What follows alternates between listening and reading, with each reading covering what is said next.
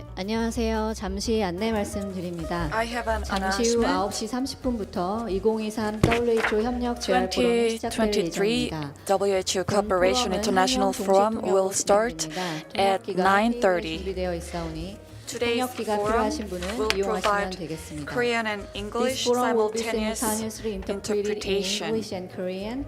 If you need an interpreter, please use the one provided at the table.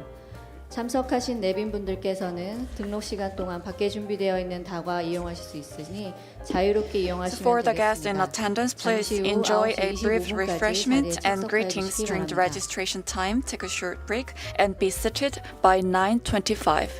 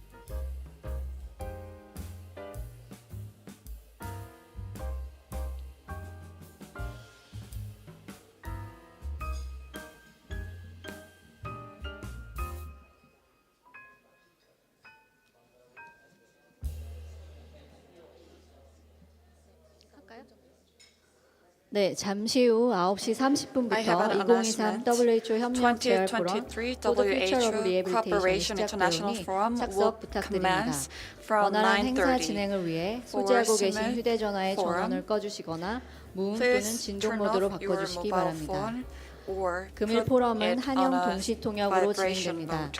통역이 Today's 필요하신 forum will 분은 provide 통역기가 Korean and 테이블에 English 배치되어 simultaneous 있으니 interpretation. 사용법 확인 후 If you need 착용해 주시기 interpretation 바랍니다. service, please 채널 1번은 use 영어, the 채널 receiver 2번은 at your 한국어입니다. table.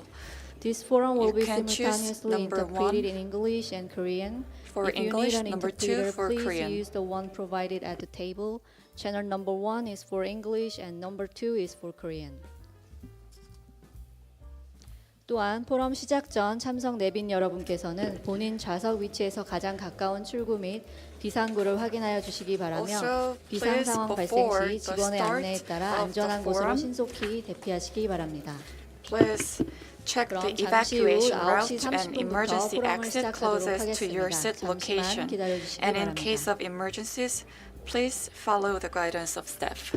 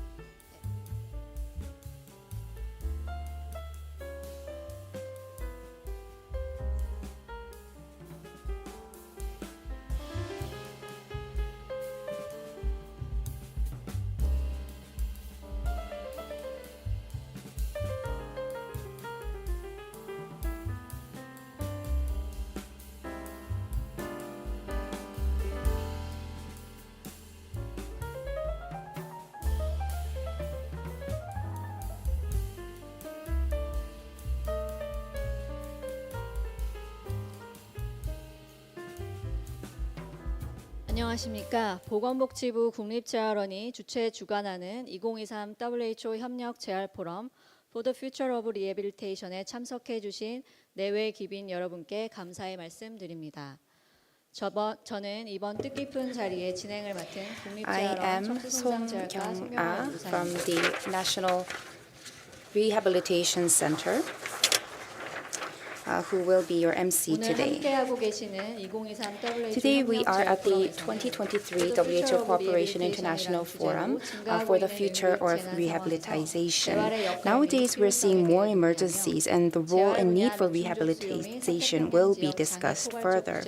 And unmet needs for rehabilitation, as well as WPR disability inclusive international cooperation cases, will be shared. We will have a special lecture, 2 sessions, and a panel discussion. Today we have from the WHO WPR Rehabilitation Technical Officer, as well as the Rehabilitation Coordination from the Australian National Critical Care Trauma Response Center, and also members from the ASCON, as well as JICA, COICA, and COFI. From home and abroad, we have experts and working level staff, and we hope that we can gather opinions to extend the role of rehabilitation in the coming years. I hope you all stay till the very end so that you can share and listen to the thoughts of the experts. And other than the people here today on site, on our NRC official YouTube account, we are live broadcasting this conference. So now let us begin the WHO Cooperation International Forum. As the first, we will invite President Kang Yoon-gyu of the National Rehabilitation Center for his welcome remarks. Let's welcome President Kang Yoon-gyu onto the stage.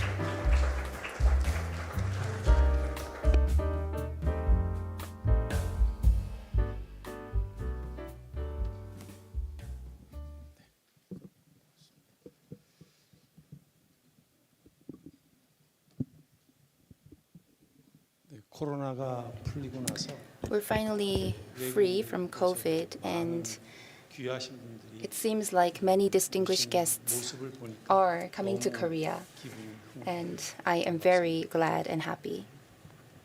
이제 인사 말씀 시작하겠습니다. 안녕하십니까? Good 국립재활원 morning, 원장 ladies and 강윤규. gentlemen. This is Kang Yoon-gyu, President of the National 올해로 Rehabilitation Center. 국제제를 맞는 This year, we WHO celebrate the 협력재활 6th 포럼 WHO Cooperation International Forum for the Future of Rehabilitation. I am truly delighted to declare the opening of this forum. First, I extend my sincere gratitude and welcome all of you here on site, as well as participants joining us online. For this special occasion, Chairman Choi Eun-seok of the Korea Academy of Rehabilitation Medicine will deliver a congratulatory remark. And as the moderator for the panel discussion, we are joined by Vice Chairman Lee Il-young of the Rehabilitation International Korea. Thank you for your presence. Also, we have speakers who traveled from afar. From WHO WPRO, we have Ms. Jody Ann Mills. And from Australia's OSMET, we have Erica Beakley. 아시아 촉순상 네트워크의 Also from ASCON, 아피차나 we have Professor Apichana Kovida. 일본 국제협력기구의 And from 선임고문 JICA, we 겐지 also 쿠노, have Senior Advisor Kenji Kuno. 정은주 And we are also joined by Ms. Jung Eun-ju from COICA and 정혜진 이종욱 스쿨 Ms. Jung 팀장님께 Hae-jin, team leader of Ijonguk School from COFI. 아울러 온라인 연자로 참여해 As 주신 online speakers, we have Mr. Pete Skelton, the WHO Rehabilitation in Emergencies focal point. 감사드립니다.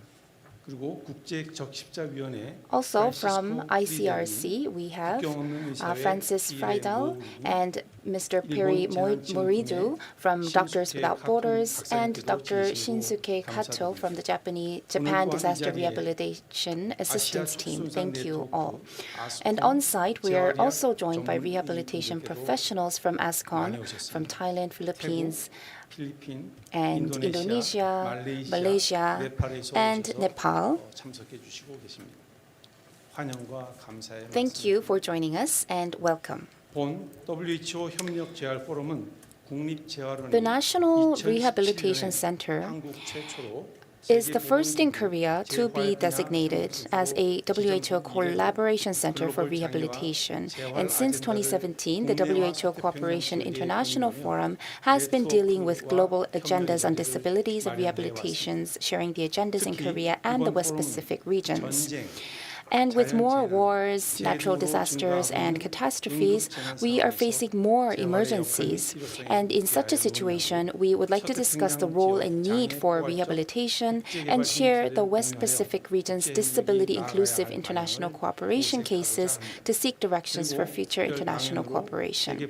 Through the special lecture, Dr. Jody Ann Mills will talk about the unmet needs for rehabilitation in the West Pacific region 있어서 미충족 수요와 and 그리고 이를 해결하기 위한 세계 also 보건기구의 share with us the 여러 가지 activities carried out at WHO to tackle this issue. 이번 포럼을 통해서 응급 재난 상황에서 In emergencies, I hope the role of NRC as well as Korea's role in rehabilitation increases, and I hope this forum serves as a venue for close networking in rehabilitation international cooperation.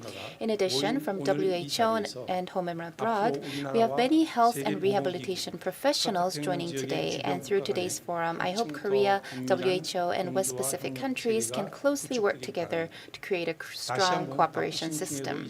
Once again, thank you for your presence, all distinguished guests from home and abroad, speakers, and all the organizers. Thank you once again.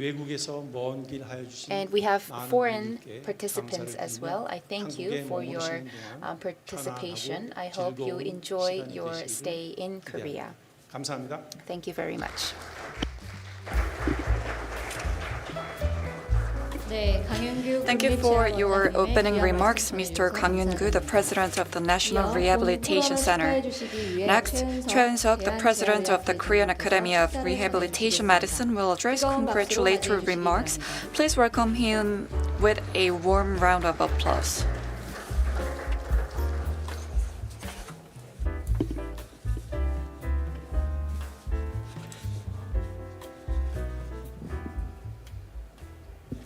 Good morning, ladies and gentlemen.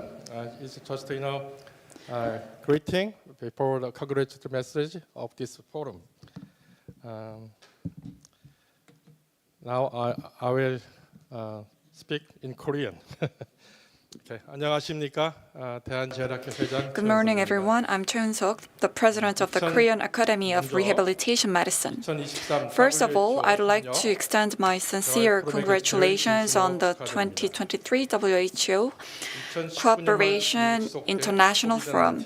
We have overcome the challenges of the COVID-19 pandemic that has been continued since the end of 2019. But unfortunately, natural disasters, wars, and conflicts continue to occur in various parts of the world. So, I believe that the 2023 WHO Cooperation International Forum is timely and important as it presents new challenges, such as the role of rehabilitation in international disasters and wars, and also provides opportunities for information exchange and global networking in the field of rehabilitation and disability in the Western Pacific region. Celebrating its 51st anniversary, the Korean Academy of Rehabilitation Medicine has set a new mission, Rehabilitation Medicine, beyond all disabilities for the better function and better life. Currently, about 3,200 members are active in medical institutions, including 80 training hospitals, leading the future of rehabilitation medicine through high-quality care and outstanding research achievement, and contributing to the improvement of national health and the development of global rehabilitation medicine through the development and supply of evidence-based case-style rehabilitation medicine. 오늘의 이 I'm 포럼이 confident that today's forum will provide an opportunity to share WHO's leadership and country's experiences in the provision of rehabilitation services in emergencies, such as disasters and war, and to significantly advance international collaboration in the field of rehabilitation and disability in the Western Pacific region. In closing, I would like to thank all of you for attending and the staff of WHO and the National Rehabilitation Center of the Ministry of Health and Welfare for their hard work in organizing this event. Thank you. 네, 최은석 Thank you for your kind remarks, Mr. Choi Eun-seok, the president of Korean Academy of Rehabilitation Medicine. Also, I'd like to express my thanks to all the guests who joined us for the opening and congratulatory remarks. So before the start of today's forum, we will have a commemorative photo session. So please come to the stage for a commemorative photo session. All the international cooperation officers of national rehabilitation centers and all the directors.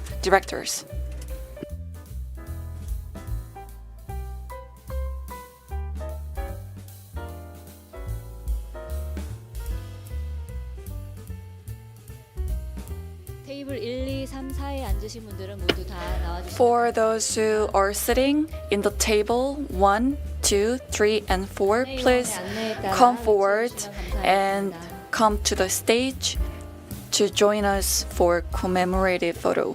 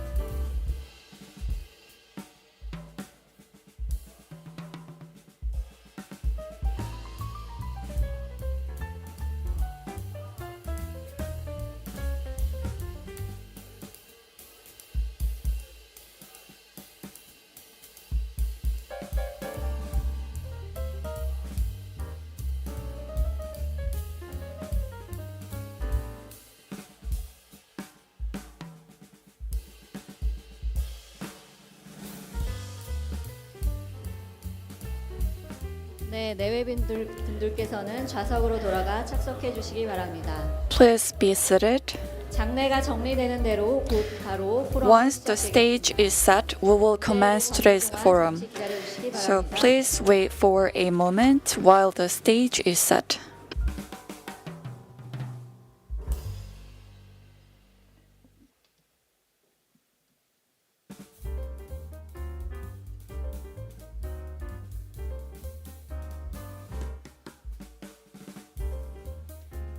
네, 그럼 첫 번째로 All 2023 right, so we will begin the special lecture for the forum. Nowadays, the world is experiencing pandemics, aging population, and non-communicable diseases, and there is a greater need in rehabilitation services. However, many of the rehabilitation services are still yet unmet. Today, from WHO WPRO, we have Dr. Jody Ann Mills, who will talk about unmet needs for rehabilitation service and WHO's leadership. Dr. Mills studied occupational therapy at the University of Queensland and from 2015 started working in rehabilitation at the WHO headquarters and this year moved to the WPRO. Let's welcome Dr. Mills with a big round of applause. Thank you. Good morning, ladies and gentlemen. It's a privilege to be able to speak to you today about addressing unmet needs for rehabilitation at this WHO Cooperation International Forum. I'd like to thank Dr. Song, Dr. Kim Young-woo, and Dr. Kang Young-woo for the kind invitation, and congratulate you on this very successful event. It's so important that we as an international rehabilitation community in the Western Pacific can convene, share the opportunities and the challenges that we're confronted with, learn from each other, and strengthen our relationships. I'm sure you can all imagine that the preparation for an event as well coordinated as this is immense, and I think I speak on behalf of everyone when I express my sincere gratitude for all of your efforts. As was mentioned in my introduction, I'm a technical officer at the WHO Western Pacific Regional Office, and I'm responsible for the agenda of rehabilitation, amongst others. But rehabilitation has been the focus of my entire career, which started off as a rehabilitation professional. I originally trained as an occupational therapist, and it's evolved into one that has enabled me to embrace this mission of expanding access to quality rehabilitation services at an international level. And what a fascinating, daunting, and inspiring journey this has been. It's easy to become despondent when one thinks about the scale and the scope of unmet needs for rehabilitation, especially in our lower and middle income countries. And it can be deflating to think about all of the work that still needs to be done to build the political will to prioritize and invest in rehabilitation. But I think we can be optimistic and hopeful for the future, and I think we have a lot to be proud of. So I chose to focus this presentation not so much on what the unmet needs for rehabilitation are, but rather on how we can address them, and to emphasize that we are better placed than ever before to advance this agenda. I am a very goal-orientated person. I'm constantly striving for a goal. I can propel myself through decades of life, striving for goal after goal after goal. My best friend knows this very well about me, and she's always reminding me to stop and to celebrate every win, big or small, because it gives us the perspective and the confidence to face the next set of challenges that we will inevitably encounter. And so I'd like to start this presentation in that spirit, celebrating our wins, our main achievements from the perspective of Rehabilitation 2030 at the global, regional, and national level. Just need to... Well, all right. There have been admirable efforts, small and large, for well over 100 years to strengthen rehabilitation in health systems. But today I'll start with the launch of Rehabilitation 2030 in 2017. This was the first high-level meeting on rehabilitation that the World Health Organization had held, and it was notable and significant for several reasons. Firstly, it convened a very diverse range of stakeholders, including rehab disciplines, a range of different rehab disciplines, as one collective rehabilitation community, giving us a critical mass or a collective power that we had never had before. Secondly, it signaled a level of political will for rehabilitation that had previously been dormant.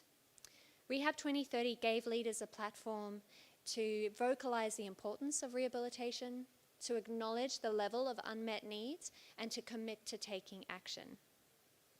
And finally, and perhaps most critically, Rehabilitation 2030 shifted rehabilitation from being a disability issue, where it was perceived as a service only for persons with disabilities, to being an issue of universal health coverage.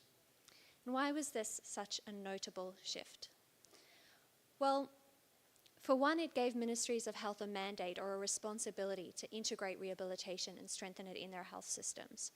Previously, in many countries, this responsibility had been diffused across a range of different ministries or had been completely absent, creating a political environment that wasn't really conducive with advancement.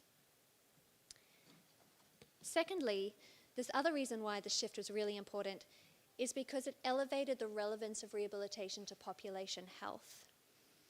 As a service for persons with disabilities, rehabilitation, wrongly as it may have been, could be dismissed as a service for a small minority of the population, and thus it was hard for it to be prioritized in the face of competing demands for health financing and for policy space.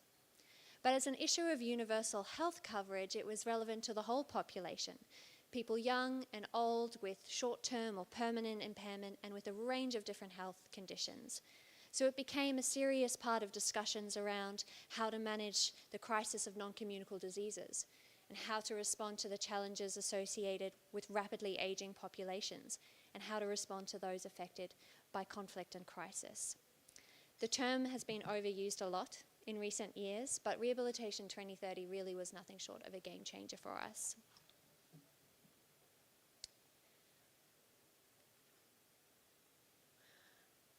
One of the main outputs of the Rehabilitation 2030 meeting was a call for action. This identified 10 areas that we really needed to focus on if we wanted to move the agenda forward. I won't go through the call point by point, but it is available online if you want to have a look at it in more detail. But it broadly reflects what we refer to as the building blocks of the health system. This is governance and leadership, financing, information systems, workforce assistive technology, and service delivery. The call also specifically made reference to emergencies, which has only grown in relevance, as we'll see in this forum, since that time. Participants of the meeting made very strong statements of support for this call for action, and they've subsequently met 2 more times, once in 2019 and then again earlier this year, and continue to advocate strongly for further attention to this call for action. Since the launch of Rehabilitation 2030 in 2017, we've achieved several important milestones. But the first, I think, that warrants attention is the inclusion or the integration of rehabilitation in WHO's living guidance on the clinical management of COVID-19. This was a tangible demonstration of rehabilitation being recognized as an integral part of clinical care. And to those of us that have practiced in more mature health systems, this seems very obvious.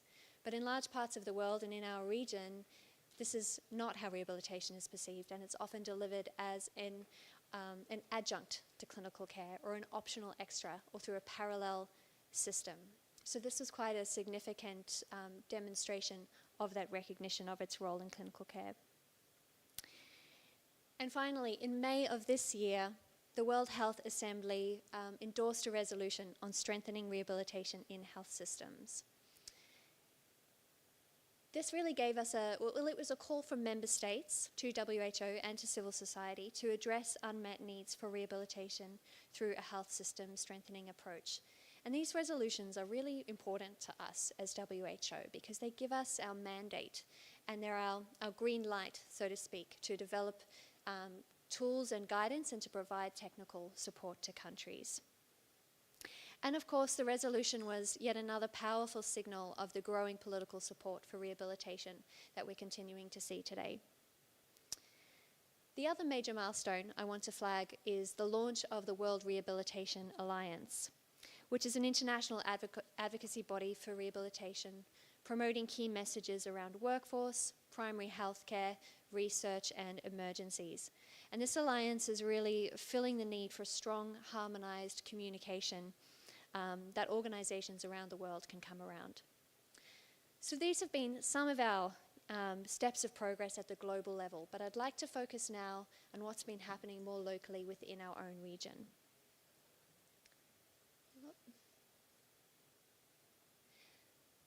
The Western Pacific region, of which Korea is a part, is comprised of 37 different countries and areas. It extends from Mongolia down to the Pacific. It includes the Mekong countries and, of course, where Erica and I are from, down under, Australia and also New Zealand. It also includes some of the world's most economically advanced and populous countries, such as China, Japan, and Korea. It actually holds, I think, a quarter of the world's population. It's incredibly culturally diverse, which I think just makes my job particularly fun.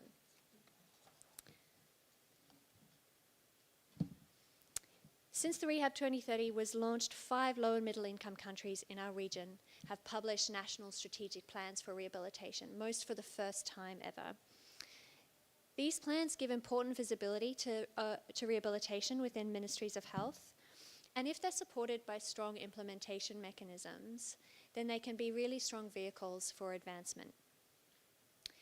In 2019, the Western Pacific Regional Framework for Rehabilitation was launched, which was another first for our region.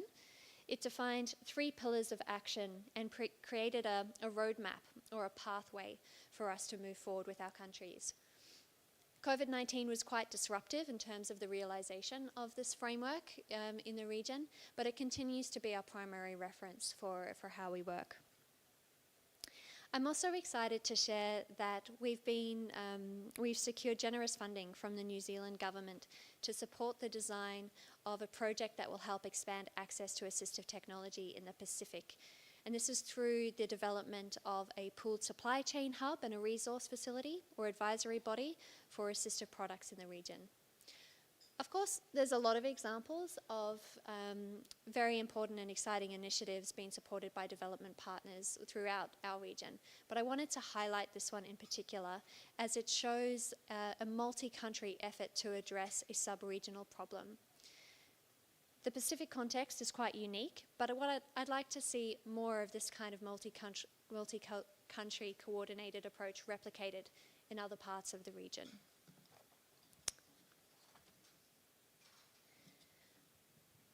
I've selected, due to time restrictions, just 3 countries to highlight the advancement that's been occurring at the national level. Cambodia is currently in the process of an important shift that's actually quite groundbreaking for rehabilitation in that country. Rehabilitation, the governance of rehabilitation, has been transitioned from the Ministry of Social Affairs to the Ministry of Health, paving the way for much greater integration of rehabilitation services into the health system. This transition is, I think, quite a tangible demonstration of that shift in thinking of rehabilitation from being just a disability issue to being an issue of universal health coverage. Then in Mongolia, we see that they've created a really strong policy space for rehabilitation.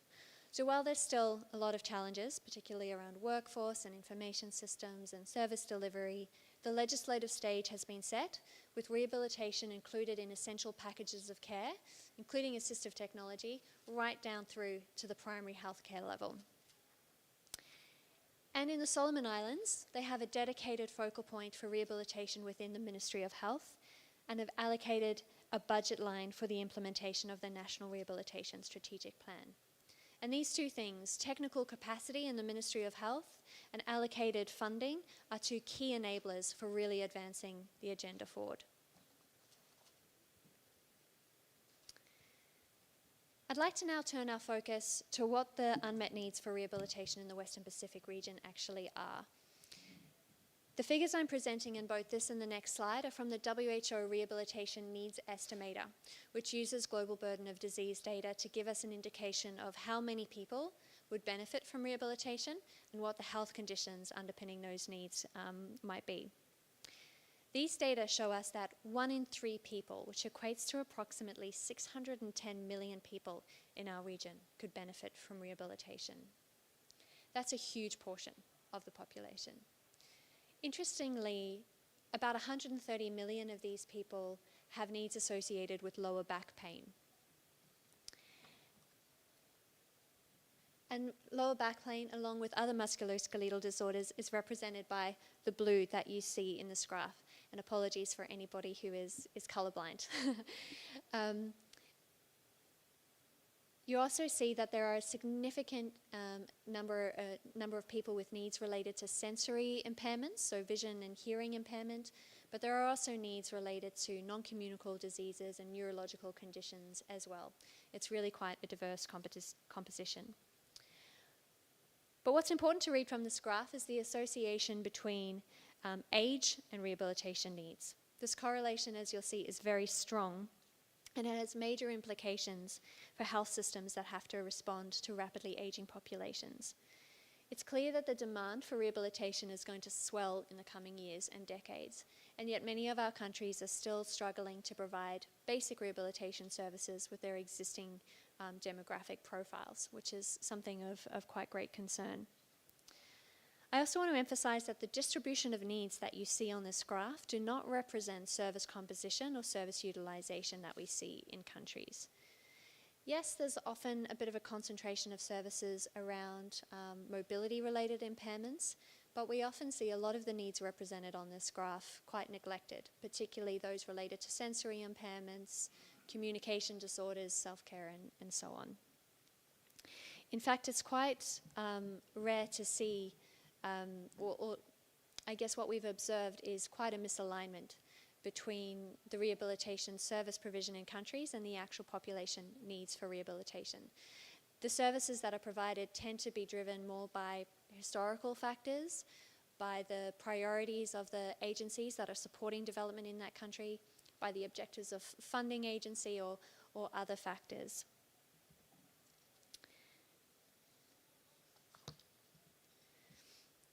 Unfortunately, we don't have an abundance of data to inform us about the unmet needs for rehabilitation in our region, but in 2015 there was a survey conducted to inform a report on rehabilitation and disability in the Western Pacific, and that's what I'll be using for this part of the presentation.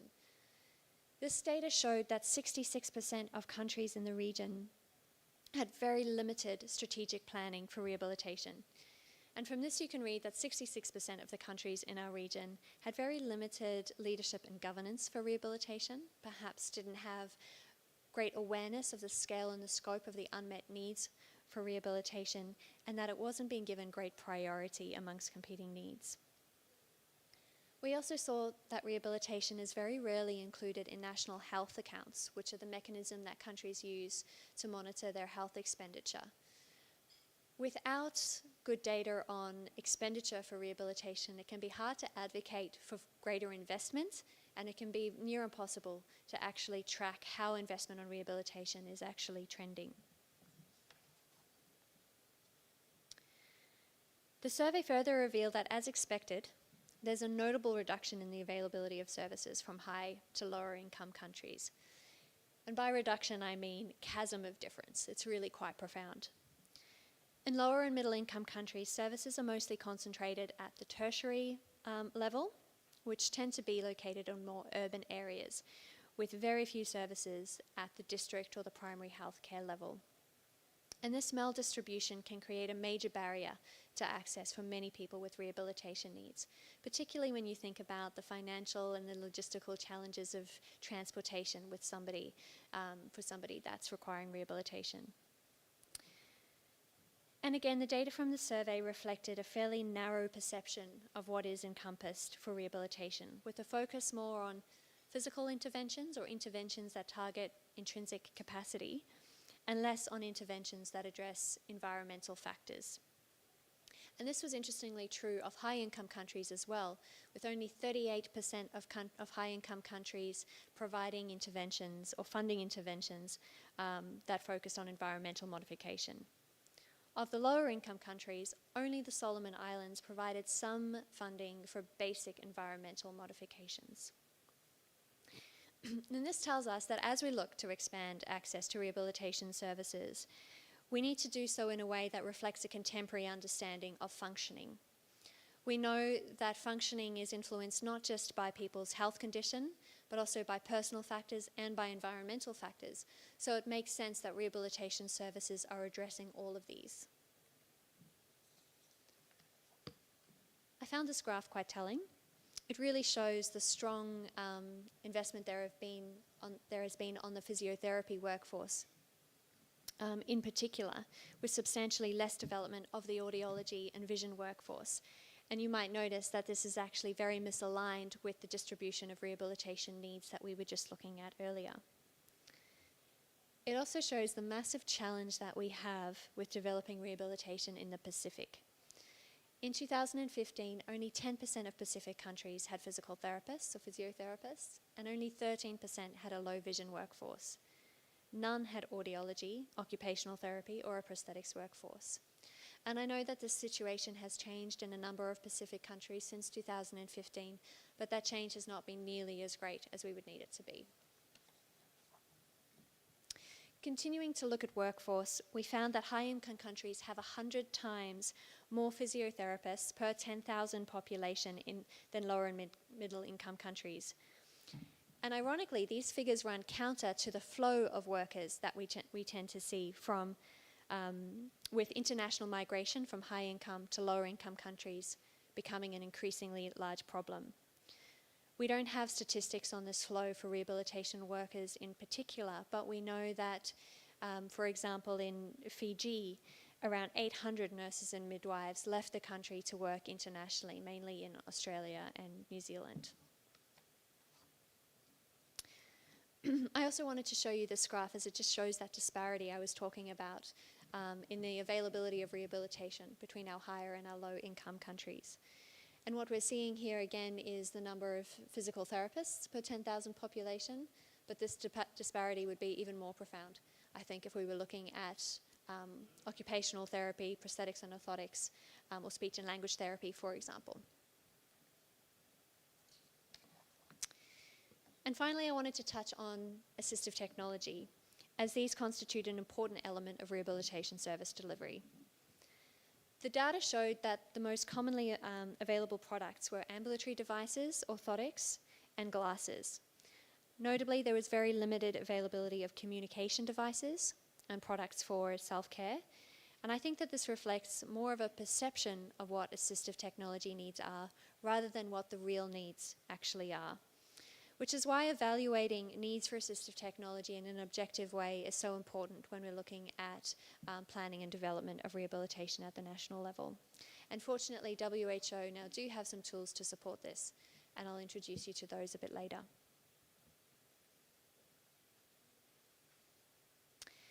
So the scale and scope of unmet needs for rehabilitation are clearly evident. We have a very long way to go. But as I mentioned, we are better positioned than we ever have been before to address these. We have a deeper understanding of the challenges that we face. We have a stronger body of stakeholders united under a clear vision for rehabilitation. And we have a suite of tools and resources to equip us to deliver health system strengthening interventions in countries. WHO have recently launched many of these tools, and I'm excited to introduce you to some of those today. But it takes more than just the right tools and guidance to be effective in countries. For this, you require a particular approach, and you rely on several preconditions. To understand this better, I'd like to liken system strengthening for rehabilitation to providing rehabilitation to an individual. The two are far more similar than you would think, and I suspect that while some people in this room have experience with system strengthening, there may be more of us that have experience with actually delivering rehabilitation at an individual level. So just by a show of hands, how many people here are rehabilitation professionals, so provide rehabilitation or have provided rehabilitation to patients in the past? As a doctor, a nurse, a therapist, it doesn't matter. Most of us, right? So we'll understand this analogy quite well. As I mentioned, I started my career as an occupational therapist. And over the years, I've appreciated this more and more as a really strong grounding for understanding health systems. And I'll show you what I mean. So when providing rehabilitation to a person, there needs to be a certain level of readiness. The person not only needs to be willing but motivated to participate in rehabilitation, and their body has to be ready for the interventions that you're going to deliver. You wouldn't want to be mobilizing a patient with a spinal cord injury until their spine was stable, for example. Similarly, for health system strengthening to be effective, there needs to be a level of political awareness and a willingness typically underpinned by advocacy. It's also important that there is a level of stability. It can be very challenging to advance rehabilitation in a context of great political turmoil or deep economic crisis or war and conflict. And of course, we can't wait for perfect conditions because these basically never exist, but we have to be reflective of whether the socio-economical and political context is really conducive for meaningful progress. Resources are another important precondition. To deliver care, rehab professionals need certain space and equipment, and there needs to be financing to fund the services that they're delivering in whatever way, shape, or form that might take. For system strengthening, there needs to be a commitment to investment and a willingness to expand this progressively into the future. And there needs to be certain technical capacity to do this work. In many countries, this is still very nascent, and sometimes we'll have to bring in external capacity to support that as it grows. And finally, the point on stability is aligned with the point on continuity is aligned with the point on stability. When providing rehabilitation to a person, there has to be a continuum of care from short-term to long-term. And system strengthening is also a very long game. Our efforts will often have to persist through various different political cycles, and the interventions or the changes we make will need to penetrate from the national or central level all the way down to the provincial, state, and local government levels. And often we see a lot of concentration at that national, central level with an adequate effort to make sure that that's really reaching the local level or the community. The approach to system strengthening, I think, mirrors the rehabilitation cycle very closely. And just like we want to be delivering person-centered rehabilitation, we want to be delivering health system strengthening that is very context-specific. And this begins with a situation assessment, or really understanding the situation. Then we progress to goal setting or prioritization, which is where I think that contextualization comes through most strongly. Just like the goals of one patient may be very different to the goals of another, what's prioritized in one country might not be prioritized in another. So it's only after this contextualization or this prioritization process that we move forward to action. And then, of course, we want to measure and evaluate at regular intervals to really understand the change that we're making and to change course as we need to. And this isn't a discrete process, it's a cycle that continues moving forward. Just as this cycle, the rehabilitation cycle looks much the same whether you are a PRM physician, an occupational therapist, a physiotherapist, this approach looks much the same whether we are working with countries on financing, on workforce, or on service delivery. It's really just a mechanism to make sure that we're moving forward in a way that's really meaningful to that particular country. I previously described the health system building blocks. This is a very useful way of understanding the concept, but in reality, each of these building blocks is incredibly interconnected and interdependent. While we can focus on our efforts on one of them, and we often do, we have to be very aware of the impact and the situation of the others. So coming back to our analogy of providing rehabilitation to an individual, while you might be implementing an intervention that's targeting mobilization, you still have to be very aware of that person's cognition, of their pain, and of their balance, because all of these things impact their mobilization. And I think that this occurs through strong stakeholder coordination, being very aware of what others are working on at the same time, and making sure that your efforts are well aligned. There's also, I think, a really powerful potential role that funding agencies can have in this space as well. They can build demand for a more holistic or system strengthening approach into their grant design. We don't often see this, but where I have seen it, it can be an incredibly useful tool to advocate for a system strengthening approach. I could spend a week speaking about the work that WHO and others do around each of these different building blocks. But for today, I'll just give you a few examples of the types of system strengthening interventions that we often implement in countries for each of them, and introduce you to some of the WHO tools and resources that we have to support our work. Strengthening governance and leadership for rehabilitation obviously starts with building political will and expanding an awareness of what rehabilitation is and all that it encompasses.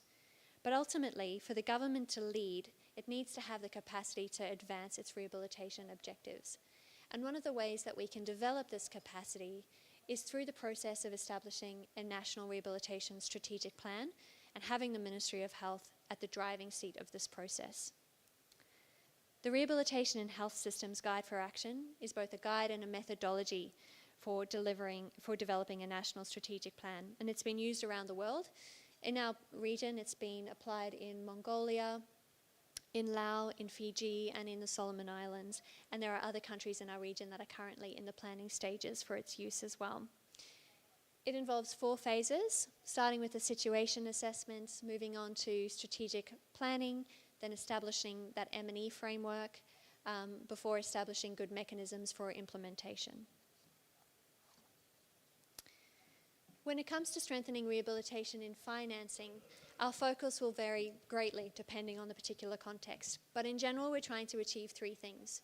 First, increasing public health revenue for rehabilitation. Secondly, including rehabilitation in essential packages of care, and this is really important for making sure that it's affordable to all who need it. And leveraging different types of insurance to expand financial protection for rehabilitation. So usually this is things like accident and injury insurance, workplace insurance, motor vehicle insurance, that just expand the pool of revenue that we have to provide rehabilitation services to more people. The document that you see here, Rehabilitation in Health Financing, was launched earlier this year, and I believe it's now online, but if it's not, it will be very soon. It's a document that brings rehab experts and financing experts onto the same page about how to strengthen rehabilitation in health financing. And it talks about revenue collection, pooling, and purchasing, and it has some great examples of how this is done in different countries around the world.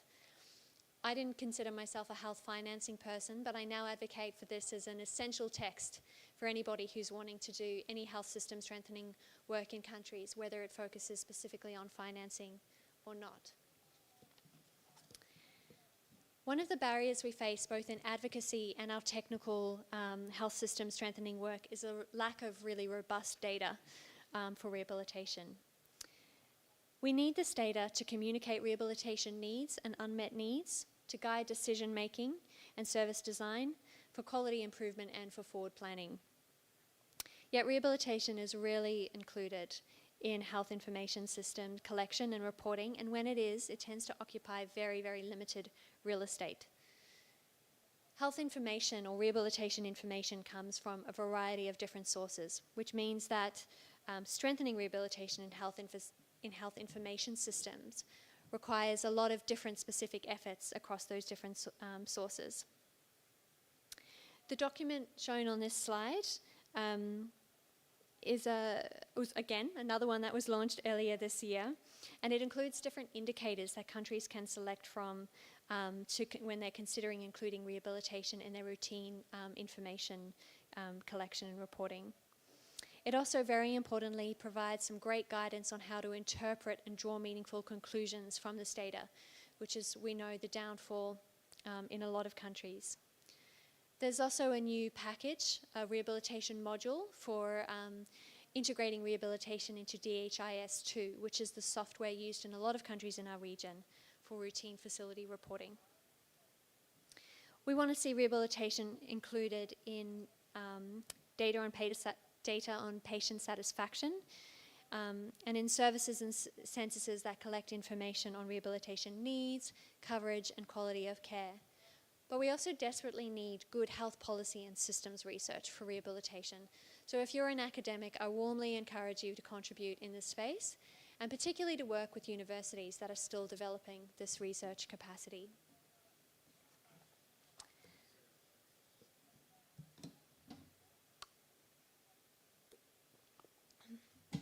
Workforce is one of my passions, and it's an area that I've been concentrating on quite a lot over the past few years. We know that we can't provide rehabilitation without a workforce, and we can't provide quality care services without a good workforce. And this is what's holding back many countries from really addressing their unmet needs. But workforce challenges are too often oversimplified or misconstrued as a supply issue. And yes, an inadequate supply of skilled rehabilitation workers is a major challenge in many countries, in fact, most countries. But we also see inadequate job posts for rehabilitation in hospitals, especially at the district and community level. We see inadequate recognition and regulation of rehabilitation workers by governments, and we see professionals working with no avenues for professional development or specialization. And all of these things and more need to be addressed if we're going to build, recruit, retain, and support a strong rehabilitation workforce. The other important area when addressing workforce needs in countries is optimization. And this is essentially the organization of disciplines and the allocation of tasks to make sure that a country or a facility is getting the most or the best use of the workforce that they do actually have. For example, if you have 3 physiotherapists working at a large hospital and they're spending 30% of their time on administrative tasks because they haven't been given any admin support, and they're spending another 30% of their time delivering care that could very safely be delivered by an assistant or a technician, then that hospital is not getting the best use of those physiotherapists' knowledge and skills. So one of the ways we can complement our efforts to really grow and expand the rehabilitation workforce is by helping countries and facilities really utilize their existing workforce in the most effective and efficient way. Oh, go back. WHO have 2 main resources focusing on rehabilitation workforce. The first is the Rehabilitation Competency Framework, or the RCF, and this is a reference document to help countries, services, or universities develop their own context-specific competency frameworks, standards, or curricula. The second document you see there is another one that was launched earlier this year, and it's a guide for rehabilitation workforce evaluation at the national or the subnational level. It's using labour market analysis and competency analysis together to help countries to do a deep dive to understand their workforce challenges, not just recognising what they are, but really understanding the drivers behind them and what's influencing those. So far, this guide, which we call GROW, has been implemented in Poland, Nepal, Rwanda, Pakistan and Tajikistan, and in our own region, it's going to be implemented in Lao PDR next year.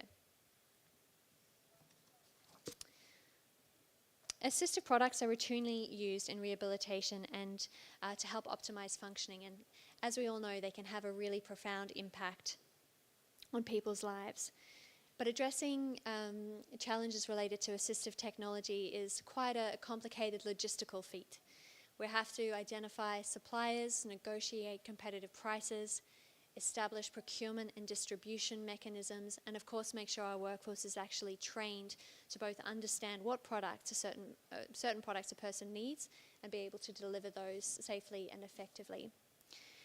WHO have resources, or often work with countries actually, to develop what we call a priority assistive product list, which identifies the products that we want to see included in essential medical lists or lists for medical devices. And we also have processes that can help support objective evaluations of assistive technology needs in countries through household surveys. And we're going to be implementing that in at least 3 Pacific Island countries next year. We also have a number of training resources that can help rehabilitation professionals, but also non-rehabilitation specialists, to deliver assistive technology, particularly at the primary healthcare level. In many ways, improving service delivery occurs in the culmination of efforts across all of the other building blocks that we've just been talking about. However, we usually need quite explicit efforts to make sure that rehab is actually well integrated in every level of care, especially down to the primary healthcare level, and to ensure that there are mechanisms to ensure continuity of care across those levels, such as formalized referral systems, service directories, transition care services, and a good range of community-based services. And notably, explicit efforts are also needed to make sure that people with all different kinds of rehabilitation needs can access the services that they require. As we saw from the data that was previously presented, there's an evident gap in many countries for rehabilitation that addresses communication and self-care and mental health, for example. We have to move beyond just rehabilitation that focuses only on improving people's mobility.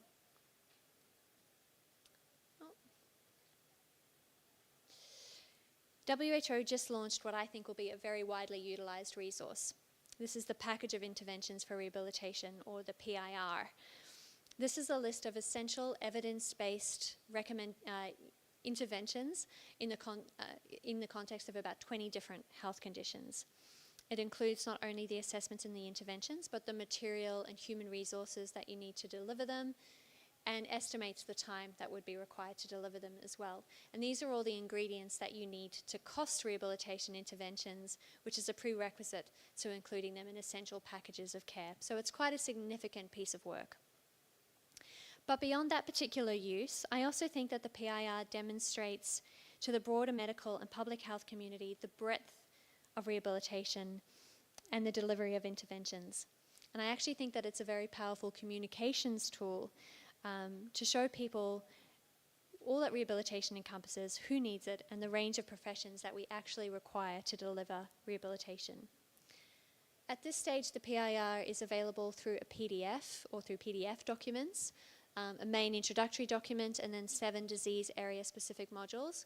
But we're hoping that very soon it'll be available through an interactive online platform that will enable you to navigate through the content more easily. But I have to say that the team that developed the PIR did an incredibly good job in making very dense information very accessible, which is another reason why I think it will be such a widely utilized resource. I'm not going to be speaking about emergencies in depth today because it occupies a lot of our agenda. But I wanted to emphasize that, as we've seen in recent years, emergency preparedness is really at the heart of health system resilience. Our focus as WHO have been to draw attention to the fact that rehabilitation needs to be included in emergency preparedness and response, and that is not, as we sadly often see, something that can be left until later or be assigned to somebody else's problem, or as something that is just not that important. So to this end, WHO has developed a minimum technical standards and recommendations for rehabilitation for emergency medical teams, which defines the requirements for emergency medical teams pertaining to rehabilitation, such as staff and equipment. And earlier this year, we launched the WHO guidance on strengthening rehabilitation in health emergency preparedness, resilience, response, and I don't know, there's too many R's in there, Erica. But my colleague Pete will be telling you more about that product specifically later this morning. At this stage, I wouldn't blame you for feeling quite overwhelmed.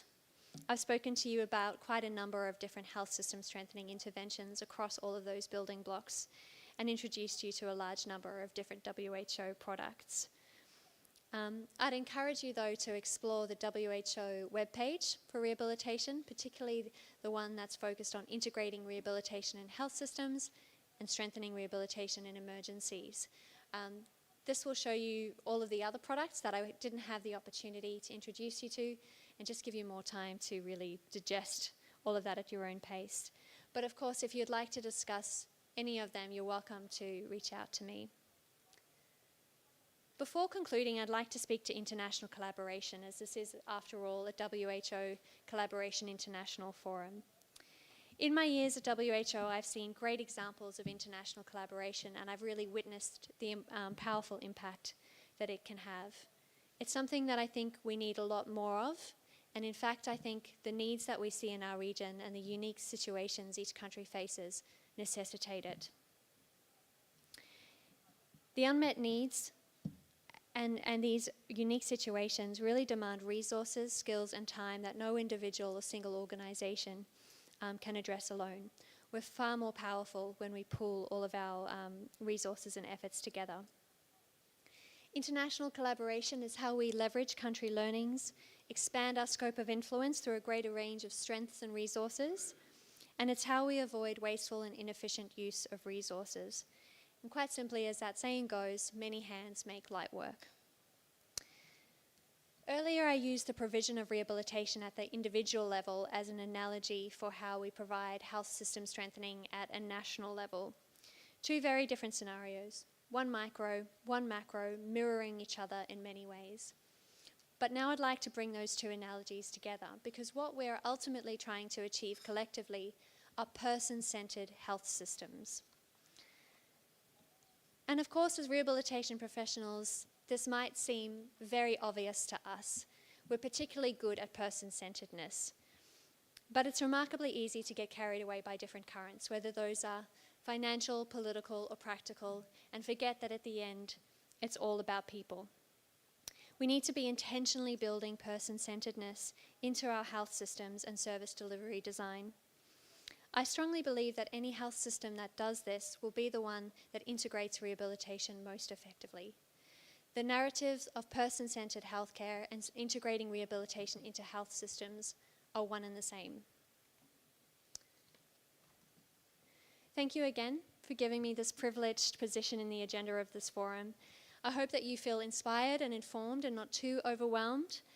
But if you would like to discuss any of the work that I've mentioned today or any of the products, then please feel free to contact me. My email address is on the screen. Thank you.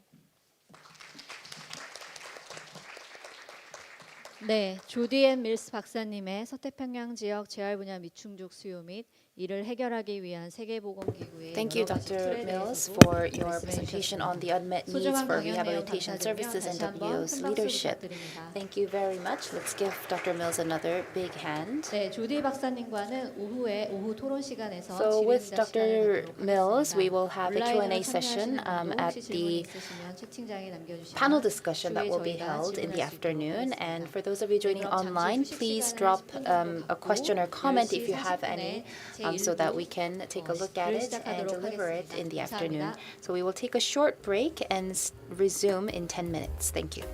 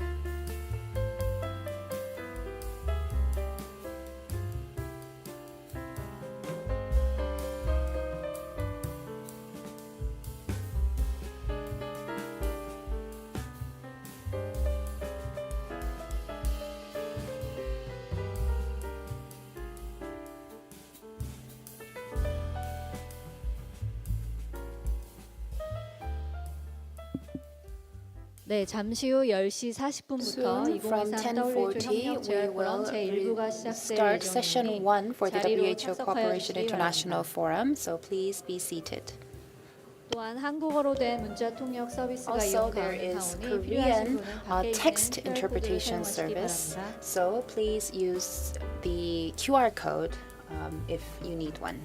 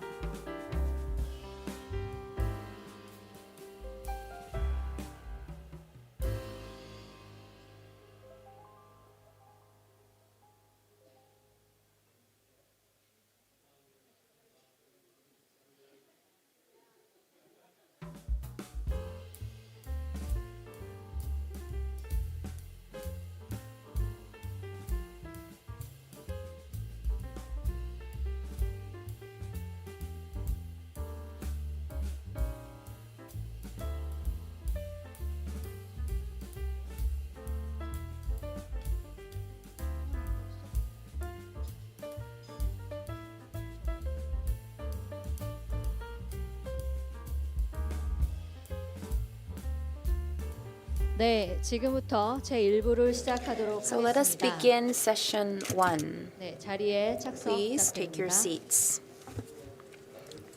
네, 1부에서는 응급 So 상황 session 대응 및 1 협력 will 향상을 be 위한 on 재활 방안이라는 주제로 strengthening rehabilitation in 총 health 5명의 emergency 연자가 preparedness, 현장 readiness, 발표와 response, and 영상 resilience. We 방송으로 have 5 강연을 speakers, and 예정입니다. some will present 오늘 online and 등록 some will 데스크에서 present 같은 on 주제의 책을 site. 받아보실 In the 수 information 있거든요. desk, you probably WHO에서 received 발행한 정책 보고서 a 한글 book under the 번역판으로 same 저희가 이번 title. 포럼을 위해 It's a 특별히 policy 준비했습니다. report by the 일부 WHO, 들으시면서 and 같이 we prepared 참고하시면 a 되겠습니다. Korean translated 온라인으로 version for this 참여하시는 forum. 분은 유튜브 창에 So 저희 please take a look at it. 국립재활원 And for those of you 올려놨으니 joining 그 online, 링크를 we have a 클릭하시면 link 다운로드하실 수 to 있습니다. the NRC's resource page, so you can 한국 download 사회에서 it 응급 with the 재난 link. 상황에서의 재활이라는 In 주제는 잘 Korea, 다뤄지지 않는 emergency 주제인 것 situations, 같은데요. rehabilitation 하지만 is 전 not 세계적으로 addressed that 증가하고 often. 있는 But 재해, globally, we're 전쟁, seeing more 기후 위기 disasters, 등으로 war, climate 응급 change, 재난 보건 위기 and 상황은 더 이상 우리가 emergency health 동떨어진 crises 얘기는 are 아닐 것 not 같습니다. irrelevant to us anymore. 그래서 So 일부에서는 in 이런 상황 session 속에서 1, 재활은 어떤 we want 역할을 to 할 수 take a look at the 있는지 role of rehabilitation in 세계보건기구 such 재활긴급 대응 situations 담당자와 with the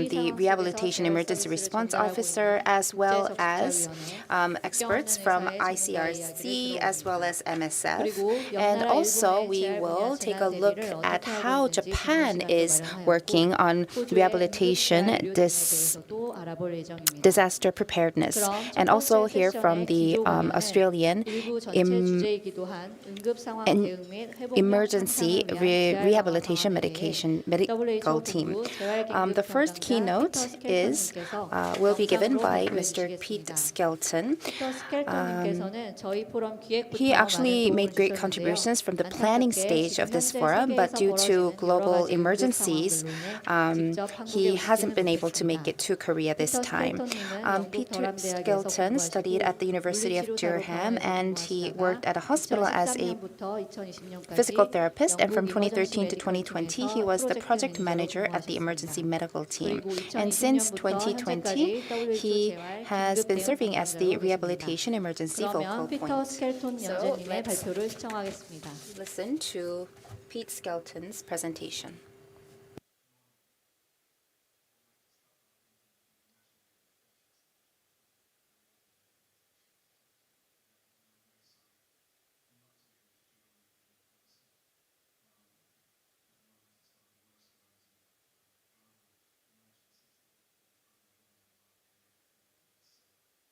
I have other commitments. It would have been a real honor to have been with you and to be able to join you for the entire conference. So again, my apologies.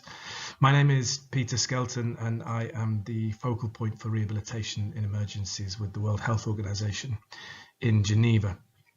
And I have the privilege of talking to you today about emergencies, and particularly around the role of rehabilitation in emergencies and what we can do collectively to strengthen rehabilitation in emergency preparedness, readiness, response, and resilience.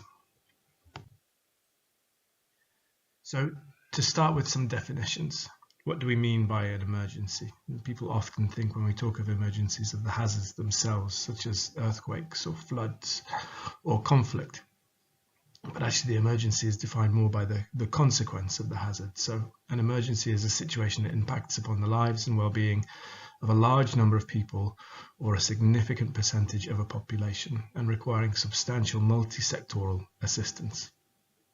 And within the category of emergencies, we also have mass casualty incidents, which differ because they may be more specific and localized. So these are major incidents characterized by quantity, severity, and the diversity of patients that can overwhelm the ability of local medical resources to deliver comprehensive and definitive medical care. So mass casualty incidents occurring more on a local level, emergencies being talked about more on a national or a subnational level where a significant percentage of the population are affected. And what does this mean for rehabilitation? Well, in an emergency, for rehabilitation services, we need really to be able to do two things. We need to be able to manage a surge in rehabilitation needs, and we need to be able to maintain any essential rehabilitation services that the population depend upon.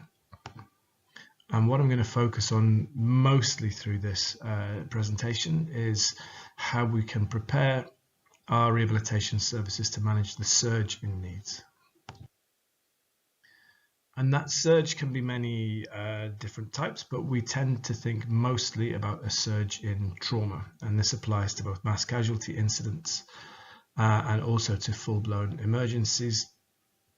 And I'm sure that all of you are very aware of the consequences of trauma and the needs that they generate for rehabilitation. But often when we're speaking to non-rehabilitation professionals, we have to make it very clear that many traumatic injuries resulting from emergencies require early, so that's acute inpatient rehabilitation, but also ongoing rehabilitation for a long period of time. And that counts for fractures and complex limb injuries. It certainly counts for burns, amputation, spinal cord injuries, brain injuries, and a host of other traumatic injuries as well. But, and everybody is very much aware of this now, we can also see rehabilitation needs surging as a result of disease outbreaks. And the most obvious example for everybody is, of course, COVID-19, resulting in both acute and ongoing rehabilitation needs, but many other diseases of epidemic potential also have quite significant rehabilitation consequences. Now, I'd like to start by looking at hazards through the lens of the Republic of Korea, although many of these examples apply to other countries as well. If we compare the Republic of Korea to countries of similar income status, what we can see is that the average number of disasters occurring each year in Korea is comparable to countries like Spain, the United Kingdom, and Italy. We see countries like the United States, Mexico, Turkey, Japan with much higher annual incidence, and at the other end of the scale, many Scandinavian countries with a much lower incidence. If we look at deaths resulting from disasters, then we see a slightly different picture with spikes occurring every few years with higher number of deaths. And so obviously then the level of risk for particular hazards is higher. And again, this is a snapshot, and it's only between 2002 and 2016. But if we look at the types of disaster which have affected Korea, what we see is a whole range from epidemic with MERS, so preceding COVID-19, the MERS outbreak in 2015. We see flooding, we see fires, a ferry disaster, typhoons, and SARS. So a whole host.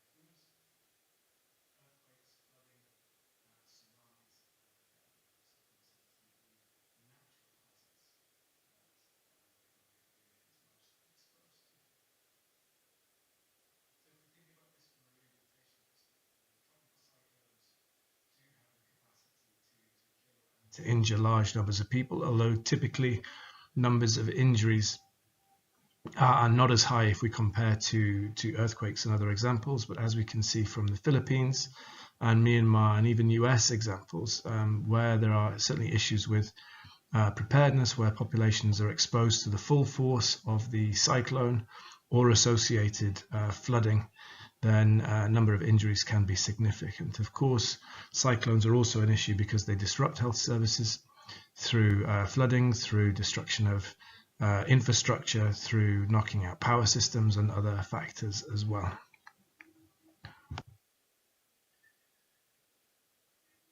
In the Korean Peninsula and around, we talk about typhoons rather than cyclones, but cyclones, hurricanes, typhoons are all essentially the same thing, just depends where in the world they occur. A major factor in terms of risk of injury is the strength of the wind. Although again, in well-prepared countries, then the impact can be greatly reduced through preparedness measures. The good thing about cyclones is we know when they're likely to occur. So typhoon season in the Pacific is considered to be between April and January, although we are seeing changes in that due to ongoing impact of climate change. Earthquakes, and I'm sure many of you have seen the impact of earthquakes this year, including in Turkey and Syria, and more recently Morocco and Afghanistan.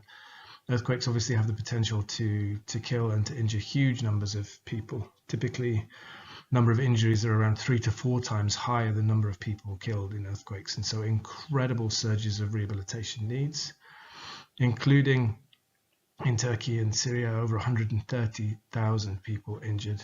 Haiti in 2000 had 300,000 people injured. So a number of injuries that would overwhelm even the very strongest of health systems.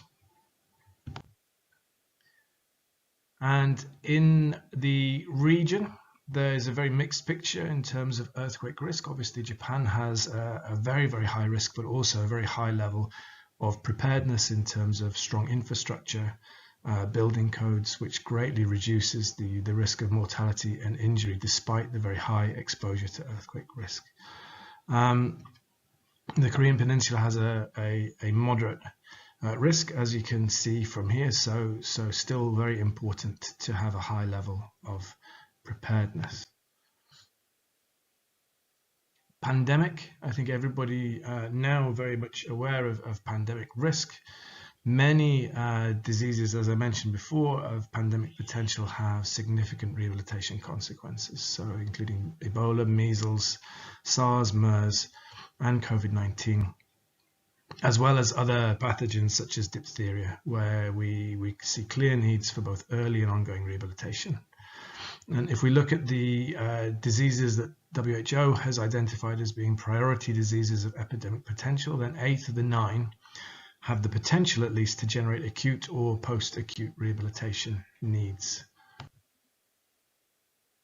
And again, in Korea, we have both MERS and SARS, with 183 cases in 2015 of MERS, including 38 fatalities, so elevated risk of outbreak. And then we have other mass casualty events, and if you remember the original definition, so mass casualty events more likely to occur on a local level. These are events which are significant enough to overwhelm health services on a local or a subnational level rather than a national level. Typically at the moment, and these examples here are just examples and snapshots, not a comprehensive list, but even this year, within the last month, we've seen burns mass casualty events in 3 different countries in 3 different parts of the world, so in Nagorno-Karabakh, in Iraq, and in Benin, with significant numbers of burns injuries in the hundreds. In Seoul itself, we had the Halloween crush just last year with a devastating impact, including a high number of people with injuries. We have explosions of the type seen in Bata in Equatorial Guinea and in Beirut. Terrorism in places like Afghanistan, but also in the UK and many countries around the world with bomb attacks or shooting attacks. And then other types of events like the Taiwan water park, the Romanian nightclub fires, explosion in China and industrial areas with large numbers of injuries, and particularly burn mass casualty events are very, very complex to manage, requiring very highly specialized care, and highly likely to overwhelm burn services, even in the strongest health systems. And finally, around the world, we see a growing issue with increasing conflict. Making the news a lot at the moment is the situation between Palestine and Israel. But obviously a number of ongoing conflicts around the world, including in Syria, Yemen, and a number of other countries as well, where just unbelievable numbers of people being injured. So between 2011 and 2017 alone, over 1.5 million people injured as part of the Syrian conflict. In Gaza, in the last escalation with a ground invasion of Gaza in 2014, more than 12,831 people injured. Armenia, Nagorno-Karabakh conflict, 11,000 on the Armenian side alone in 2020. And of course, ongoing conflicts at the moment in places like Ukraine, Ethiopia, Sudan, Myanmar. More than 100 million people also displaced by the impact of conflict around the world at the moment. So huge rehabilitation needs generated, and often very, very difficult to meet rehabilitation needs during conflict because of issues of insecurity, inability of patients to actually access treatment, and disruption and often, unfortunately, targeting of health services in the conflict situation as well, which complicate massively the ability to deliver high quality rehabilitation care. But I know that colleagues from ICRC, I think, will talk about this next. Now, I don't want to go into this in great detail, but obviously the conflict risk in the Korean Peninsula persists.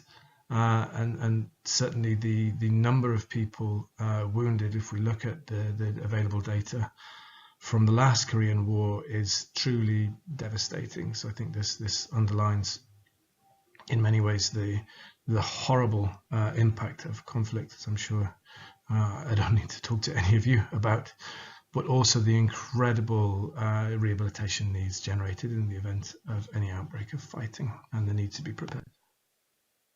And of course, conflicts and other disasters also result in displacement. And displacement can be considered almost a secondary emergency. And it also generates a surge in needs due to the movement of population. So large numbers of population arriving in a certain area who need access to essential health services, including rehabilitation. But what we know is that often those displaced by emergencies often have higher rehabilitation needs. So data, when we looked at the situation in Syria from Handicap International and HelpAge, found that around a quarter of the population that they looked at had rehabilitation needs whether due to injury or impairment or chronic disease. And certainly if we look at displacement driven by conflict, we see significant needs, particularly around injury rehabilitation as well. Now, from a global perspective, then, moving away from the situation in Korea, every country has a risk. So no country can consider itself to be free from risk of emergencies. But typically, emergencies are most likely to happen in countries where infrastructure is weak, health systems and health services are weak, which increases the exposure and the vulnerability to different hazards. So I will hopefully demonstrate that shortly. So if we look at the global distribution of hazard mortality risk from natural hazards, so these are cyclones, floods, and earthquakes, we see particular patterns here. So we see slight concentrations in Central America, in the Eastern Mediterranean, and throughout Southeast Asia and down into the Western Pacific. If we look at mortality risk from conflict, we see a similar picture around Central and South America and in Southeast Asia and down into the Western Pacific. And we suddenly now have here the addition of large parts of North and Sub-Saharan Africa as well.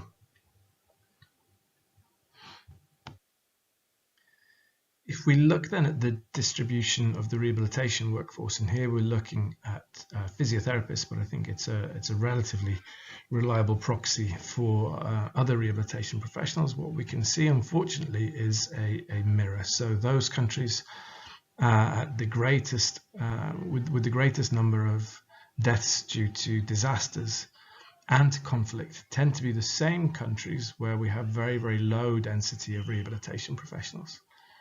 And that's not a coincidence. So countries with very, very high risk of emergencies tend to be at greatest risk because they have weak health systems, and weak health systems tend to have low density of rehabilitation professionals. And so again, we see a similar situation in large parts of North and Sub-Saharan Africa, as well as in the Eastern Mediterranean area and through Southeast Asia and down into the Pacific as well. So that's the background, but what do we need to be able to do then? Well, for rehabilitation services, as I mentioned before, we need to be immediately able to do two things. We need to be able to provide rehabilitation services to meet a surge in needs, and we need to be able to manage we need to be able to maintain essential rehabilitation services at the same time as well. We also, as I've mentioned, need to be able to meet a surge in needs due to displacement. And when we talk about disaster management or emergency management, we tend to talk about a cycle or a continuum. That begins with steps such as prevention, mitigation and preparedness, and then response. And in some emergencies, we also have a small window of preparedness ahead of the response, where we can get ready before the event actually hits. And then we enter a phase of recovery. Often when people talk about rehabilitation, they talk about a rehabilitation phase of the response, which occurs at the same time as the recovery phase. And they mix together rehabilitation of infrastructure, rehabilitation of people, and a lot of different factors. What we are arguing very strongly now is that rehabilitation needs to be part of preparedness. It needs to be a core part of readiness, and it needs to be a part of early and ongoing response, and not simply considered to be something that comes later in the emergency management cycle. The problem that we face, though, is that very few countries systematically integrate rehabilitation into their emergency preparedness. And the consequence of that is it's very late to then be included in response, or it's completely neglected. And this is due to a wide variety of factors, but largely to the fact that I think that there is a low awareness of decision makers in this area of the importance of early rehabilitation, both for traumatic injuries and for critical illness resulting from outbreaks. And the fact that access to early rehabilitation makes the health system more efficient, but it also reduces complications for patients and improves patient outcomes as well. And we need to continuously come back to those messages. So we have a low awareness of decision makers. We have a misconception that rehabilitation comes later in the response or is a lower priority in the response. We also, unfortunately, have a low awareness sometimes among rehabilitation professionals of their role in disasters and emergencies. And the consequence of that is that we have very limited integration of rehabilitation into preparedness. So when we looked at the data that we have as WHO from 19 countries in low and middle income settings, only one of them had taken steps to include rehabilitation as part of its preparedness planning. Now we hope that this will change, and a large part of that is the resolution on strengthening rehabilitation at health systems that was launched at the World Health Assembly this year. And really this stressed two things. So concern that most countries are not equipped to respond to the increases in rehabilitation needs generated by health emergencies, and specifically calling on member states to ensure the integration of rehabilitation into emergency preparedness and response. So very, very clear messaging, I think, then from member states who were involved in the development and the negotiation around this resolution. And to support that, as WHO, we have published a policy brief on why and how to strengthen rehabilitation as part of emergency preparedness, readiness, response, and resilience. So this brief defines rehabilitation in emergencies. It outlines the evidence that there is for the need for rehabilitation in emergencies, and the need for greater preparedness. And it shows how many different global guidelines and resolutions all support the importance of rehabilitation into preparedness and response. But most importantly, what the policy brief does is it sets out steps that decision makers on all levels of the health system can take to better integrate rehabilitation into health emergency preparedness and response. And it sets out a vision, and this vision wants to see rehabilitation move from being considered as an optional service in emergencies to an essential service in emergencies. And again, this is supported by a wide range of guidelines now. We want to see rehabilitation move from something that's considered long after an event to something that's being considered as part of preparedness before emergencies actually strike. We want to move away from emergency rehabilitation as being only around trauma care and to start thinking about what we call all hazards. So that means that preparedness for any type of hazard, be it a natural hazard, an outbreak, or a conflict, includes rehabilitation. And we want to ultimately see the fact that rehabilitation moves from not being an integral part of health emergency preparedness and response to being an integral part of health emergency preparedness and response, so that it's systematically included. And we can think about this on 4 different levels. So on an individual level, it's incredibly important as rehabilitation professionals that we have personal preparedness plans so that we know the hazards that we are likely to face wherever we're living, and that will differ depending upon where in the country or where in the world you live, and that we prepare ourselves and our families accordingly for that, because ultimately as a first step, if you as individuals are not safe, then there is no capacity that you can then deliver rehabilitation services. Then we need facility level preparedness. So this is about making sure that rehabilitation facilities or services within facilities are safe, that they're clearly identified, and that they have taken steps to prepare themselves, including potentially development of rosters and ability to contact staff, stockpiling of essential equipment, and most importantly, knowing what the role of that facility will be in the event of any emergency. Then we have service level, so thinking more broadly around particular rehabilitation services in a region and how they are set up and prepared, knowing what services will be prioritized in an emergency, what services may be diverted, and how these services will work together within the rest of the health system. And that brings us ultimately to the system level, and this then is about how we systematically integrate rehabilitation into emergency related policies and procedures, looking at it from the perspective of the overall health system, so that rehabilitation is then an integral part of that preparedness. Practically then, what do we need to do? Well, from a systems perspective, as I said, we need to ensure that rehabilitation is a core part of emergency management plans and policies, be those national or local. We need to be prepared to capture data on rehabilitation needs in emergencies, because if we can't capture data on needs, it becomes very difficult to advocate for response. And that needs to include data on functioning outcomes, be that as a result of outbreak or trauma. We need staff who have identified roles, so that in the event of an emergency, every rehabilitation professional knows what their responsibilities are. They need to then be trained for those roles. And we need to have staff organized into rosters so that we have the ability to mount specific responses, particularly for more localized mass casualty responses, where there may be a need to move groups of rehabilitation professionals with particular training and skills from one location to another to provide services to meet the needs of the mass casualty event.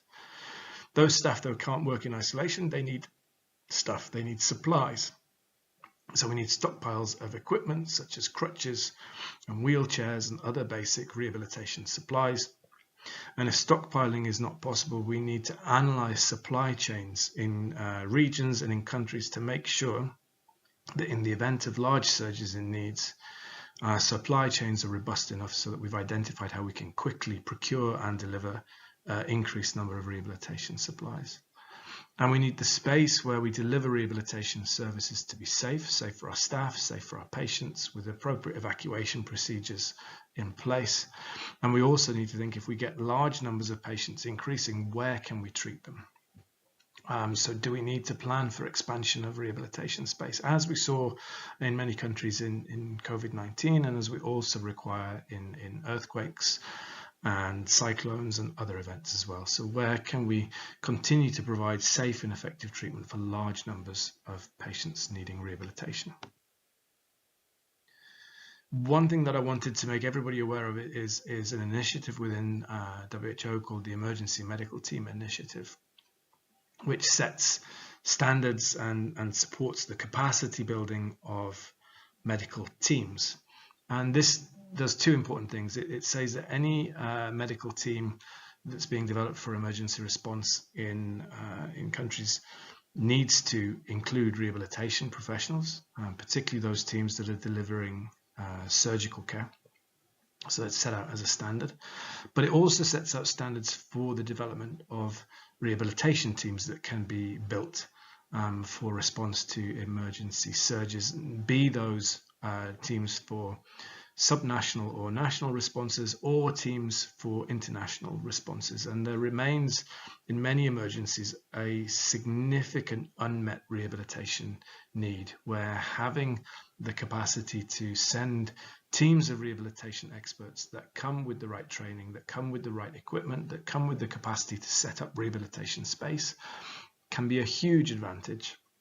And really, it's something that we look at in most countries, where an ability to rapidly deploy a more specialized rehabilitation team in response to mass casualty events or emergencies can be a massive advantage for that country to meet the rehabilitation needs of the population affected. And so it's something that we would encourage organizations to look at. And these teams can be built by institutions, they can be built by organizations, or they can be built on a national level by governments as well. Finally, we recognize at the moment that there is a lack of very concrete and practical guidance that tells people how they can integrate rehabilitation into emergency preparedness. And so we are working at the moment on a practical toolkit which will support this. We are also, as you may have come across, currently hosting the World Rehabilitation Alliance as WHO, so bringing together a global community of rehabilitation organizations. And within the World Rehabilitation Alliance, there is an emergencies pillar that aims to strengthen advocacy around the inclusion of rehabilitation in health emergency preparedness and response. And so I would encourage you also to keep an eye out for World Rehabilitation Alliance communications and to help in amplifying their messages. And I think the most important thing here is that you can all play a role. So as we said, preparedness starts on the individual level. It then goes to the facility level, and so you can take these messages back to your places of work and look at the type of hazards that you're likely to face and how prepared you are and how integrated your rehabilitation services are into wider health system preparedness. And you can advocate to ensure that rehabilitation is strengthened as part of that process. I would also encourage you to have a look at the Emergency Medical Team initiative and the minimum standards for rehabilitation, and to think how in your countries you might consider building a rehabilitation specific team to help meet a surge in rehabilitation needs. I'm delighted if anybody has any questions. You're very welcome to reach out to me on email. I am traveling a lot for other emergency responses at the moment, so excuse any delay. I'm also on Twitter, and these are also the handles here for the World Rehabilitation Alliance.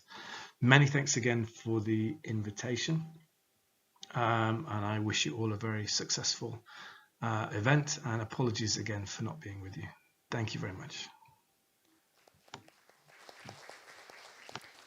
네, 발표 감사드립니다. Thank you 특히 very 한국의 much. 상황까지 비교하면서 It was 발표해 really 주신 great 점에 that you 감사드리며 included the 다시 details 한번 큰 박수 about Korea's 부탁드립니다. situation. So once again, let's give 네, him another 이어서 big round of 발표로는 applause. 전쟁 후 재활의 역할이라는 주제로 Next, the 국제적 first presentation will be given by François Friedel, Physical Rehabilitation Program Coordinator of the International Committee of the Red Cross.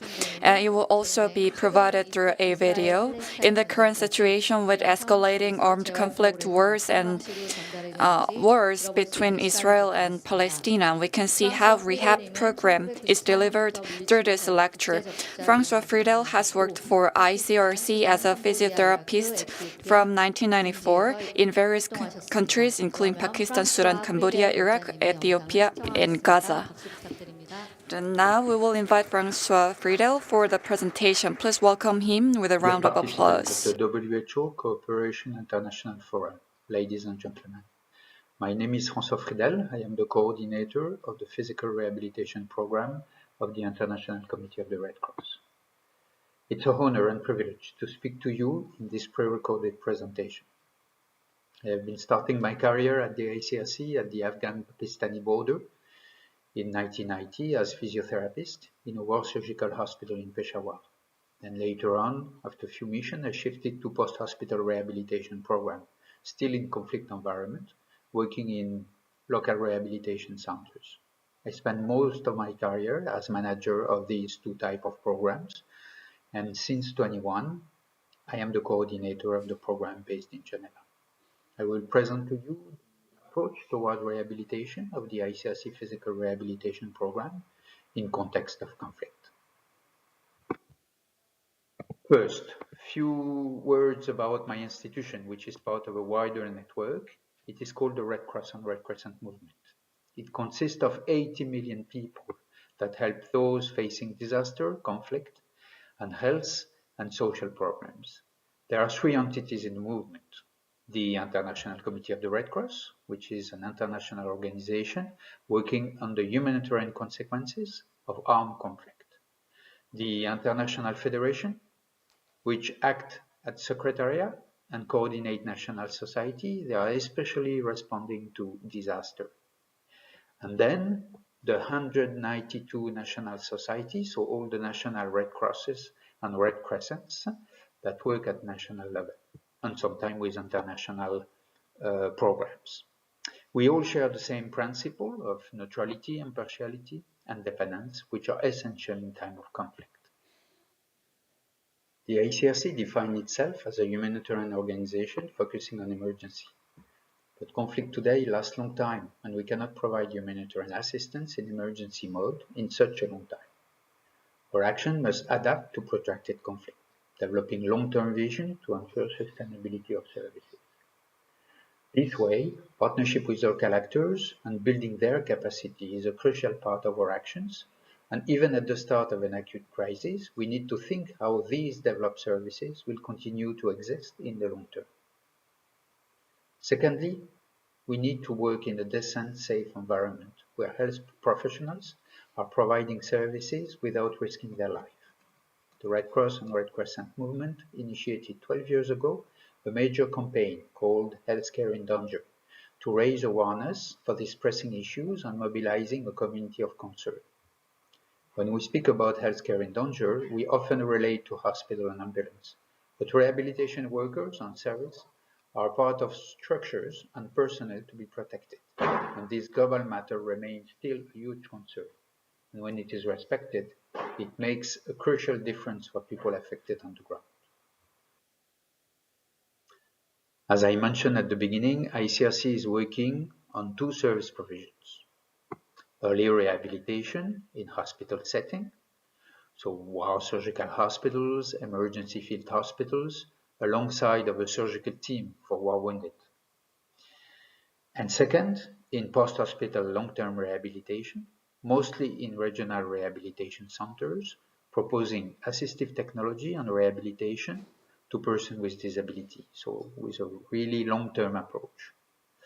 Our target population are thus the people we serve first, the person wounded by weapons, gunshot, mine, explosion, shellings, etc. So many people suffering by physical trauma. Now, victims of war include as well those who cannot access services because of the conflict environment.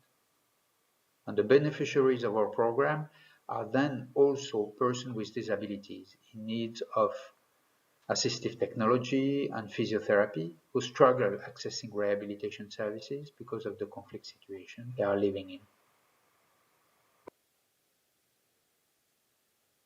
The ICRC Physical Rehabilitation Program are currently working in 42 countries worldwide, mainly in Africa, Asia, and Middle East. In 8 of these countries, Syria, Congo, in Ukraine, in Yemen, Colombia, South Sudan, on the border of Sudan, in Chad and Ethiopia, the ICRC is conducting as well early rehabilitation activities within the hospital programs. 70% of our partners are governmental institutions under the Ministry of Health and Social Affairs. 20 are from NGOs or private sectors, and 5 are from the movement, so the Red Cross and Red Crescent national societies. And 5% only are ICRC run physical rehabilitation centers like in Afghanistan. Only 17% of beneficiaries are persons wounded by weapons. Even in post-conflict situations, this percentage remains the same. Example, in Cambodia, all mine survivors need access to rehabilitation services to change their prostheses during decades after the conflict. Within the immediate post-surgical care, physiotherapy must be systematically included. It looks obvious today, but the reality is that it is still a challenge while launching an emergency response. Due to limited budget, administrative barrier, like obtention of visa, or while negotiating safe access for the emergency medical team, the rehabilitation personnel are often deprioritized and arrive on site at a later stage, meaning that a lot of persons will be discharged from surgery without rehabilitation. We need to continue to advocate for it, showing its benefit against complications, its cost effectiveness, reducing the time of hospitalization, maximizing the result of surgery. But we must as well show the consequences of its absence, because it must not be seen anymore as a nice-to-have services. Example, pressure sore, wrong splinting, joint stiffness are some of the issues that can result in a complete failure of restoring functional capacity. In war surgical hospitals, we receive a lot of patients with dirty open wounds. We use a lot of skeleton tractions on external fixations in surgery. The result of those without daily physiotherapy is often catastrophic. And it is the same for burns, paraplegic patients or amputees. Burns may go for secondary surgery, paraplegic risk their life with pressure sores, and amputees may simply not be fit for prosthetic surfaces. And the absurdity of the situation is that early rehabilitation does not need heavy, complicated, expensive material. You just need well-skilled, motivated physiotherapists and few mobility aids. After the essential step of early rehabilitation, the continuum of care applies, and victims must be referred to long-term rehabilitation, mental health and psychosocial support, social economic reintegration. This continuum must not take place 1 year after the beginning of a crisis, but at its beginning. In ICRC, psychosocial support and social economic reintegrations are provided by other departments because there are other specialties, but they are fully integrated in the response. Especially social inclusion is interconnected with physical rehabilitation. For example, the practice of sport, and mainly team sport, is used as a connector between rehabilitation and microeconomic initiatives. Victims of war can regain confidence through the practice of sport and make plans for the future. To have a chance for sustainability, the ICRC is working at 2 levels while assisting physical rehabilitation services. We support service provisions, and we also develop a system strengthening approach that encompasses the 5 P promoted by WHO: policy, product, personnel, provision for people.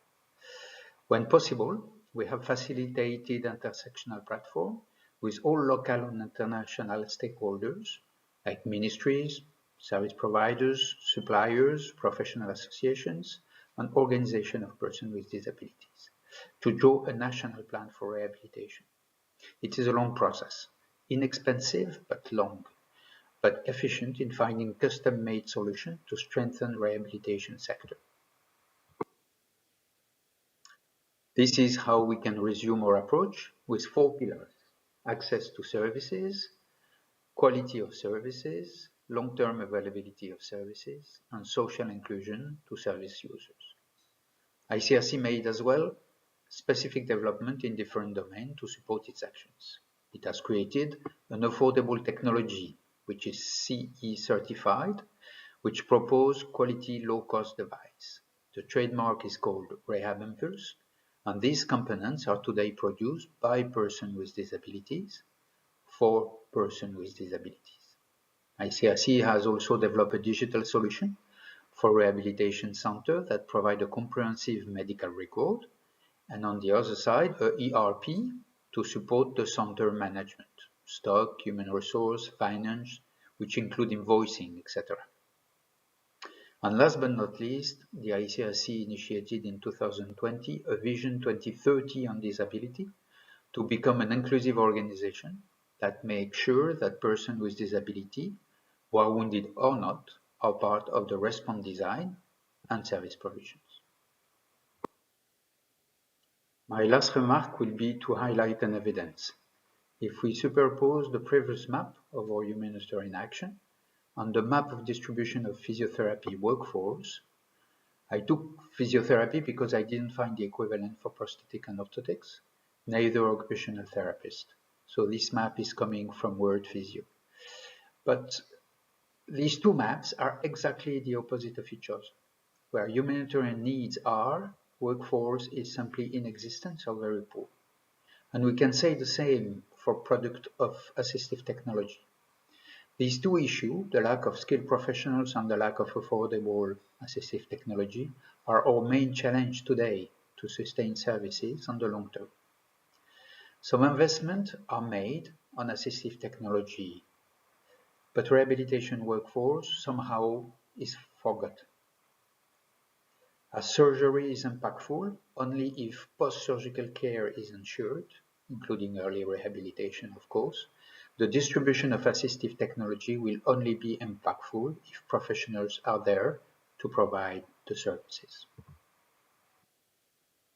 I will end the presentation with some publications that you can find on the ICRC website on the resources publications. There are technical resources and informative ones on our programs. Here are some pictures from Ethiopia with a person using his new prosthesis, from Iraq with a clinical assessment of a girl suffering from polio, and from Afghanistan with a boy benefiting of a home schooling program. All these are rehabilitation in conflict. Thank you very much for listening to me.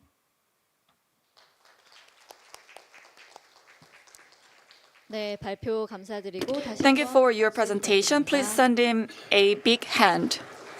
네, 그럼 바로 이어서 세 번째 We will 강연을 continue on with the 들어보도록 third 하겠습니다. 이번 강연은 presentation. 응급재난 The third 상황에서의 presentation 재활 is on 서비스 challenges in 제공을 위한 integrating 도전 과제라는 rehabilitation 주제로 and 국경 없는 emergency 의사회 responses 파운데이션 재활팀장이신 by 피에르 Pierre 모리우님께서 Moriou 녹화 from 영상으로 발표를 이어가겠습니다. MSF. 국경 He 없는 also sent 의사회는 us 전 세계 a 80개국에서 pre-recorded 활동하는 video. 국제 MSF 인도주의 is 의료보호 active in 80 전문단체로 countries. It's an 긴급 보호 international 활동에서 humanitarian 재활 health 서비스 relief 제공 시 organization 어려움에 대해서 and 같이 들어볼 수 있는 carries 시간이 out 될 것 같습니다. rehabilitative 피에르 services 모리우님은 for 2011년부터 emergency 물리치료사로 relief. Since 근무를 쌓아오셨으며 2011, Pierre 2015년부터 Moriou worked as 국경의사회 a 소속으로 physical IT, therapist, 가자지구, and from 중앙아프리카 2015 he 공화국에서 worked at the 활동하셨습니다. MSF, 그러면 working in 피에르 IT, 모리우님 Gaza, 연자님의 발표를 and Central 시청하겠습니다. Africa. So let's watch the video. Hello everyone, I'm very pleased to present to you today the challenges in integrating rehabilitation in emergency response. I'm very sorry that I can't be there physically with you, but I hope you will still enjoy this presentation. I'm Pierre Moreau, I'm a physiotherapist, and I work for the Foundation Doctors Without Borders, and I'm going to try to tell to you a little bit what we are doing in the field. So first of all, what are we talking about when we are speaking about Doctors Without Borders? It's an international NGO, and it's mainly a medical relief organization. So we are working with different kind of patients and trying to do vaccination, treatment of epidemic, but we are also working in emergency context, and we have like surgical teams, medical teams to treat the patient, and physiotherapists. And we are also trying to work with patients in the mother and child activities, trying to treat the mothers and the kids that are in need of medical treatment. So what is the MSF Foundation among that? So the MSF Foundation is a hub of the MSF that is trying to find some innovative solutions for the field.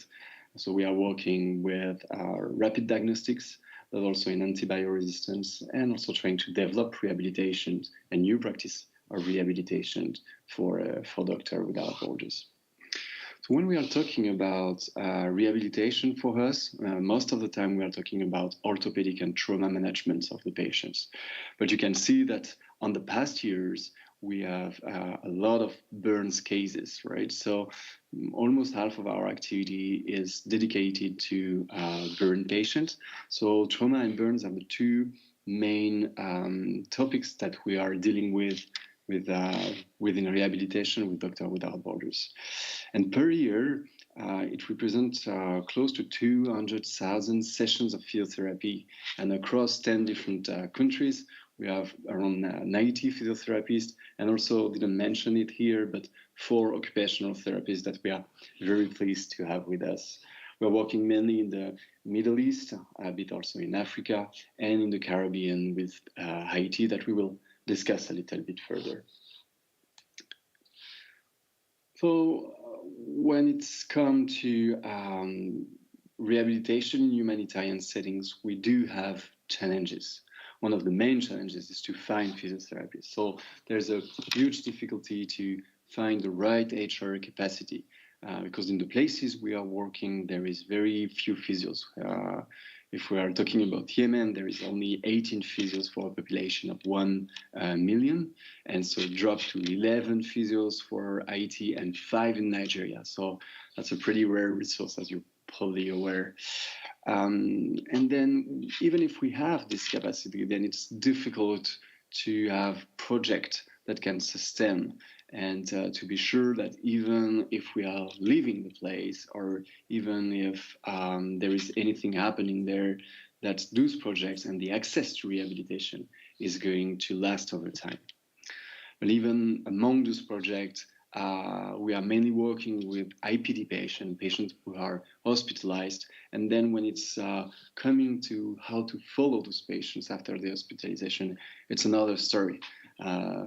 For us, it's a bit difficult to have access to the patient, and for the patients to have access to the hospital whenever they leave this place. So they can live far away, they can have also socioeconomical challenges, but their pathology might still require a lot of follow-up. We are talking about trauma, but in burns, when you see this gentleman that was not able to have physiotherapy for a few months because of the access, it was during the pandemic, and he developed massive retraction and hypertrophic scarring that really invalidated.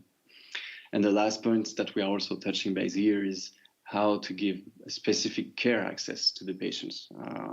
When we are talking about burns, for instance, it's a very specific, but also you're getting pediatrics or women's health. So more than basic HR capacity in physiotherapy, we need also people that also have some specific skills inside their own positions. And you can imagine that when we are in emergency in those humanitarian settings, then those challenges become even bigger. Because there is a patient number that is huge. We have a overflow of patients, and so our actual HR capacity is even reduced, and it's even more difficult to find more physiotherapists to deal with all of those patients. So it's very difficult to keep the access to rehabilitations for those patients.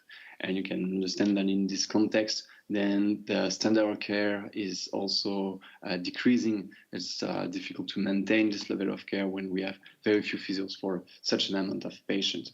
And the question of follow-up is then even bigger, because we are trying to deal with the emergency, with the hospitalized patient, without maybe having a solution then afterward. So we try to answer those challenges through this presentation, going through the different possibility and different example of the field. Let's talk about emergencies. Let's take the example of 2 places that we are working with the past year. More recently, there is a war in Sudan, and we have an hospital in Adre in Chad, where we are receiving the patients with trauma injuries. And in August, it's more than 160 patients that came to integrate the rehabilitation part of the hospital. And you can imagine that we are exactly in the difficulty of finding the good and the right HR capacity when we have only 1 or 2 physio there. And then we have to prioritize what we are doing. Already the surgeons are prioritizing. There's a lot of conservative treatment among those patients, and we have the capacity, very reduced capacity to provide physiotherapy. And we are sure that we are going to have long-term deficiencies than in any other context we would not have. In Ukraine, it's also another discussion that we are having about the follow-up of the patient and their future. We received more than 250 patients, provided close to 4,000 sessions to patients. But unfortunately, they get delayed a little bit in their care because we had some difficulties to have access to them. And we have a lot of amputee patients. As you know, or may not know, we don't provide prosthetic. In MSF, we don't have prosthetic and orthotic clinician, and it's very difficult to find this amount of technicians to provide prosthetic for the future of these patients. Emergency is not only about conflict. It can also be a question of disaster. Let's take the example of Haiti in 2021, where there was an earthquake during the summer and a gas truck explosion in December. Getting back to this earthquake, it happened in the south of the country and touched mainly 2 big cities there, Les Cayes and Jérémy. We received in the physio program, so we were first supporting the different hospitals there to the medical relief, and we tried to deploy physiotherapy in those 2 places, also with the help of Handicap International in Les Cayes. And it's so close to 400 patients that we get the chance to treat in rehabilitation, close to 3,000 sessions during the month of summer and fall. And we were talking about what happened after the hospitalization of this patient. One example that I can give you is that in Jérémy, we were making some collaboration with small clinics, and we sent them in a small rehabilitation center so we could continue to follow up the patient in the next month of their injuries, and so they can continue to have some kind of rehabilitation for that trauma. Speaking about the gas truck explosions that happened in December in Cap-Haïtien in the north of the country, and there was hundreds of injured, hundreds of deaths. We receive a lot of patients working within the MOH hospital in the north, but also trying to bring some of the heaviest patients to our burn center in the capital city of Port-au-Prince. It's a much more difficult event to deal with as the patient when they're burns. They need a very long follow-up, and actually some of them are still followed in the capital city in the MSF center. And emergencies, when we are talking about emergency, we think about one event, but we have to get in mind that we can get like chronic emergencies, places where we work so unstable that we can have like peak of conflict or peak of disaster, but the actual situation of the country is unstable and require a response. So there is a chronic emergency in different countries where we can talk about Yemen, especially in the past 10 years, where we do have different centers all across the country. We can also talk about Central Africa, where we are providing trauma care and rehabilitations to the patient, mainly in the capital city, but also about Gaza.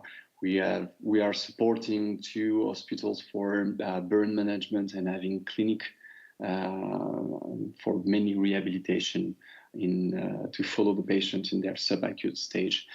And as a sad and recent event that we are following in Gaza is unfortunately a good example of what can be a chronic emergency.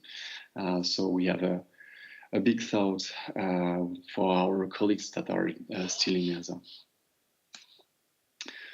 Another example of chronic instability and chronic emergency is what is happening in Haiti. Let's talk about Port-au-Prince, that is in a continuous war about gangs that are fighting each other.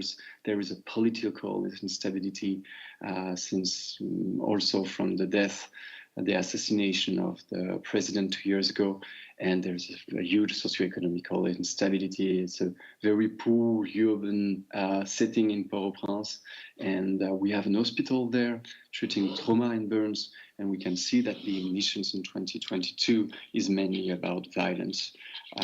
There is a large part of burn admissions, like 220 burns admission a year. It's quite significant.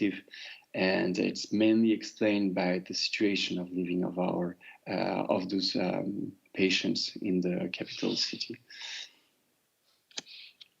So what we do, talking back to rehabilitation, we were seeing like how we can give access to specific care in this kind of emergency situation or chronic situations of emergency. So we have this hospital, we have specific rehabilitation provided to the burn patient in acute phase, where we are trying to respond to the patients to avoid any complications of their pathologies. So the physios they intervene in the ICU, they intervene in the surgery room, they are providing splints, and they are trying to do the best to avoid complication. And also we have an ambulatory system where we try to do some follow-up to the patient when it's possible, trying to tackle their challenges, also to come and to have access to the hospital despite the violence and despite their socioeconomical difficulties.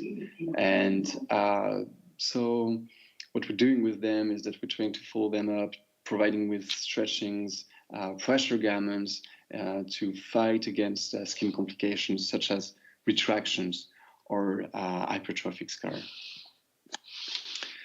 But physiotherapy is not about burn and trauma, and situation of emergency are not only about conflict and disaster. It can be also targeting pediatric population. Malnutrition is one big emergency that we can see in the field, with huge amount of populations that are malnourished, and they can develop significant challenges to their development of the kids that can also be managed in physiotherapy in addition to the medical care, for sure. So neurodevelopmental therapy can be also provided in emergency situations like those, but also with patients with cerebral malaria or sequel of meningitis. Other population that we can target is mothers. Like women's health rehabilitation is also a topic that we are trying to raise. There is emergency situations because they are living in countries where access to care is difficult, and we have massive number of women that has no access to maternity and like appropriate care when they have difficult labor. And so the care afterward is also very difficult to access and is often non-existent. And another topic that we can also touch base is oncology. There are so many women with women's cancer that are not treated, that we have few missions within MSF in mainly thinking about Malawi and Mali, where we are trying to provide treatment to this patient that also need rehabilitation. Another side effect of emergencies is also the chronic conditions. One good example is the war in Ukraine, especially during the first war in Ukraine in 2015. You can remember that in the eastern part of Ukraine, there was, during the war, the active population went away from the area and the health system crashed. So we're there, and there was a lot of elderlies and patients with chronic condition without any treatments. So it's an emergency situation because we are talking about conflict, but it's also an emergency situation because of those patients that do not have access anymore to appropriate care. So they were for sure in need of rehabilitation. The winter was also coming, and they were living in places there was not isolated, no more windows, so we could have like complication of CBPO or things like that. That is so often difficult to imagine when we are talking about emergencies in humanitarian settings. So what we are trying to do to respond to that is that we created a unit of development of rehabilitation inside MSF Foundation. We first, as we have done, performed the survey for the field so they can answer and tell us what the population they were working with was in need in terms of rehabilitation and what kind of topic they would like to develop for those patients. Aside from trauma, burns came back, but also a huge, significant amount of the people we were collaborating with were mentioning women's health rehabilitation and pediatric rehabilitation, such as the things that we were talking about just right before. And the idea is to develop something with the fields, with the locals, to be sure that it's realistic and adapted to the care that we are already providing as one package with the medical care. So we are currently trying to work in Yemen across the malnourished population for neuropediatric development, but also to women's care and some maternity, especially in Nigeria. But another thing is that it's not because we are working with patients that are in the situation of emergency or humanitarian crisis that they don't, that we can't provide them with advanced practice in rehabilitation and prosthetics. So we have this hospital of reconstructive surgery based in Amman, Jordan, where we see patients from the whole Middle East. We make them come to this particular place so they can have reconstructive surgery, and in some cases we can provide them with upper limb prosthetic. We've done this project 6 years ago about 3D printing, trying to customize prosthetics to these patients, and more than providing prosthetic, we are trying to provide them with adapted rehabilitation with occupational therapy, but also physiotherapy, so they can learn how to cope and live with their injuries, and try to provide prosthetics that make sense for them with like specific tools that they can use for specific activities.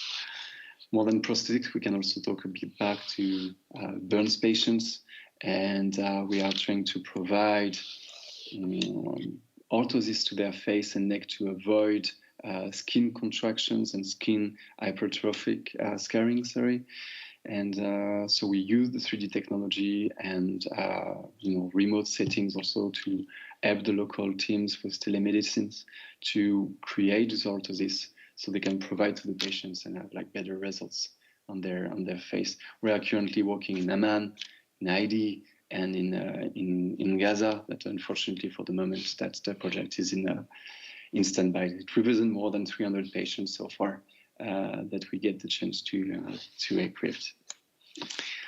Here are some results if you don't know about these technologies. When we applied on the scar of the patients, that can provide some good results that can be observed by the physiotherapist. That's what you can see on the left. And that can be also seen by the patient. That's the results that you can see on the right on the diagrams.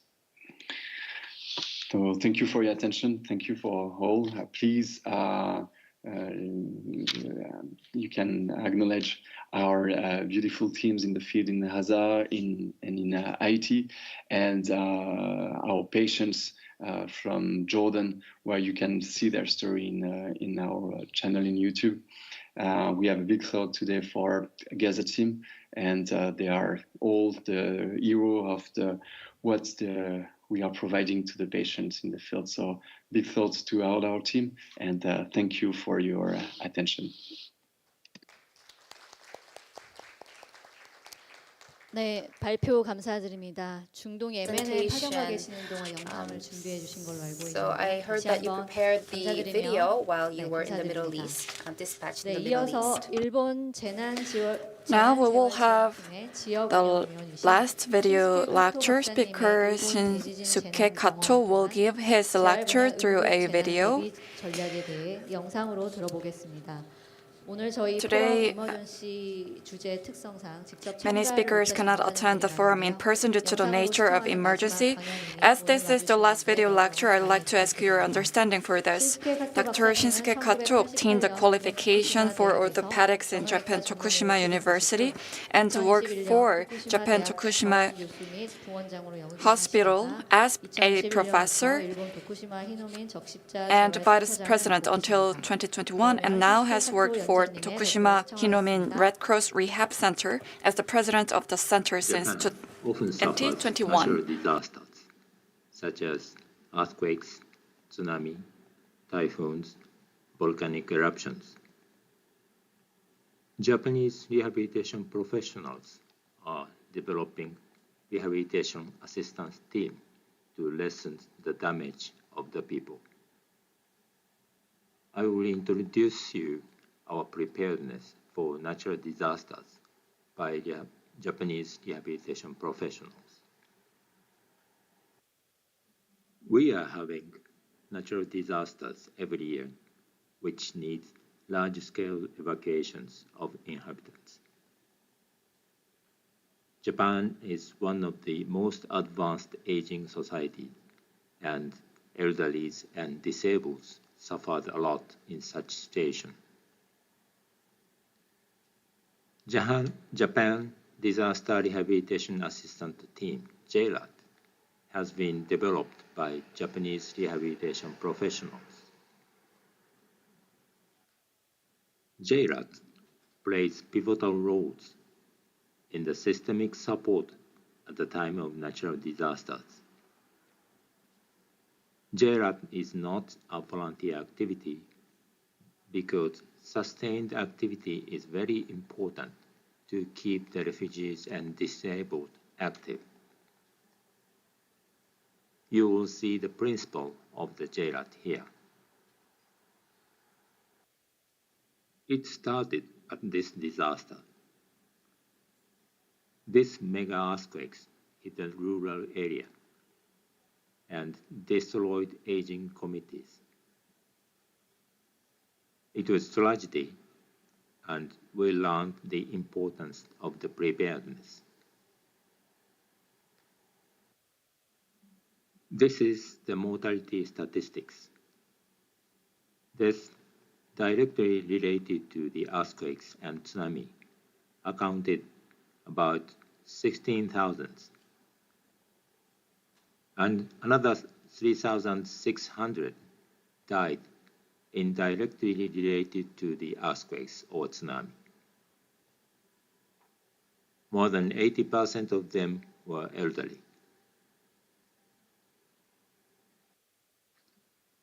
Nearly 500,000 people were refugee shelter after the earthquake.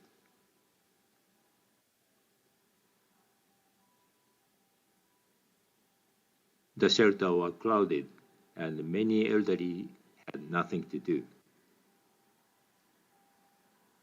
They became inactive eventually. The illness they had before earthquake got worse, or they got new illness because of inactivity. If we could keep them active, we may prevent this deterioration.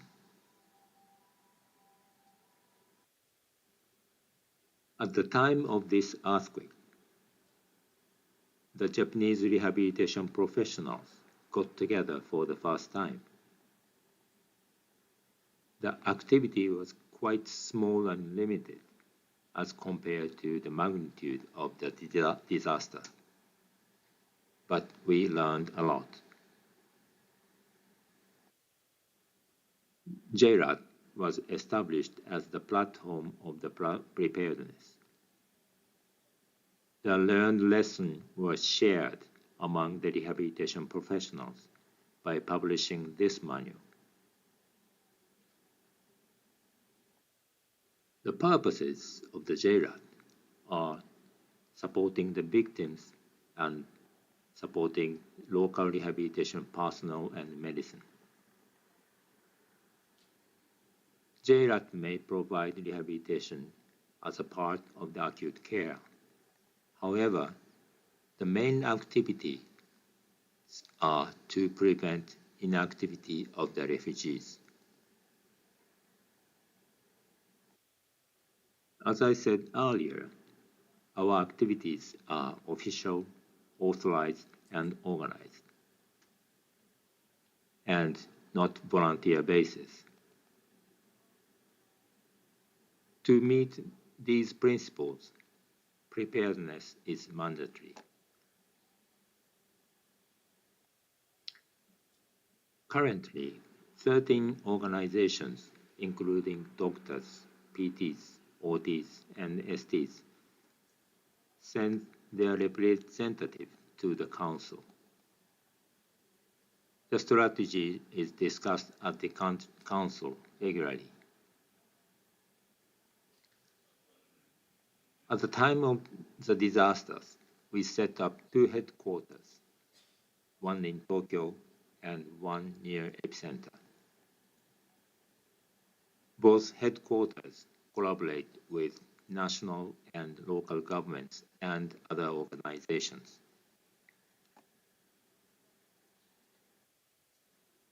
We send small teams, including doctor, PT, OT, or other rehabilitation professionals from all over Japan. Each team brings food for themselves with them, and they work several days at the site. Local jailers send a list of the team to the headquarters in Tokyo. Tokyo headquarters arranges the date, place to go, and instructs local station, the activity requested, and others. Once teams goes to the suffered area, the team is under controls of the local headquarters. The collaboration with other organizations is quite important. Both headquarters in Tokyo and near epicenter collaborate with national organizations and local organizations respectively. To strengthen the collaboration, JLAT had to transform from a volunteer basis group to the officially approved organization. This transformation is quite important to talk to governments or the other stakeholders and to make financial reimbursement from the government easier. The first nationwide and systematic activities of JRAT was at the time of the earthquakes in Kumamoto in 2016.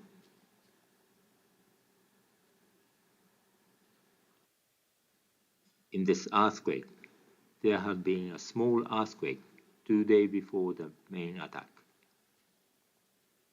Tokyo headquarters was set up before the second and main attack. Nearest local jailers went to the affected area next day.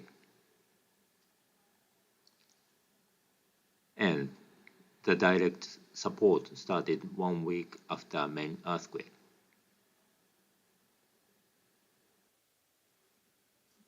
During 2-month period, every day, nearly 10 teams were working in the Kumamoto.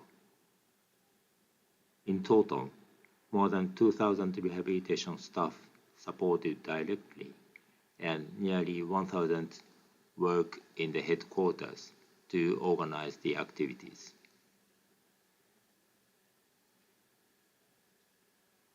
We learned a lot again, and the manual was revised. These are the scenes in the refugee shelter.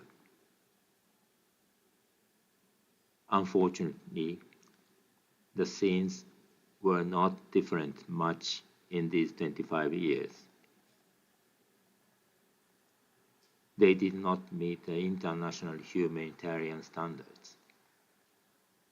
But the scene you can see lower right is a couple of weeks after the onset of the Kumamoto earthquake. This is a good example of lesson we learned from the previous disasters. As I said, Japan is one of the most advanced aging society. Supporting disabled living in the community is a hard task. We don't have good system to grasp the disabled living in the community.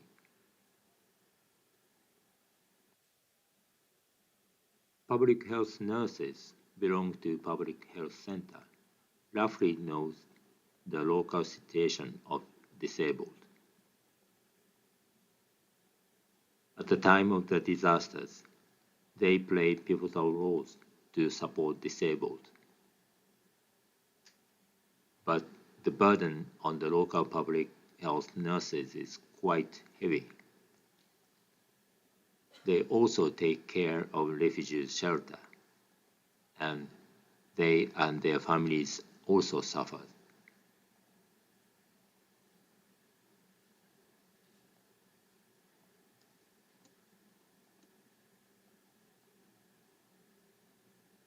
Our national team, D-HEAT, is working to help public health center and nurses. We must collaborate with them. One of the current most important daily activities of the JRAT is setting local JRAT in all over Japan. Grasping local situation is one of the key issues for preparedness, both for accepting support at the time of disaster and for sending teams to help.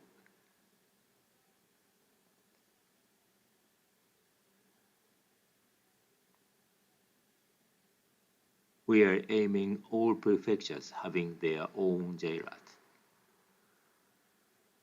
The local JRATs signed memory of agreements or exchange memory of understandings with their local governments. Local associations of PTs, OTs, and STs are key players of local JRAT, and physiatrists are the representatives of the local JRATs. In the next few months, we'll achieve this target. Another important daily activities of JRAT is building rapid response teams. The local headquarters is important, but early setup of local headquarters is not easy task for local JRATs in the chaotic situation of the affected area.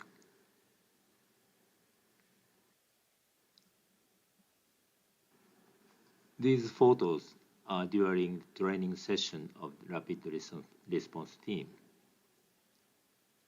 Those who developing rapid response team is a doctor who has a lot of experience in emergency medical team, both in domestic and abroad. Based on his experience in EMT and our experience of past JALT activities, we set up 2-day course. You can see the photos of the shelters at the time of flooding in Kumamoto, 4 years after the earthquakes in the same area.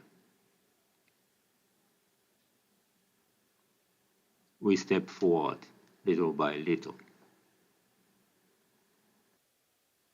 Aging societies like Japan are quite vulnerable in disasters. The countries like Japan having disasters frequently should make good preparation to make the impact of disasters small.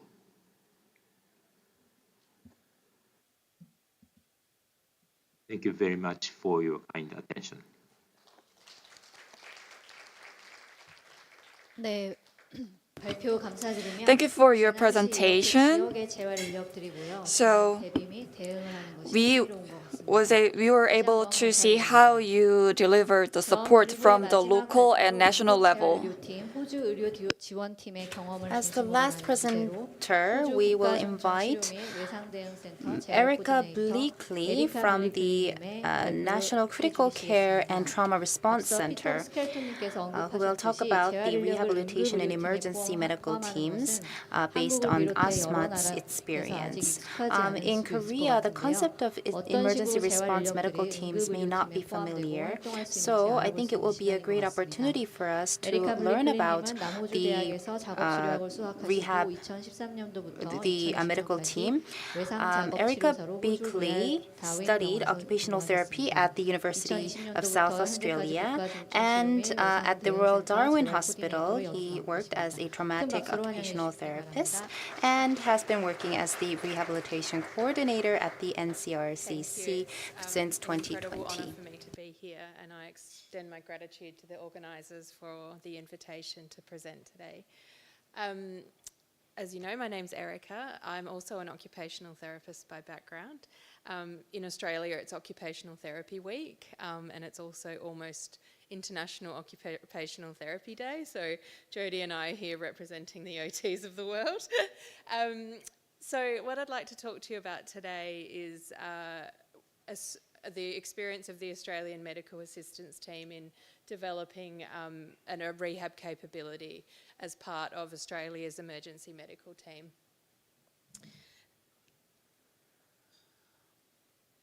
So the Australian Medical Assistance Team is a multidisciplinary emergency medical team.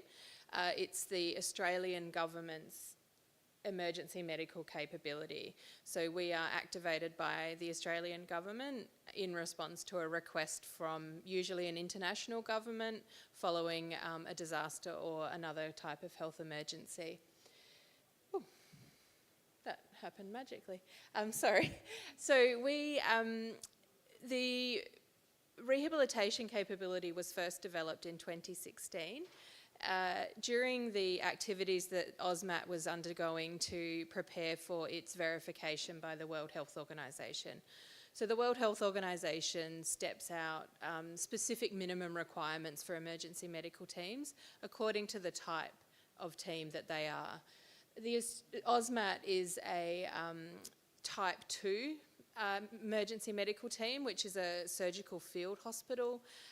So as part of that, we were required to be able to demonstrate that we had a deployable rehabilitation capability that complemented and worked alongside and within that surgical field hospital. As it stands today, we have 16 rehab professionals who are deployable with AUSMAT. We have 11 physiotherapists, 4 occupational therapists, and 1 lonely rehabilitation physician. But we try to make him feel welcome. We have a dedicated focal point for our team, which is myself. And we use a transdisciplinary model of practice.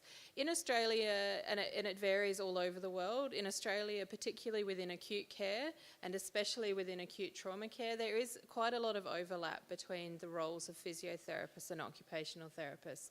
Not everything overlaps, but there are elements of the skills and tasks that do overlap. So within AUSMAT, we select professionals based on their clinical skills and experience, as opposed to always focusing specifically on their clinical background. There are some limitations to that, however, and we always do prioritise people working within their safe scope of practice as the priority. So we wouldn't let occupational therapists do something that they're not safe to do, and we wouldn't let physiotherapists or ask physiotherapists to do something that they're not safe to do. Our rehabilitation professionals need to complete the basic AUSMAT training that all AUSMAT team members have to complete, which is a kind of generic non-clinical training that gives skills around how to set up our field hospital, aspects of safety and security, the roles of EMTs within a health emergency response. And so because we recognise that our rehab professionals will also need some more specific and focused training about what does it mean to be a rehab professional working within an emergency medical team, and how they might need to adapt some of their normal daily skills and approaches to practice for an emergency, we recognised that we needed to develop a specific training product. So we've recently piloted a 3.5-day course, which we ran in August. And you can see here the photo is some of our participants on that course, and they're now our rehab professionals for AUSMAT. We also maintain a cache of equipment and consumables for specific use by the rehabilitation team. And we keep that very simple. We do need to make sure that all of our equipment is deployable into usually lower resource environments than the Australian context. So it's quite low tech. It's things that can be maintained and repaired in low resource environments, and nothing that requires electricity and things that might not be available in emergencies. The consumables are also quite low tech, and that's something that also we need to familiarise our rehab team members with. They need to understand that when they are deployed with AUSMAT, they may not have access to some of the technologies that we are used to using on a daily basis in Australia. So we've found that making sure that people are familiar with the kind of kit that they'll have access to is really important.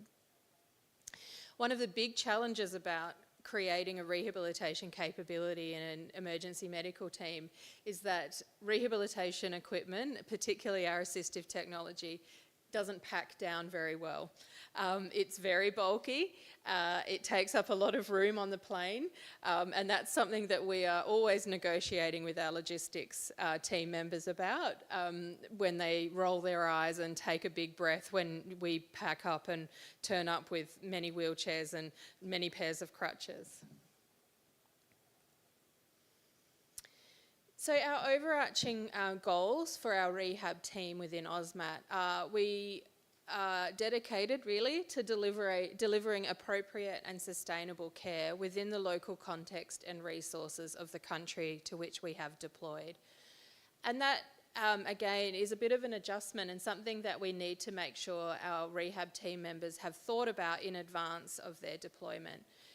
We don't necessarily, it's not about lowering a standard of care when we deploy into a low resource environment.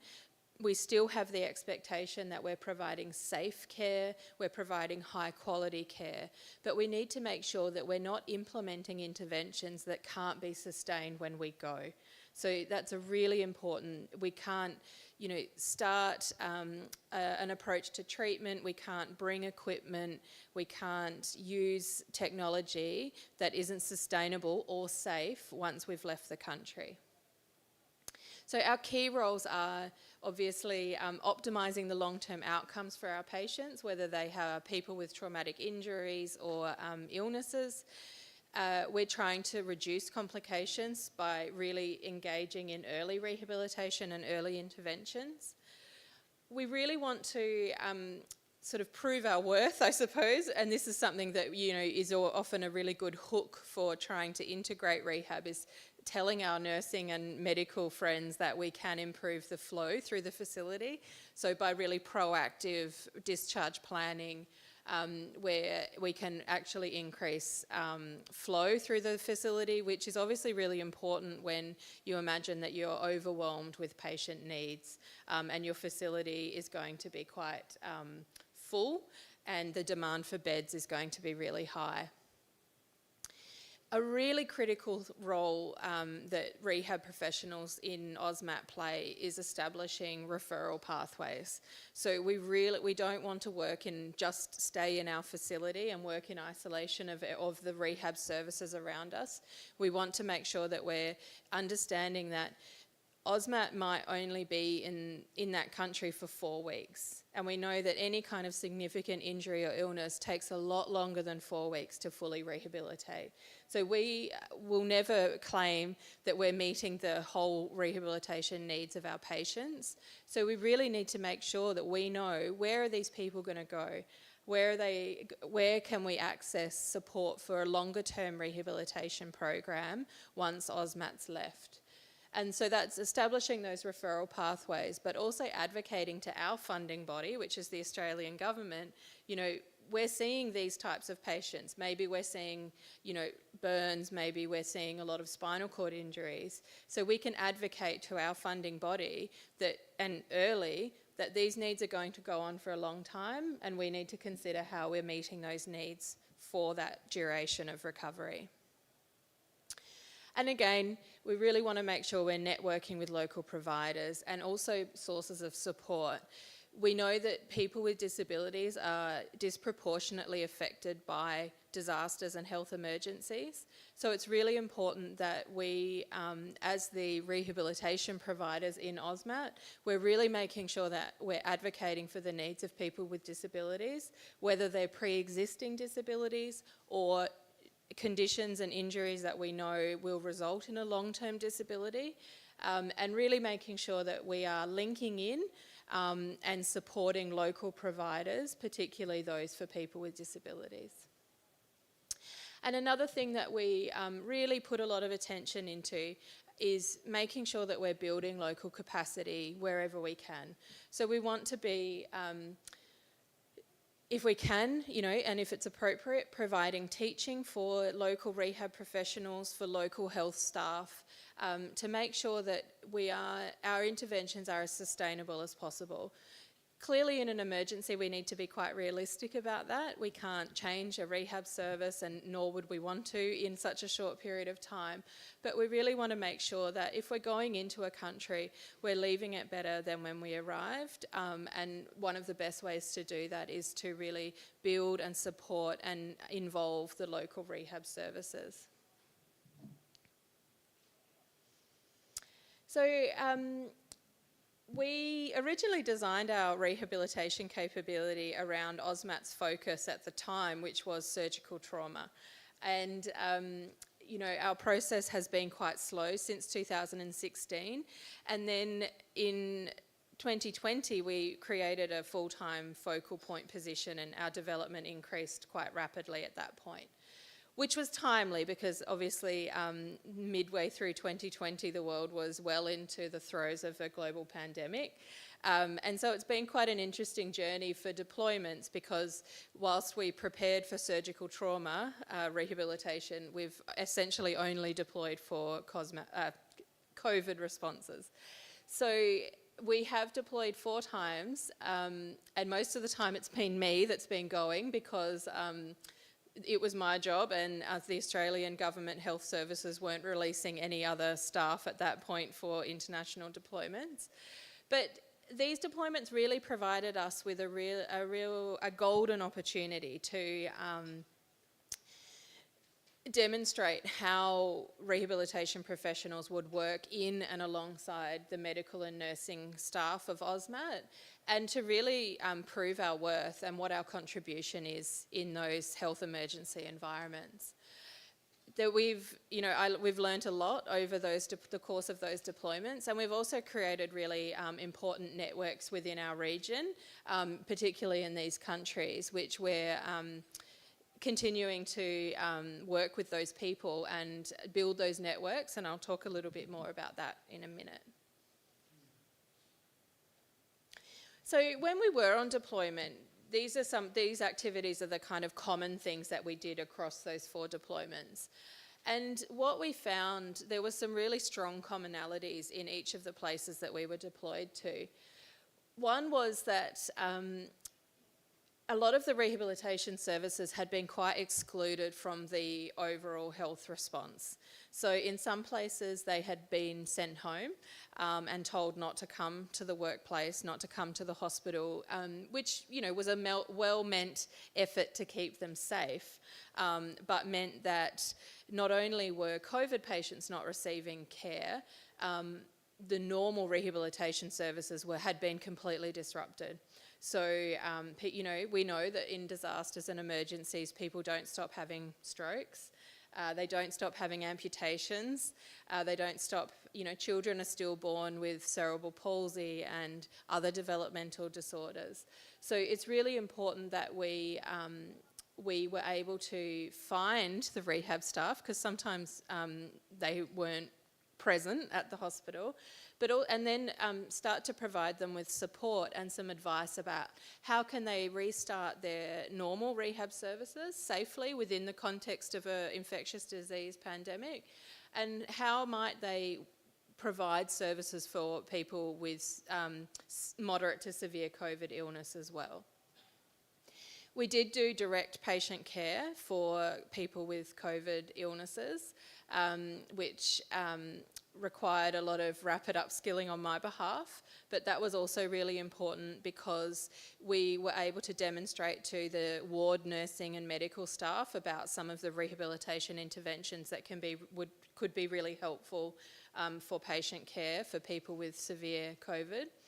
And we did a lot of education, so both for patients and their caregivers, but also for doctors, nurses, other rehabilitation professionals around things like proning, particularly awake proning. We found that in low resource environments that didn't have well-established critical care environments, that the use of awake proning could be quite significant in stabilising patients and preventing deterioration.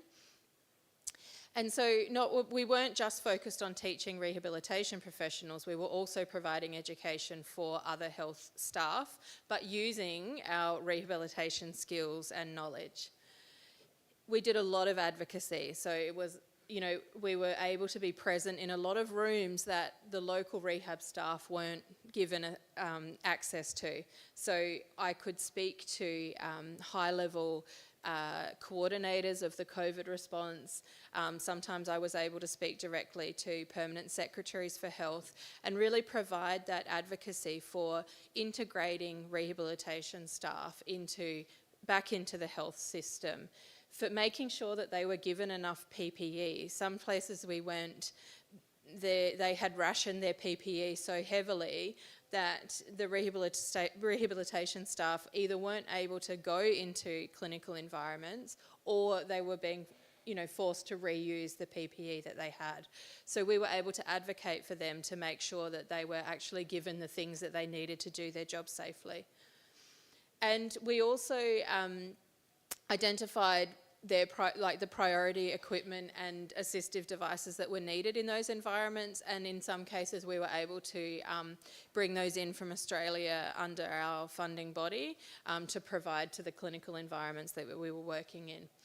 On the whole, that was pillows and wheeled commodes. So it wasn't very high tech.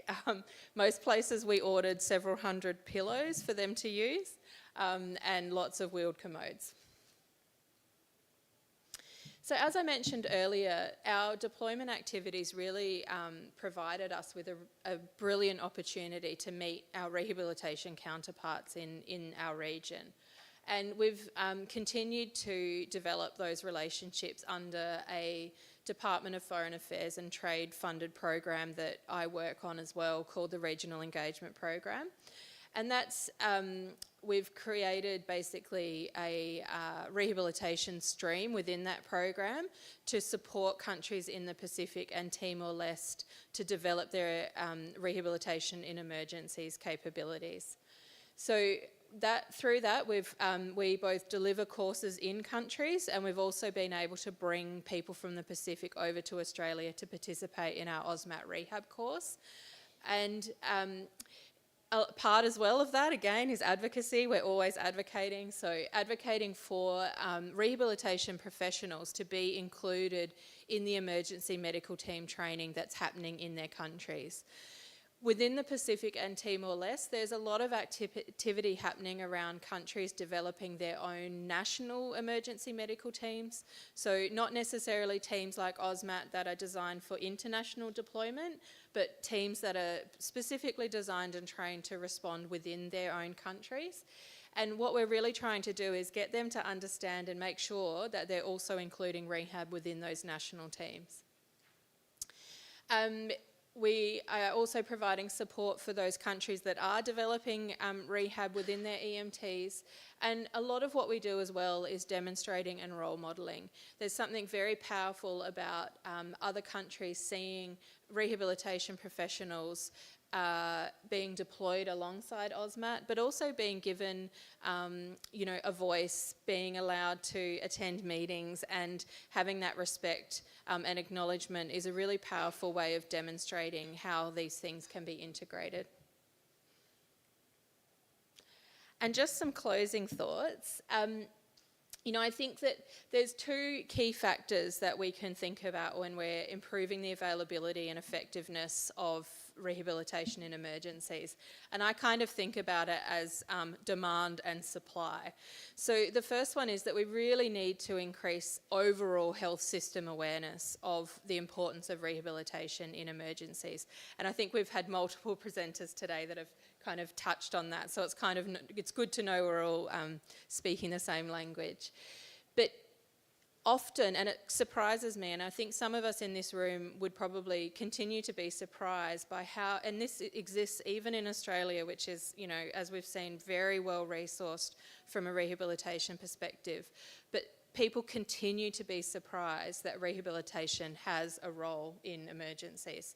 There is still a very strong theme that it's an optional extra or it's a luxury. And so we really do need to try and overcome that idea, and we really need to raise that awareness that we're not providing a complete response to an emergency if we're not providing rehab as well.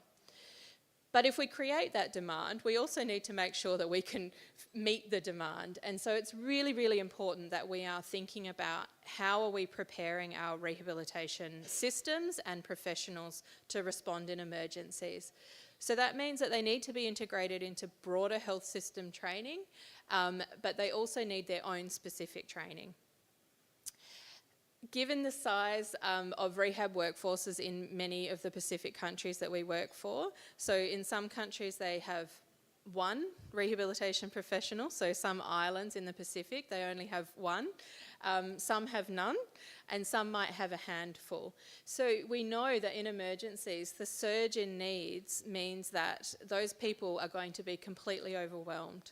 So having rehabilitation capabilities within international emergency medical teams provides a really important source of workforce support and surge in times of emergencies so that we can really help our neighbours make the best recovery possible. And I will be around all day, so I'm really happy to answer any questions later on. Thank you. Thank you very much for the presentation, Erica. That was a great presentation on emergency medical teams in Australia. Thank you. Let's give her another big hand. This concludes the first session. Thank you again for your attention. We also have various lectures in the second session under the theme of international cooperation in rehabilitation in Western Pacific region. So now we will have lunch, and then the second session will begin at 1:30. Thank you again.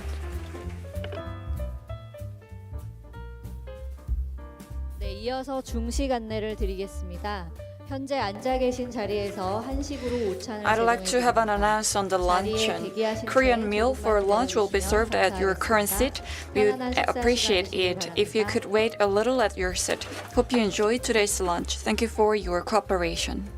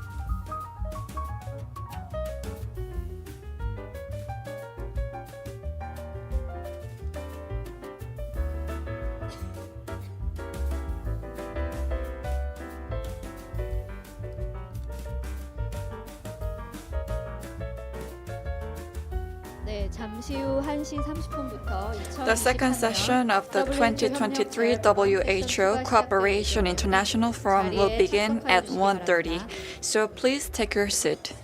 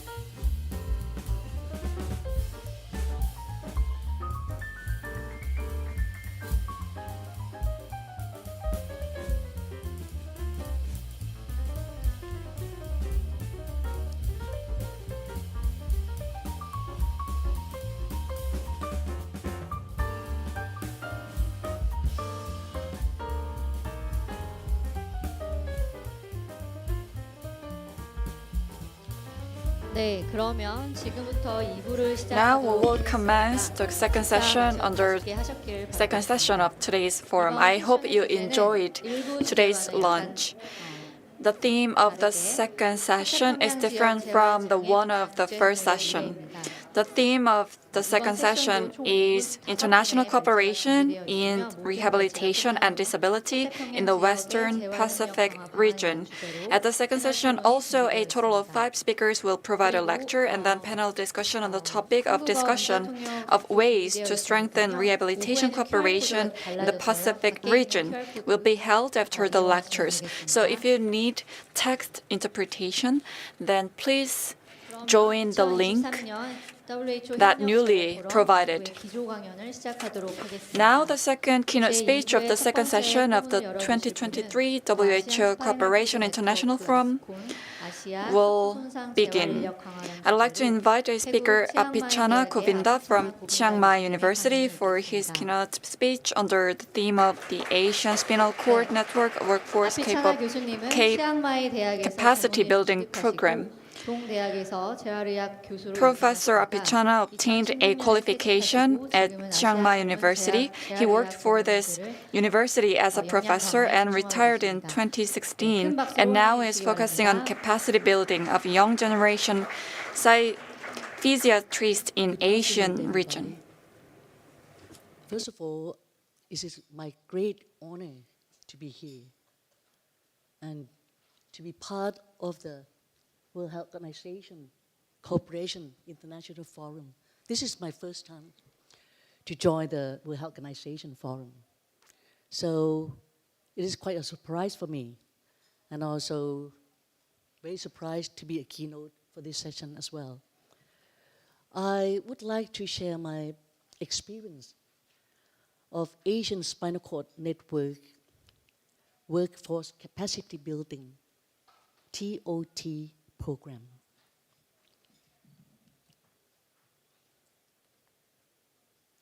So I guess that most of you don't know what is ASCON. Only that two table who also invited to join this session. ASCON was first formed in 2001. At that time, CRP, or Central of Paralyzed Rehabilitation, Central of Rehabilitation of the Paralyzed in Bangladesh, invited us from Asia, South Asia, to join the session. So there are some physiatrists and also rehab professionals come along. So from Thailand, from India, from Nepal, from Bangladesh, to join that session. So that's the first time that we have ever met together. So during the conference, one of the leaders from India, Dr. Chabra, he said that we should form something. We should form an organization or something that keep this region. People come from low-income country to work together to push forward the knowledge, the skill of rehabilitation professional to know how to give better service for SCI person. So that's the beginning of us. We have a lot of bargain during our meeting for 1 hour. Whether you should be formed up a very formal organization or just an informal network. And I asked my colleague, say that, why you need an association? If you need an association, you also need the headquarters. You need to have the personnel to run the office. And who will pay that? We come from low-income country. Not many physiatrists. I just talked to many that in Thailand, we have 700 physiatrists. When you ask them who are interested in spinal cord injury, only 70. So that's mean 10%. When we join the group, and I ask them again, who would like to be the SCI specialist in rehab? 7. So what is it? 1%. Even though training in rehab is very popular now. I know that in Korea also popular, in Chiang Mai, in Thailand also popular. But really, not many people are really interested in looking after people with disability. You have to know that. So that's the beginning. And up to now, since 2001, up to now. And this network, we not accept personal member. We don't have personal member. You not have to pay any fee. You register with us as hospital member. So the whole team, we have team from that hospital were accepted to be part of the member. So up to now we have 70 hospitals. Sorry that can I walk out of the podium? This is not my style. I cannot read it because so we have about 70 hospital member, and among that 17 country. I think the last one is Korea.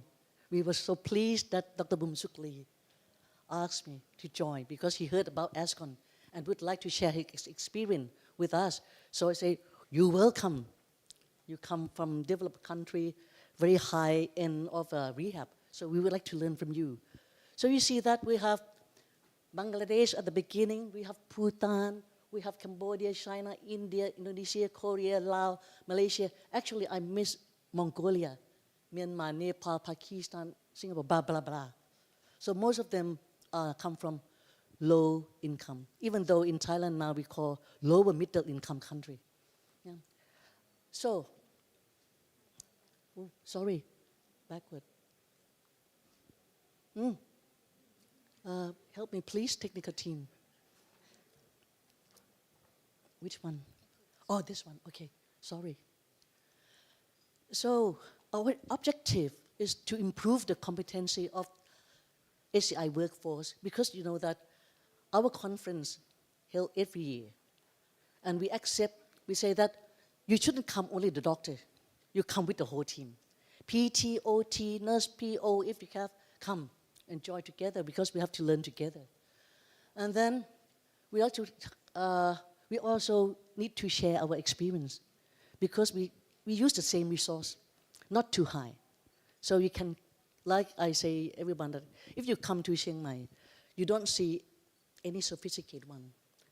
You see the very basic. Like when I teach those who come from Vietnam, the Vietnamese would like to go to Paris. I say, Paris, you will have cultural shock, but if you come to Chiang Mai, you can apply what you learn from Chiang Mai. So, and also to promote research and collaboration. That is very, very important. Because every time you would like to change the policy, they ask for data, they ask for research. And we don't have such research, we don't have that. So we need to promote research among our members. So in 2017, we held ASCON conference in Chiang Mai. So we did a chance to have a one-day, what we call the strategic planning. Yeah. So we did a SWOT analysis to see our strength of our network. And we see that our strength is we have a very supportive, backward, sorry, I think it's pointer. Yeah. Supportive collaboration among the member organization and hospital. We have experienced resource person and leader who like to promote all the team. We have been able to hold regular annual scientific conference since 2001. And our weakness, but we also have weakness. Weakness, we analyze and we ask, and we realize that not enough rehabilitation workforce, not enough, not having enough knowledge and skill in SCI rehabilitation management. Very few specialized SCI rehab. Very few physicians or physiatrists specialized in SCI. Very few research study and statistics. And some say that this is our weakness, because we just only a network, informal, no headquarters, no head office. Because we say that if any hospital member hosts the conference, the leader become the president of ASCON that year.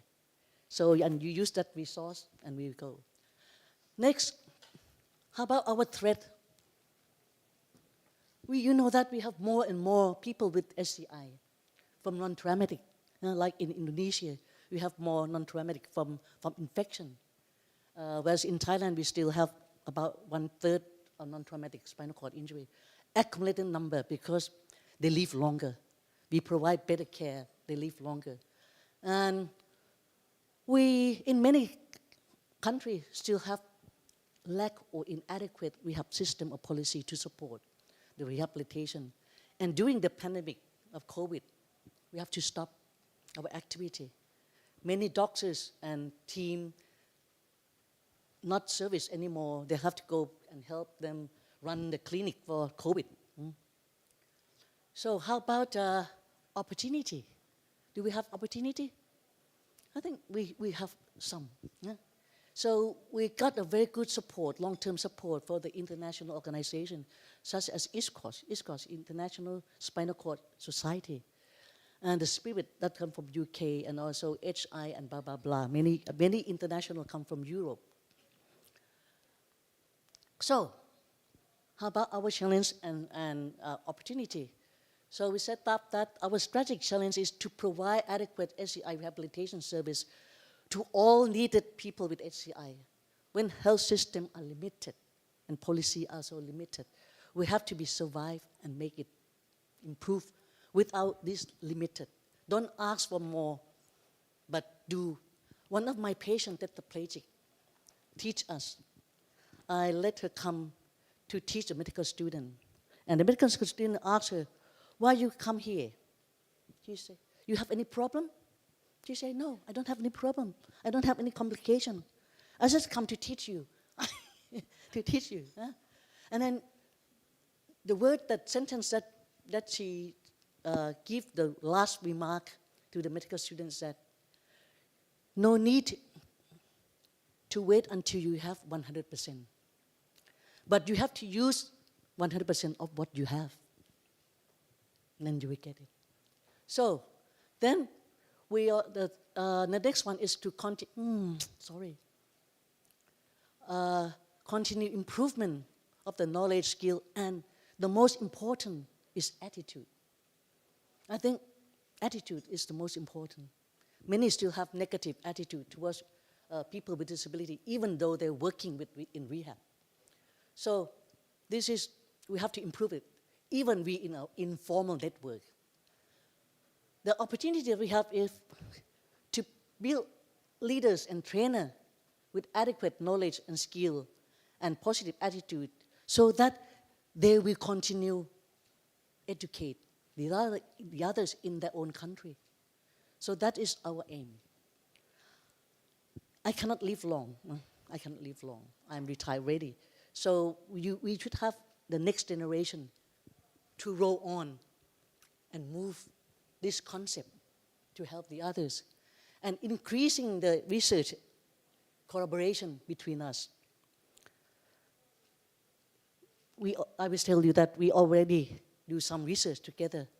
And also, I also asked Dr. Onyu that maybe in the future we also can comparative study something like that from the INSCI that we work together as well. So, not only that one, people say that why we also join the East Coast to make the e-learn HCI. I think that some of you may not know that this is a very big learning module online, free of charge. And ASCON collaborated with East Coast and also India Spinal Injury Center. And actually also got some support from New South Wales University. And which provide free access education resource for all rehab personnel, not only doctors, nurses, PT, OT, social worker, and also included consumer people with disability. So this is a global educational initiative by East Coast, and many are supported by us, the ASCON member. So now come to the TOT trainer. You may think, why only physiatrists? I'm physiatrist, I'm a rehab doctor. And I see the weakness because I'm also help running the training in Thailand of rehab doctors and also involved in education. So I see that we still have a lot of weakness, even though we are already physiatrists. We still lack of knowledge and skill in management. We need that one. Not only the knowledge, but we also need that skill. So to improve them to become a trainer and a leader, to make the service sustainable for the ASCON member hospital. So first we ask the leader of each hospital member to select the young physiatrist who may be the potential in the future. They submit it. And I say that this course should be free, no charge, because most of us who work for the rehab, for HI, we have no money. We have only high heart, we have no money. So we would like to find out who we become. And then to become an SCI rehab specialist, SCI trainer, leaders, researcher, and the most important, our successor. Am I right? We need successor. So what I'm designing. So I'm the one who to design the course. And this course was designed by my personal experience as working in SCI rehab for more than 30 years. I have to thank Sir George Bedbrook up in Western Australia, who trained me in 1984, that time, who teach me that we have to move on in your country. You don't have rehab good enough, so you have to have something better like in Australia. It not maybe happen in 5 years, 10 years, maybe 20 years or 40 years, but you stick to keep go on. Then we advertised the course. I designed the course and then submit to the committee, ASCON committee, and they all approve. They said, that's a good idea. Why, let's start. And then we try to help each other to contact local and international sponsors to financial support the course, and we got it. And then we select the place where to go. So that time was in 2017 after Chiang Mai. We also have a course, first course in Myanmar. Myanmar organized the first time of ASCON because they would like to promote rehabilitation. So the objective, as I told you, that we have a weak point in statistics. So all the doctors who attend the course, you have to be able to realize the importance of ICD-10 and ICF. This is World Health Organization standard, ICD-10, ICD-F. And to break the ice of the people who come from different hospitals, different countries, I use deep listening technique. They have to practice deep listening. Listen to the others. Listen to your new friend. And that you can listen to your patient. And be able to perform the root cause analysis, perform the functional assessment in SCI practice, set appropriate goal and education, and also be able to, they also practice in a small group, like this one, round table. Yeah? And then they practice how to set up the appropriate planning for rehab facility and therapy, conduct the team, identify the gap, and how to close the gap. And also the last step is I tried them to try to do some research, for group research together.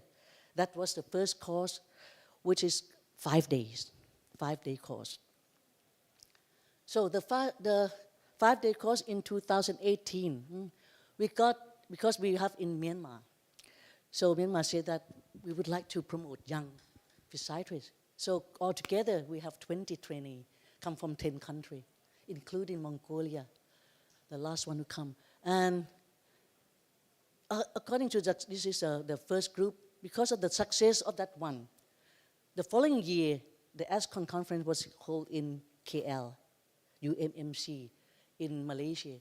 So people say that 5 days is too long. For me, 5 days is just right, but they say too long. Okay, I cut it to 3-day course because most of the trainees are quite a competent one. So we 15 come from 5 countries. This is include one from Nepal, one from sitting here, from Korea, and the others. Yeah? I know that for you from Mongolia, maybe you don't need to learn more, but you got a network.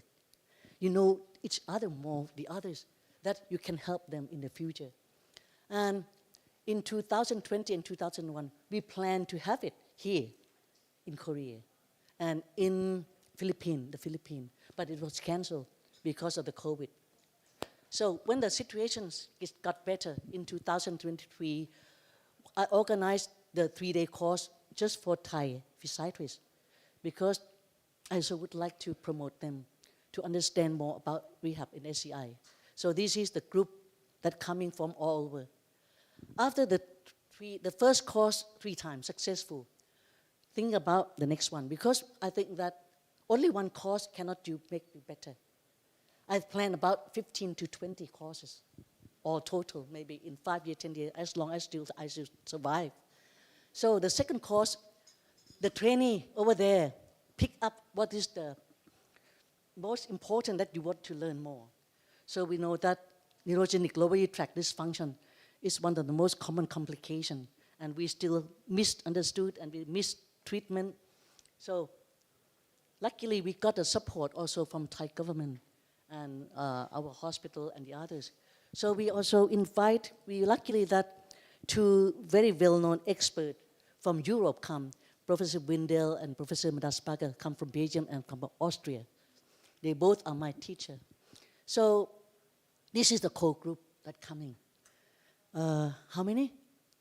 20 something? So all together in Chiang Mai. We choose Chiang Mai because Chiang Mai can run cheap course, not expensive one, so we can organize it. And this was early this year, 4 days, include all, and they all come with a small group. Everyone have to present the case, discussion and present the case, practice, become the facilitator or become a presenter so they can be able to teach the other as well. So, and discuss with a resource person. Why it's not moving? Okay. So, after the second course, we think about the third one. And the third one, which is quite interesting for us, is about mobility. As you know, that mobility is not only walking or we use a wheelchair, also the hand. So I asked Dr. On Yukin, would it be possible that all the training come here to learn? And we was lucky. Yesterday, we spent the whole day learning from the Korean National Rehab Center, which is fully equipped, fully facility. And all the staff are expert, and we learn from that. And we modify the course a bit so that the trainee who come here also be able to attend this forum. You know that this morning, our guest speaker talking about, keynote speaker talking about all the product of World Health Organization in Syria. They never seen before. So this is something that question to my mind, that the following course may be how we can implement or use that World Health Organization. That is very more important because most of the time, those who attend the forum are come from high. But this time, you're lucky. Right? You'll be able to know that these are the resources that you, physiatrists, have to analyze. We may spend one course, analyze it, and implement it in the future. So the training, and about the research, as we gather some years, so we also involved in the INSCI International Spinal Cord Survey, in committee survey, hosted by the Swiss Paraplegic Center in Northville. So in Korea, you are my center, and their center also involved. After we got the network, I persuaded them, why not Indonesia? Do it. Why? Do it. Malaysia, do it. So now this is come from the first survey that we try to compare the study, and we know that the impact of bladder management on quality of life, cross-sectional study, compare between Malaysia, Indonesia, and Thailand, which already accept publication already. We also published the national data that also about the health service and utility in Thailand for the rehab for SCI, also already published. So this is something that are the outcome of the 2 or 3 courses that we have organized. And I came across this one just recently, after I organized already 2 or 3 courses. You know, and I said, what? 5 domain of rehab competency framework. I'm the one who write what we call the EPA. You heard about EPA, Entrustable Performance Professional Activities, and also the workplace-based assessment for the training in Thailand. So I said, we can use this. We can implement this, but we have to study more and analyze. Maybe ask you to come to help run the cost one time. If World Health Organization support, so we can analyze and implement it. Professionalism, competency and activity related to professional quality of care, enable performance of the role, learning and development, we have already done some. Management and leadership, we try in our course. Research, we already starting. And practice, this is one of the most that we already. So, I think that the World Health Organization products are very, very useful. My question is how to disseminate it to all rehab professionals who are still working in practice to use it. This is my question to you, maybe. And this is my last slide. I don't take all the 30 minutes. Since 1918, we have been more than 50 physiatrists attend the course. About 1/3 have already become the trainer, leaders, and researchers in the field HCI. Now, further course are planned to keep the continuous professional development and quality improvement for rehab service for person with spinal cord injury. And we hope that the development of ASCON TOT course can be an example of doubling and strengthening rehabilitation competency workforce in this region. I mean, in South Asia and also maybe Western Pacific. So, thank you so much for allowing me to share my experience with you.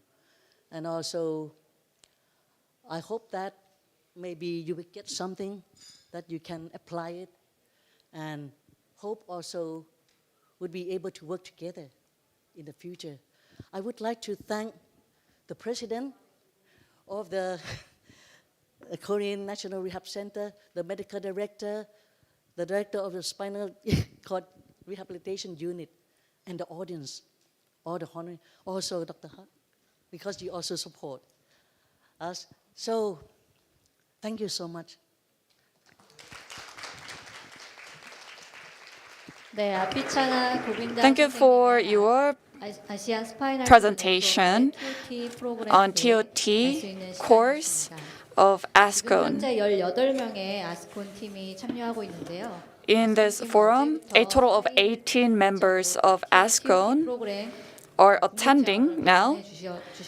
These members visited National Rehabilitation Center yesterday, so please send them a round of applause. Now we will move on to the next presentation that will be on the international cooperation in rehabilitation at National Rehabilitation Center. The presentation will be given by Ms. Kim On-yu from NRC. Ms. Kim graduated from Catholic University College of Medicine and did her intern at the Catholic Medical Center and is currently an administrator at the Korean Spinal Cord and Society. Thank you for the introduction, and it looks like half of the audience are in Korean, but it may have been difficult for you to follow, even with the translation. So I will speak in Korean, so the Korean audience can relax a little bit. Hello, everyone. I will be talking about the international cooperation in rehabilitation at NRC. I am Kim On-yu, Director of Spinal Cord Injury Rehabilitation Department. So the introduction. So our mission is to dedicate to realizing health promotion and community integration for people with disabilities, contributing to the enhancement of quality of life. And our vision is to lead the future of health for people with disabilities and the rehabilitation. Now, looking at our history, in 1986, the National Rehabilitation Center was established, and in 1994, we established the Rehabilitation Hospital, and we opened the Rehabilitation Research Institute in 2008, and we constructed a new ward with additional 100 beds in 2010, and in 2014 we were certified as a health organization by the Ministry of Health and Welfare, and in 2017 we were designated as a WHO collaborating center in rehabilitation, and in 2021 we opened the Health Screening Center for persons with disabilities. So the NRC has 5 bureaus and has a rehabilitation hospital and rehabilitation research institute. At the rehabilitation hospital, we provide specialized rehab medicine for SCI, strokes, pediatric patients, and brain injury. We also provide community reintegration services and health screening for PWDs. We also have programs for preventing disabilities as well. At the Rehabilitation Research Institute, we provide PWD's health system and policy research. And as a WHO collaborating center for rehabilitation, we also support health and rehab system in WPRO and also carry out international training programs. So we were designated at the initial stage as a WHO collaborating center in 2017, and we are now in our re-designation period. And the head of the center is the president of NRC, and responsible department is my department, the spinal cord injury rehabilitation. Our terms of reference is to support the implement of strategic plan for strengthening health systems in the WPRO region and to support strengthening the health information system and to support implementation of WPRO framework on rehab.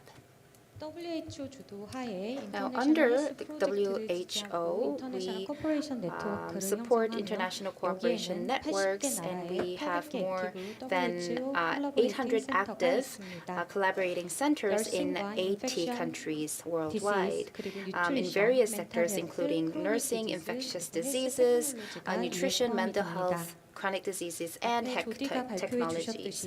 As Judy mentioned in her presentation, WHO has launched the Rehabilitation 2020 initiative in 2017 to improve leadership and governance, develop a strong multidisciplinary rehab workforce. And all of this began in 2017 with 10 major areas. Among the different areas, we aim to nurture the rehab workforce, improve data collection and research on rehabilitation, and also expand financing for rehabilitation.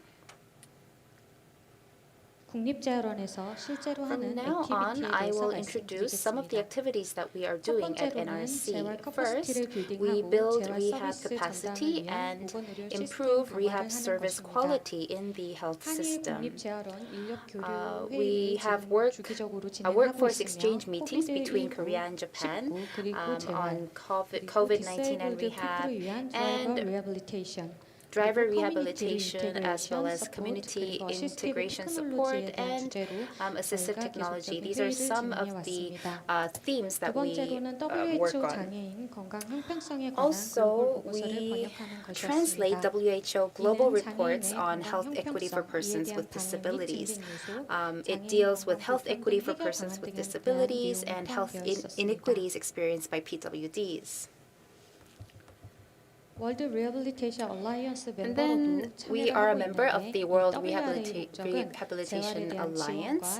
We support raising awareness and also engage in further networking and knowledge sharing within the sector. And NRC especially focuses on research and workforce agendas. Second, we work on providing technical support to strengthen health information systems.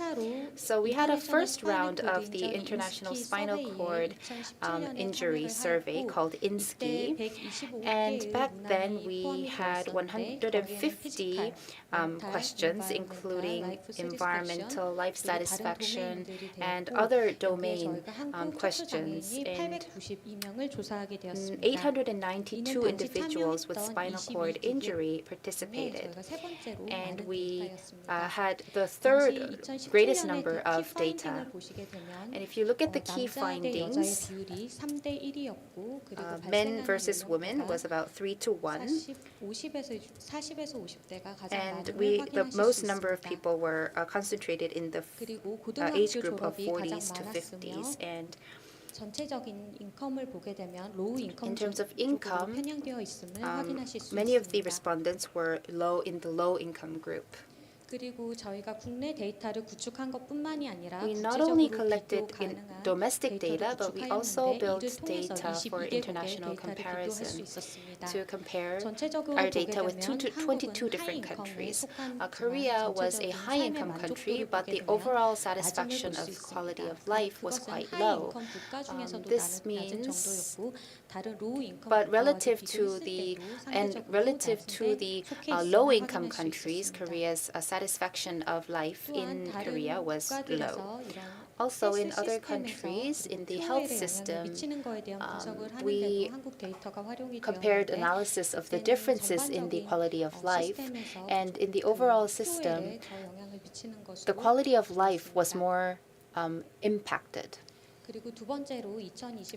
Also, in 2023, we are participating in the second round of the INSKI survey. We have more than 40 countries that participated. And in 2022, according to the protocols, we have translated the survey into Korean and are currently collecting more data. This time, we aim to have 1,050 correspondents. And another activity is to provide international workshops and seminars on rehab and disability. Since 2018, we're carrying out the WHO Cooperation Rehab Forum. The first year, the theme was rehab in the health system, and then we continued on with strengthening rehab in the health system. And in 2020, collaborating with ASCON, we had a symposium on Asia leading the way in spinal cord injury treatment. And in 2021, there was an international seminar on functioning in rehab, and in 2022 on strengthening disability and health information system. And today we are having the 6th international forum. And in 2008, we started with supporting Columbia project, and since then we've been working on international training programs, including China, Thailand, Mongolia, Colombia, Uzbekistan, Vietnam, Malaysia, Qatar, Japan, and Nepal. And more recently,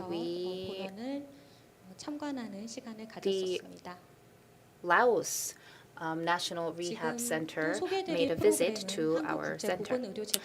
And also with COFI, since 2019, we are working on a rehab center, rehab program, an international training program for the rehab workforce. And physicians, nurses, and physiotherapists participate. And in Cambodia, they don't have a system for rehab, so since 2019, we are working on this international training program and knowledge exchange. And a bit more on this program. So we have a steering committee, a monthly steering committee, and weekly trainers meeting, and the trainee and trainers meeting and feedback is held weekly. We also have performance evaluations and satisfaction ratings, and also make assessments on practical application. Now, the trainees usually stay at NRC for about 3 months, and during this period, they go through a basic course, clinical practices, and an advanced course, along with special lectures. So for they have specialized courses and approaches for their specific specialization, and they learn a lot throughout this training program. 전문적인 지식에 대한 교육뿐만이 아니라 And not only 한국의 knowledge, 퍼블릭 기획에 대한 professional 서비스, knowledge, 그리고 but we 헬스케어, also 폴리시에 provide 대한 Korean 부분도 language 배우게 lectures 되고, as well as 그리고 cultural 한국 문화나 experiences. 언어에 대해서 배우는 시간도 있습니다. 그리고 한국의 다른 And 절단 재활이나 호흡 재활과 같은 전문화된 재활에 대한 very 배우는 기회도 가지게 specialized 됩니다. rehab programs are also in 그리고 place. 이 프로그램에서 정말 And 중요하다고 in this program, I 생각되는 think 것은 it's 사후 really important 프로그램입니다. that we have a follow-up program. After this 3-month program, we go to Cambodia on site and meet the trainees to check whether they are actually applying what they have learned through the program. So we have a follow-up visit. And what's most important here is that in the hub hospital, we have meetings with the head of the hospital so that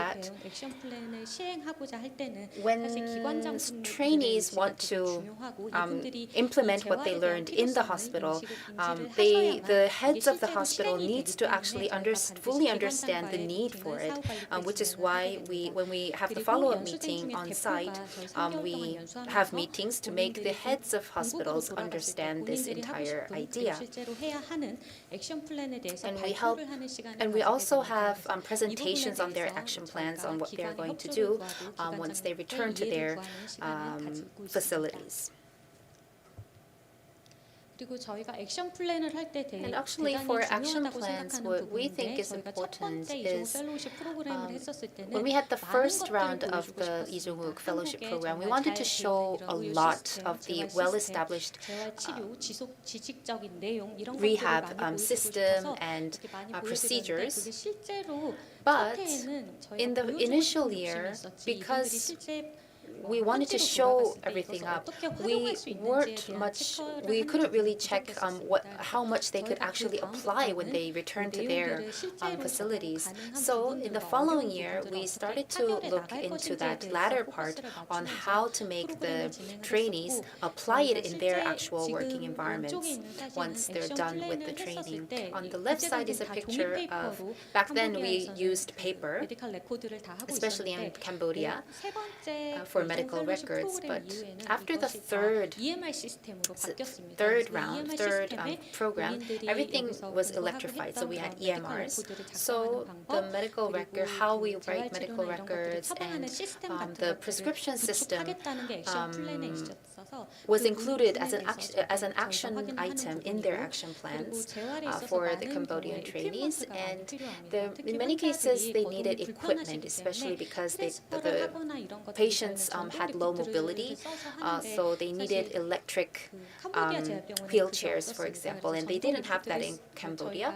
So we donated those kind of equipments and trained them on how to use it, and we also checked and followed up on whether they were using it properly. And this one is 그 동료들이 같이 이 재활의 필요성과 지식을 같이 공유를 해야지만 그게 넓게 퍼져나갈 수 있기 때문에 the colleagues, they need to get together to share the idea of the need for rehab. And we had workshops with colleagues. And what we also do at NRC is to attend international meetings and conferences. The last one that we participated in was the WRA, World Rehab Alliance launching event, as well as the Rehab 2020 meeting in Geneva. And we also participated in the WHO WPRO meeting, as well as the 16th ASCON conference, as well as the 4th Regional Forum of WHO Collaborating Centers in the Western Pacific. We don't simply participate, but as a representative of Korea, we try to share what we are doing and what we want to do in the coming years. Thank you very much for your attention. 네, 김온유 과장님 Thank you 발표 very much, 감사합니다. Ms. Kim 이렇게 On-yu. 국립재활원은 다양한 So, 국제협력 like 활동을 this, 하고 NRC 있는데요. is doing 이 포럼을 various 계기로 activities, 다시 한번 and 저희 with this 국제협력 forum, 네트워크가 I hope that our 강화될 수 있는 international 좋은 cooperation 자리가 될 수 network 있길 can be 바랍니다. strengthened. Thank you 이어갈 very 강연 much. 주제는 일본 국제협력 기구 The next presentation will be made by Dr. 장애재활협력위원회 Kenji 주제로 Kuno, Senior Advisor of JICA, under the theme of how JICA works to develop and support disability. Dr. Kenji got a PhD in Development Studies at East Anglia Anglia University for the last 35 years. He worked for improvement in disability equality education, support for living, development of local community. Now he is a senior advisor of Asia Pacific Disability Development Center. Welcome him with a round of applause.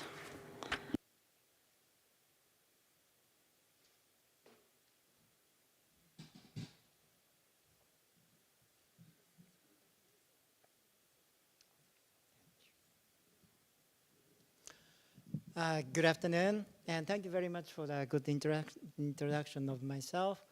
And thank you very much for inviting Japan International Cooperation Agency for this important conference and meeting. Before I start my session, I'd like to introduce a little bit of the JICA and myself. JICA, Japan International Cooperation Agency, is a Japanese government bilateral development agencies. It's similar to you have a KOICA in Korea, the Korea International Cooperation Agency. We are working for international development, working together with so-called global south or developing countries to be better in terms of economic quality of life and so forth. I'm a senior advisor on disability for JICA. Under the JICA, we have about 80 to 90 so-called senior advisors who are working solely on the thematic issues. I'm in charge on disability issues. There are many other senior advisors on the issue of gender or agriculture or disaster and so forth. I've been working on disability issues I'm 57, so I'm working on this issue last 35 years. And I've been in Malaysia for 15 years implementing a JICA's project on employment. And I'm in Indonesia for 3 years working for community-based rehabilitation program. And now I'm based in Thailand. Thailand government, the Japanese government, started cooperation 20 years ago to implement, as you may know, the Asia-Pacific Decade of Disabled Persons or Persons with Disabilities. We established this Asian Pacific Development Center on Disability, 2002. Then we had a 10 years intensive project. Then until last year, we have continuous programs. Then because this is a 20th year, so JICA has decided to send me to Thailand to, again, to emphasize or enhance the collaboration. This collaboration is not for Thailand and Japan, because this is the Asia-Pacific Center. So JICA is supporting all Asia-Pacific centers, all Asia-Pacific countries via this Asia-Pacific Development Center. So today, in the coming 20 minutes, I'd like to share how JICA is working on the issue of disability, including, of course, medical rehabilitation. In short, I have to confess that since 2006, the United Nations Convention on the Right of Persons with Disabilities implemented, JICA has gradually shifting or widened our scope. The JICA used to work on disability issues solely on medical rehabilitation in the past. But since the CLPD was enacted, the JICA widened the scope. So today I'd like to share how JICA widely working on disability. But of course, medical rehabilitation is the important areas, and we are working on that issue. As I said, I'd like to share mainly the three things. The first one is how JICA see the issue of disability, how JICA analyze the disability issues. Then the second one is how we work on the disability. So as it is explained, the twin track approach is one of the most fundamental approach. And later I'd like to share about 2E approaches. Then I'd like to share how concretely JICA is working on disability. Then later I'd like to share more specific collaboration programs on medical rehabilitation. We have 3 key documents. Later, I'd like to share all the links of the important documents. the most important document is a global agenda on social security and disability and development. JICA set 20 thematic areas, important areas, and disability is taken as one of these 20 issues. This global agenda tells about conceptual framework on the disability and how we are working on disability. And the next one on the right-hand side is a pamphlet which explains more on the concrete activities. What is JICA is really doing on disability issues. And we have one more key important document, which is the thematic guidelines on disability and development, which explains more on the frameworks, how we should understand, how we should analyze disability, and how we should work on it. So if you would like to know more about what other programs JICA is doing, please refer all these three documents. And the next one is our framework of analysis. JICA developed the very specific framework to analysis. It, in short, means how we understand disability. We apply the two important frameworks, which is the capability approach, which is developed by a Nobel Prize winner on economic, Amartya Sen, and we apply the social model of disability. Of course, in our world, International Classification of Functioning, ICF, is the framework in the medical rehabilitation world. Yes, we agree on that. But JICA's fundamental document and framework is the United Nations Convention on the Rights of Persons with Disabilities. And CLPD refers disability precisely to the framework of social model of disability. So JICA takes the social model of disability as a fundamental framework of analysis on disability. And as you know, the ICF also reflects the perspective of the social model of disability. I don't go into the detail of this human security framework, but this capability approach quite similar to the ICF. ICF also it's a two-way interactive framework considering all the environmental social factors. The capability approach also considering three main factors: personal, environmental, and social, and think about interactive ways. It's quite similar way of analysis to the ICF. But this capability approach gives us more space to take the other conceptual issues like gender, or income poverty, or climate changes. So ICF has the difficulty to include all those social environmental factors, but a capability approach enables us to include all those development issues which we are facing, including emergency issues, or conflict, or wars, and all those world issues. And the next one is how JICA is working on disability. As I said, the twin track approach, which combines disability mainstreaming and disability-specific approaches. So not only JICA, COICA, USAID, in the old name has changed by OSAID, all those bilateral agencies applies this twin track approach. And we have 4 more concrete specific pillars to make our actions. The first and most important pillar is the participation by persons with disabilities. Later I will explain it, but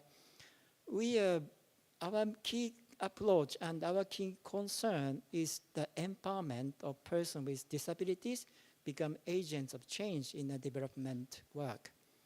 Of course, we are allies for and of persons with disabilities, and persons with disabilities should be the agent of change to make our world be more inclusive. And of course, second one is accessibility. both physical information and so forth. And community-based rehabilitation or community-based inclusive development, CBR and CBID, the third important pillar. And awareness raising. So the JICA's most of the work is developed or applies these 4 action pillars in our concrete activities. Some of you know the Japanese language, and you know this Japanese character, kanji. Can you guess what this Japanese character means? As you know, the Japanese kanji is similar to the Egyptian hieroglyphy. The drawing gradually becomes the letter. This letter consists of the 2 parts, something inside, something outside. This Japanese character, we read it as komaru. This komaru actually means facing the problem or suffering. Why? Because this character is developed from the tree trapped in the box. You see, this kanji is made from the drawing from the tree trapped in the box. So tree is supposed to grow bigger and make coconuts and getting taller. But because it is trapped in the box, he is facing the problem. He is suffering, cannot grow. So that's why komaru. So JICA's work or development work is solving the problems. So how we should solve these problems? So the JICA applies 2 approaches. The one of the 2 approaches, of course, empowerment. If the tree becomes strong enough to break a box by itself, yes, tree can grow taller. So the empowering person with disabilities or the families become agents of change to change our society, to change our world, be more inclusive, accessible. Yes, empowerment. But one more action is needed, which is the enablement. As you may have heard this kind of expression, disabling environment and enabling society. So society and the environment disabling people with impairments. But if our society and the environment is enabling society or enabling environment, people are able to do. So second approach is enablement. So we, JICA, we create inclusive, accessible society and environment, physically or information, or whatever.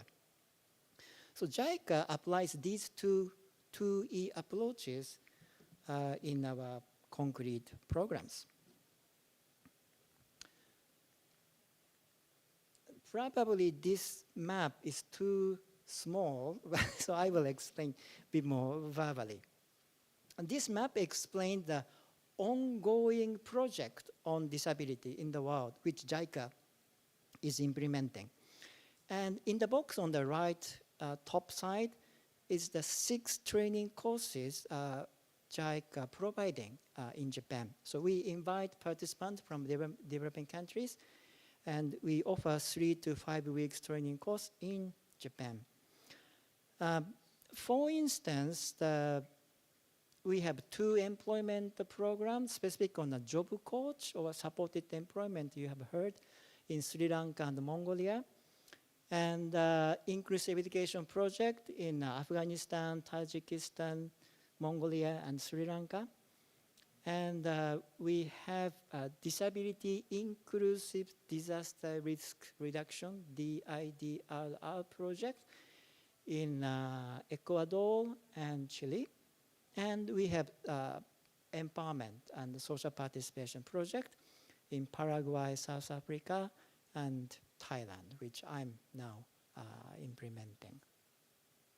And training courses, yes, we have community-based rehabilitation or community-based inclusive development course, and disabled people's or persons with disabilities leadership course, and 2 inclusive education courses. We have 1 project specific on medical rehabilitation is in Central Asia, for Uzbekistan and Tajikistan from this year for 3 years. We focus on a training package to provide to these Central Asian countries. Let me explain a little bit more about concrete programs, what we are doing in several countries. The one of the program is this universal or accessible tourism in Palestine. This program, we are working together with the West Bank of the Palestine. We are developing more on the accessible or inclusive tourism in Palestine. And next one is the Disability Inclusive Disaster Risk Reduction Project in Ecuador. We have a similar project in Chile also. We are implementing, because Japan is a disaster-prone country, we have more lessons learned from our experience, how to make more inclusive disaster prevention and disaster preparedness and disaster evacuation. It used to be the physical intervention, like building infrastructures, were main focus in previous era, but especially after we faced several huge disaster, we understand social preparedness is also very important. Japan's welfare scheme works quite well in the ordinary time, but emergency time, Japan's welfare scheme didn't work well. So we are aware now, welfare preparation, not only for the ordinary time, but emergency time is quite crucial, because it is not about quality of the life itself will be in danger in emergency time. And currently, as I said, I'm in Bangkok now for 2 years to enhance the role of Asia Pacific Development Center of Disability, or APCD, as a resource for the Asia Pacific region. One of the activity is to implement this disability equality training. As I said, JICA's one of the main focus is to make persons with disabilities themselves as agents of change. So for instance, a self-advocacy movement or independent living movement is led by persons with disabilities. This DET, Disability Equality Training, also one of the disability education program or disability awareness program. All the facilitator must be persons with disabilities. And they will be a facilitator to educate public on disability, to understand disability from social model perspective. As you know, many disability movement, including independent living movement, started from spinal cord injury ward. Those who discharged from the hospital, they come to visit the spinal cord injury ward to share their experience knowledge peer-to-peer.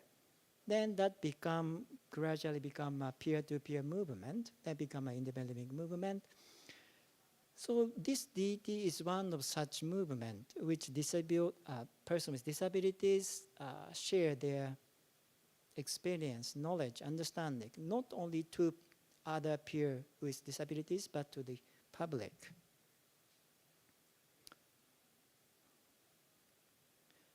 Yes, and about rehabilitation. As we are very concerned about the situation of the Gaza, I've been Gaza twice in 2019 because of this project. We had an individual expert project to train especially physiotherapists in Gaza area. Some of them, we didn't focus much on the West Bank. This particular training, we focus on Gaza.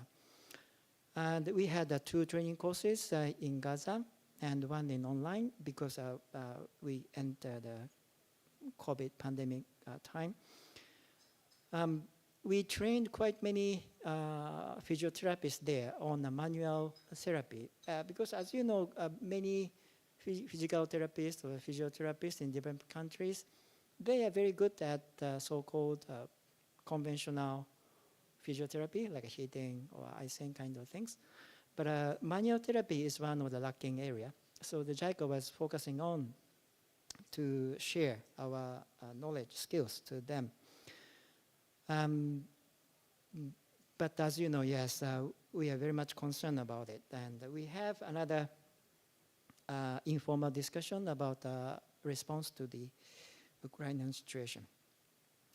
And we have, as I said, Central Asian projects to train medical personnel, including physicians and therapists, to understand better rehabilitation package. And we sent JICA volunteers on rehabilitation, and we have several grassroots programs. And all those references are available internet. And I'm sorry, the report on the JICA survey and analysis and promotion, this is already available, but at that time I submitted, still URL wasn't publicized, so I couldn't put in. So those, if you want to know the specific URL to access to this document, please let me know. Yes, thank you very much. 네, 연사님 발표 감사드립니다. 감사하겠습니다. Thank you for your presentation. 좋은 시간이었던 것 같습니다. So we could know that the approach to the disability from Japan. The next presentation is on KOICA's Disability Inclusive Development Cooperation, focused on rehab projects. Ms. Jung Eun-ju from KOICA will give the presentation. She obtained her master's degree in human rights and democracy and is currently a PhD candidate in international human rights law. She started working in KOICA since 2018 and currently is a board member of the National Human Rights Commission. Let's welcome Ms. Chung with a big round of applause.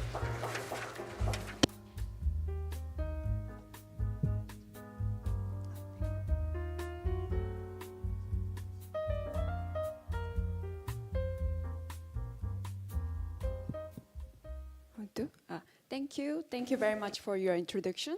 And as she introduced, I'm working for the Korean International Cooperation Agency as a human rights specialist, and I'm also in charge of managing the disability and human rights in my organization. And please understand about this. I will speak in Korean for my presentation from now on. 네, 안녕하세요. 반갑습니다. Good afternoon, 저는 코이카에서 everyone. 장애와 인권을 담당하고 I am 있는 in charge 사업장의 of human BFC rights 정은주 과장입니다. at KOICA. 우선 저는 재활 분야 관련된 First of 행사는 all, 지금 it's my 처음으로 first 초대를 time to 받아서 be 이렇게 invited to a 함께하고 rehab-related 있는데요. event, 매우 and I 뜻깊은 자리라고 believe 할 it 수 is a very 있는 meaningful WHO event 국제재활원 for 협력 포럼에 me. 추천해 주셔서 And 감사드립니다. thank you for the 저는 우선 invitation. 말씀드릴 것이 재활 First of 분야의 all, 전문성을 today 갖고 I'll 있는 be. 사람은 아닙니다. I want to 주로 tell 코이카에서 장애와 you 인권을 that I'm not an 담당하고 expert 있고요. in rehab, but I'm 아마도 more 코이카에 focusing on 대해서는 disability 여러분께서 as well as human 자이카와 rights. 비슷한 And 기관으로 알고 계실 수도 있을 텐데요. you may know us 그렇지만 as a 한 가지 더 similar 다른 점은 organization 코이카는 as 부상 JICA, 원조만을 but 다루고 있고요. KOICA focuses only on ODA 부상 projects, and 원조도 I 함께 think 다루고 있는 JICA 기관으로 has 알고 more of a 있습니다. broader spectrum 그래서 in 제 their 발표는 아무래도 projects. 장애 인권의 So my 관점에서 presentation will be on disability inclusive development and rehabilitation and what KOICA is doing in this regard.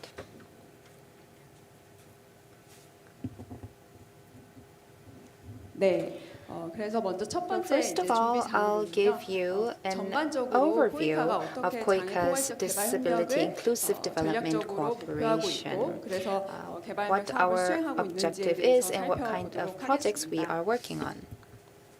네, 우선은 그 So 개발 first of 협력과 all, 장애를 이해하기 위해서 to understand 저는 좀 disability and 글로벌 cooperation 렌즈 development, 차원에서의 I think we need to SDG와 look through 장애를 a 좀 global 같이 lens in terms 연계해서 of 공유해 볼 필요가 SDGs and 있다고 생각을 disability. 하는데요. 우선 잘 아시는 So, 것처럼 as you may SDG all know, 17개죠. there are 17개의 17 goals in SDGs, but the word disability is not cited directly in all of those 17 goals. However, disability or issues regarding inequities are relevant to education, growth, employment, inequality, and accessibility of human settlements. So they're all referenced, and 여기 계신 분들께서는 2030년까지 SDG by 목표가 2030, 완전히 이루실 수 do you think we can actually reach the goals by 2030?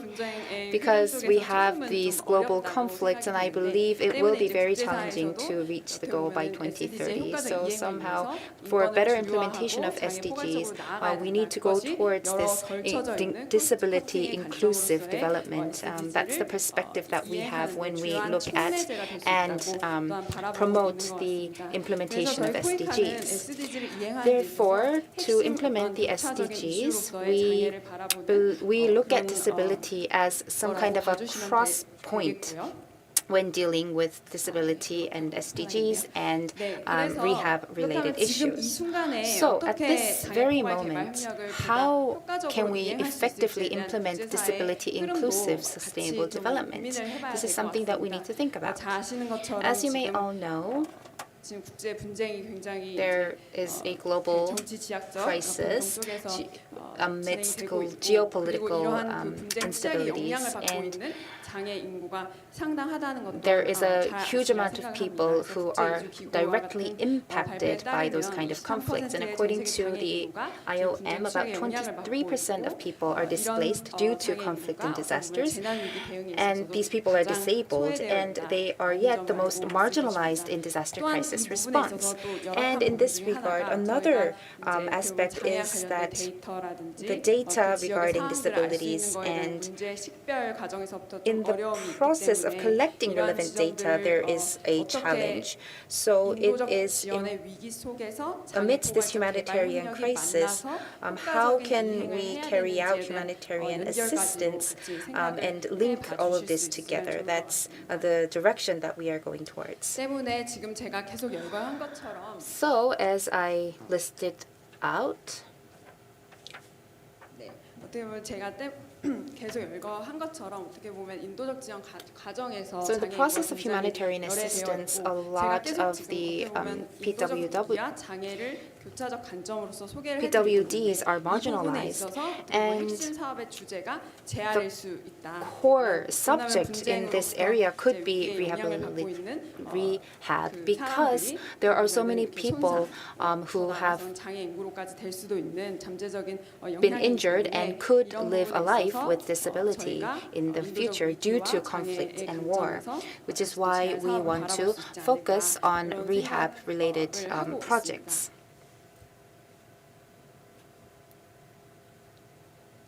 네, 그래서 장애와 혹은 그 인권의 관점에서 In 어떻게 the perspective of disability and human rights, how can Korea actually go on with development cooperation? Well, we first have Framework Act on International Development Cooperation, where the basic idea of international development cooperation is to reduce poverty and improve human rights with people with disabilities. And in the third comprehensive strategy for development cooperation, it emphasizes the importance of including vulnerable groups in humanitarian crises. So based on these laws and policies, we are empowered to go forward with disability inclusive development cooperation. And going forward, in 2021, for the first time, we are still in our entry stage compared to JICA, but for the first time in 2021, we established the midterm strategy on human rights and disability. As Dr. Kenzie explained, the disability inclusive development could be a twin track approach, and also in the international community has been asking for a human rights-based approach. So we have criteria based on human rights in terms of we need to mainstream the human rights in the process of planning, implementing, and evaluating international development cooperation, and ultimately empower human rights, the right holders. So these are the things that the international community has been asking for quite a long time, and KOICA has been strategically made a different approach, because in the past the vulnerable were mostly seen as beneficiaries, as vulnerable group, but now we want to look at them with a perspective of human rights, with a more of a long-term perspective, to look at them as a citizen. So that's the strategic framework that we have in this area. Which is why we have 3 different programs, and today, because I'm in charge of human rights and disabilities, we are focusing on increasing development cooperation with a focus on the rights of vulnerable groups. So in many of these areas, we continue on focusing on disability in all different areas, and we focus on the rights of vulnerable groups, including the elderly, the younger generation, in expanding our projects. And here, as the vulnerable groups, the biggest scale project is in disability and rehab. So those are the 2 key areas that we are focusing on. So again, rehab, human rights, and disability. It may seem quite of a distinct topic, but we think that these are all interconnected in the end. So regarding the disability inclusive projects, I looked into the data, and still we are in the early stages. So direct and indirectly, for the past 5 years, the disability inclusive projects were worth $60 billion, and most of them were focused on areas, conflict-prone areas. And afterwards, I think you can check out the list in the upcoming slides. And we focus more on disability rehab, as well as landmine clearing, supporting victims, as well as PWD families, also vocational training and social services. So these are the components for these sub-projects. Next, I want to take a look at the modality of KOICA. So by modality, we have large-scale infrastructure-based projects. So basically, we would, for example, work on developing community-based rehab centers, as well as, and also provide training. So that's hardware and software. And we work with innovative companies and cooperate with disability-related organizations. And in Korea, the good thing is that we have good digital devices and very innovative products. So through collaboration, we can work together in the rehab sector for e-kits or assistive devices. And then for cooperation with civil society, the citizens can be the main players in providing public services. And second and third, health services can be all connected. And the residents can have more power to carry out more active engagements. More recently,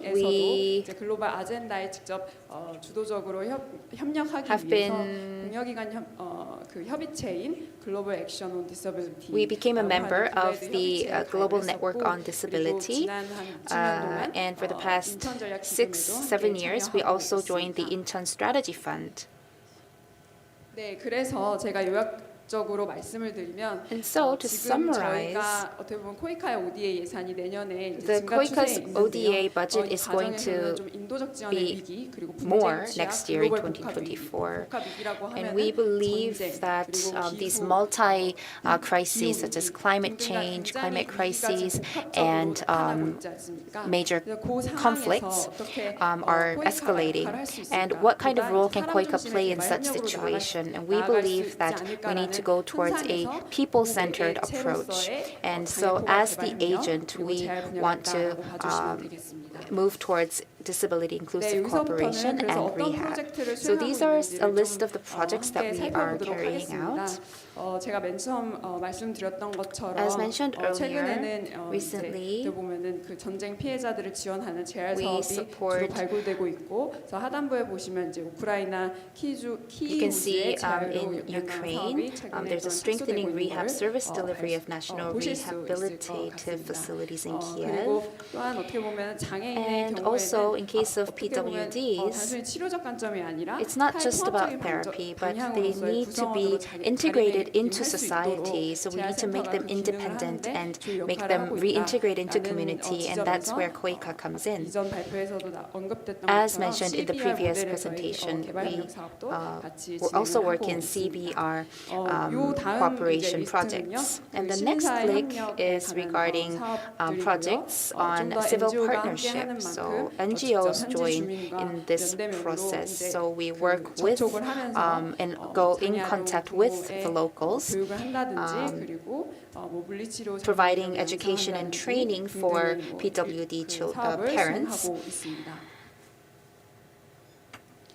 네, 요거는 한번 그냥 그 자료로 대체를 하겠습니다. 그래서 저희가 So 좀 I think you can 그래서 just 구체적으로 go 어떤 through 사업을 this, 하고 and 있는지 it's quite intuitive in 실질적인 terms of 그 understanding 프로젝트 what it is 타이틀명과 about. 사업 So we have the 개요서를 project 잘 title and 그대로 a 따 project 있는데요. overview. 네, 제가 두 가지 사례를 좀 I 가져왔습니다. brought 하나는 two 그 cases CBR 모델을 here. 기반으로 One 하는 is 장애인 the 종합지원센터 베트남에서 development 이뤄지고 of 있는 the community 사업과 rehab center in 그뿐만 아니라 Vietnam, 어떻게 보면 and 재활이 갖고 also 있는 고유 전문성으로서 as a special area about 그리고 nurturing 좀더 전문 health-related 의료의 professionals 서비스, and to provide more 차원에서 재활 specialized 분야를 보도화하는 측면에서의 health PD services.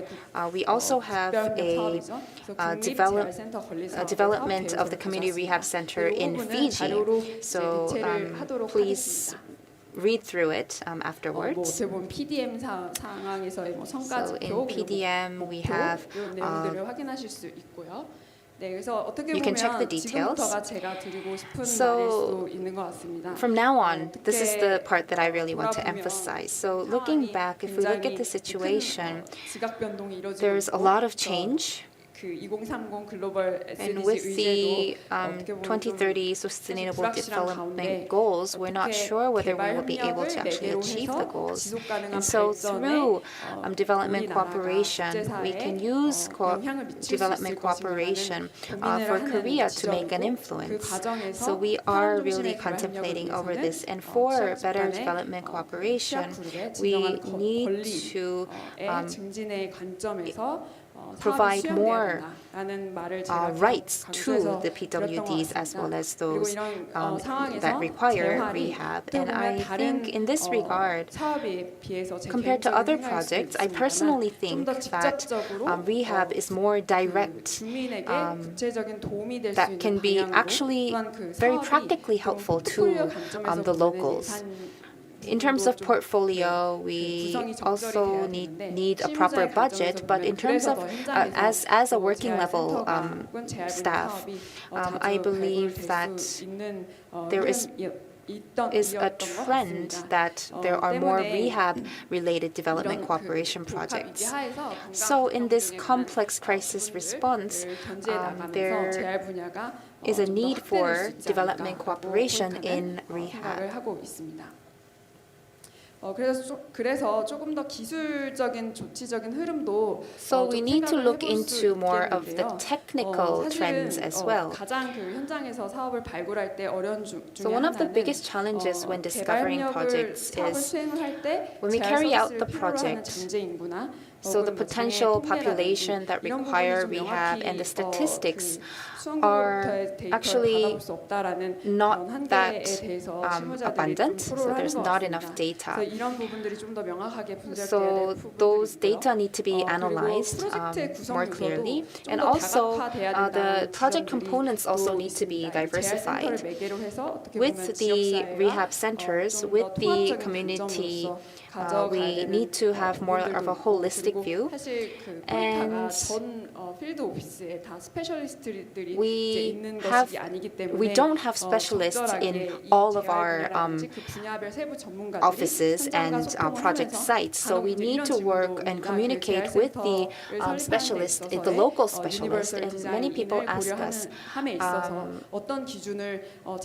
what criteria, what standards should we bring in when we actually apply these standards for universal design, and we don't have that standard at this moment, so we need to think about these appropriate standards to be applied in rehab centers.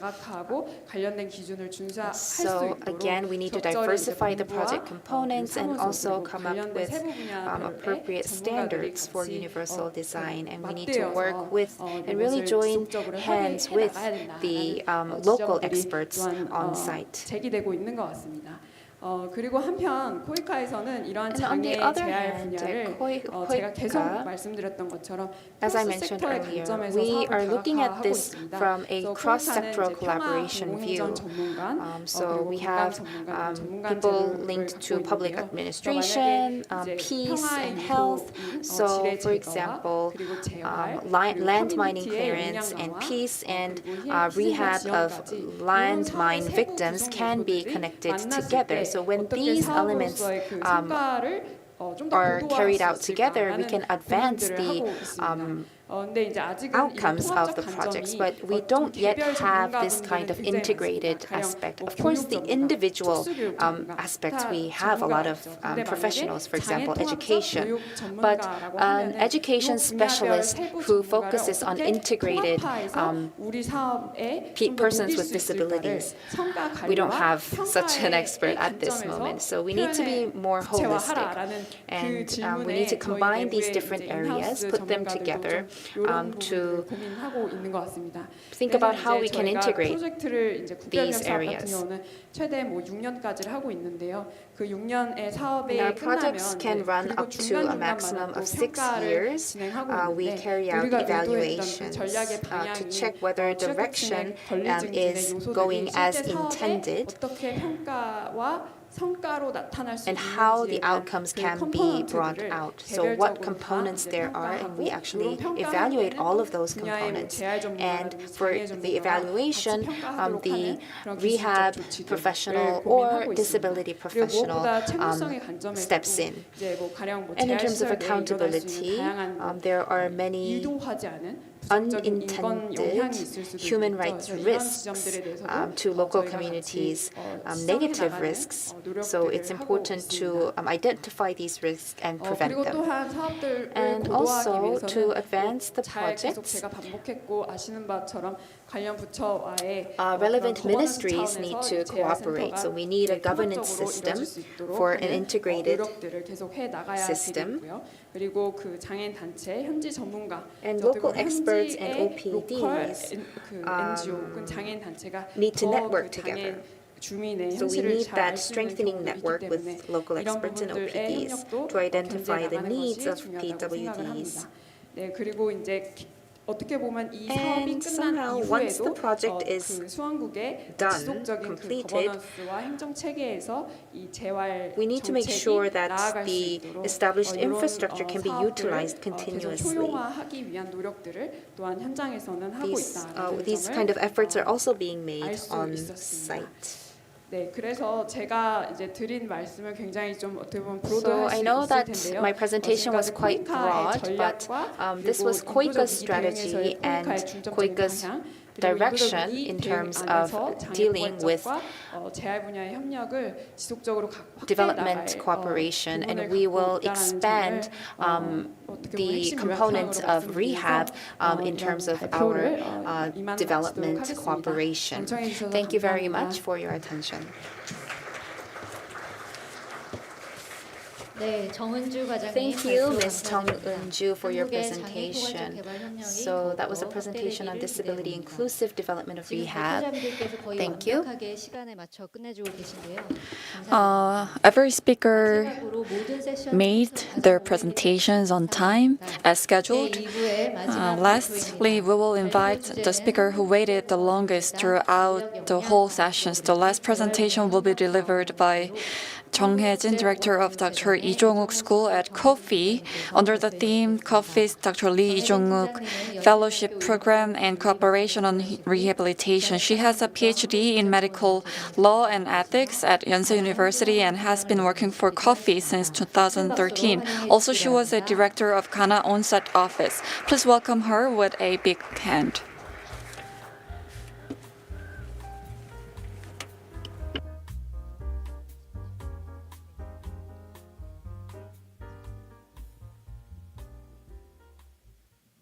Good afternoon. Thank you for waiting for a long time for my presentation. I don't want to bore you in the end of the sessions. Let me introduce Korea Foundation for International Healthcare. Most of you might not know. We are a governmental agency under the Ministry of Health and Welfare, providing healthcare assistance to global village. And then previous presenters all are like either medical professionals or strategic planning specialists, but I'm a humble field practitioner, so my presentation might be a bit different from the previous presenters. So we have operated rehabilitation training programs together with National Rehabilitation Center of Korea, and we also rolled out a couple of pilot projects in the field, improving rehabilitation system of the partner countries. So let me introduce some of them. Yeah, this is very just basic of how the cooperation works. We have 3 stakeholders, but we have more other stakeholders as well, but when we call global cooperation and official development assistance, I can say, like, for example, Korea as a donor country provides healthcare assistance to recipient countries such as Cambodia, Ghana, etc. And then there's a development partner agencies such as Kofi, KOICA, and JICA. And we also have a donor country like Korea or the US and then Australia. And when developing, selecting areas of interventions, the most important consideration should be what the donor country, the recipient country needs, depending on the country's health status gaps and policy priorities relevant to that. And most of you testified that in many countries, rehabilitation was less of the priority in the policies so far, but it's gonna be changing soon. So that's why this is the very important time to talk about this. And development agencies such as Kofi design interventions considering the effectiveness and impact as well as global trend in health. So there are other stakeholders such as private industries, academia, etc.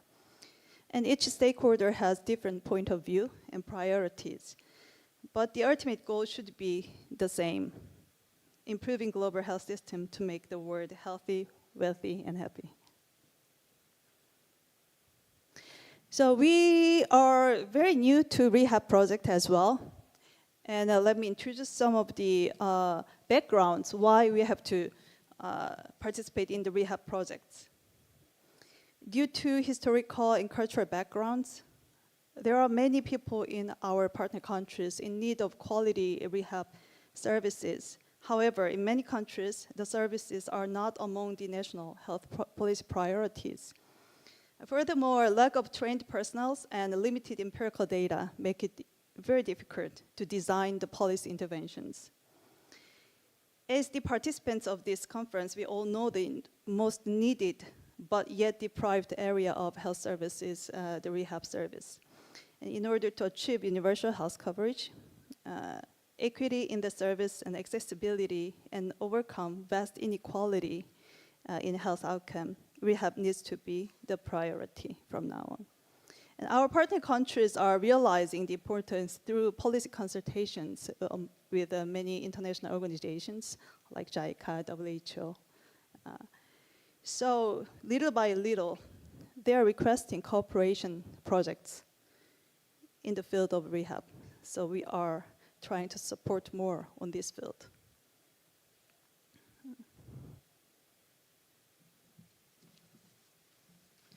And this is a very small project. Before we roll out bilateral multi-year national scale projects, we oftentimes try short-term little projects as a pilot. So in Ghana, where I served for 3 years as a representative, with the support from Community Chest of Korea, Kofi conducted a short project to renovate and train National Prosthetics and Orthotics Center. Actually, that center, you might not see in detail, but it was very deprived. My office was right next to that building, and the windows broken, and they were even sharing the office with artisans and cleaners. So that's how the status of a rehab service in that country. And we'll show later how it's been improved and then became the basis of the national rehab project. So we try to improve the quality of service as well as the environment and also status of rehab in their health. So the product quality and patient satisfaction have been significantly improved through renovation and capacity building programs. However, COVID-19 hit, and then during the COVID-19, most of the health services had to shut down, except for essential medical services. And the country didn't take rehab as essential medical services, so the rehab center had to close as well. So right after the renovation, the center was closed for 2 years. And then they reopened December last year, and it's working very well, and Korean minister also visited to see the improvement.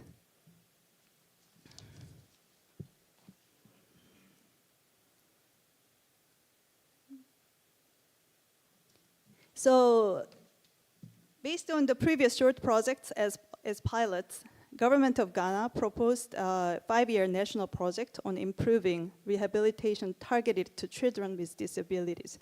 You know why children?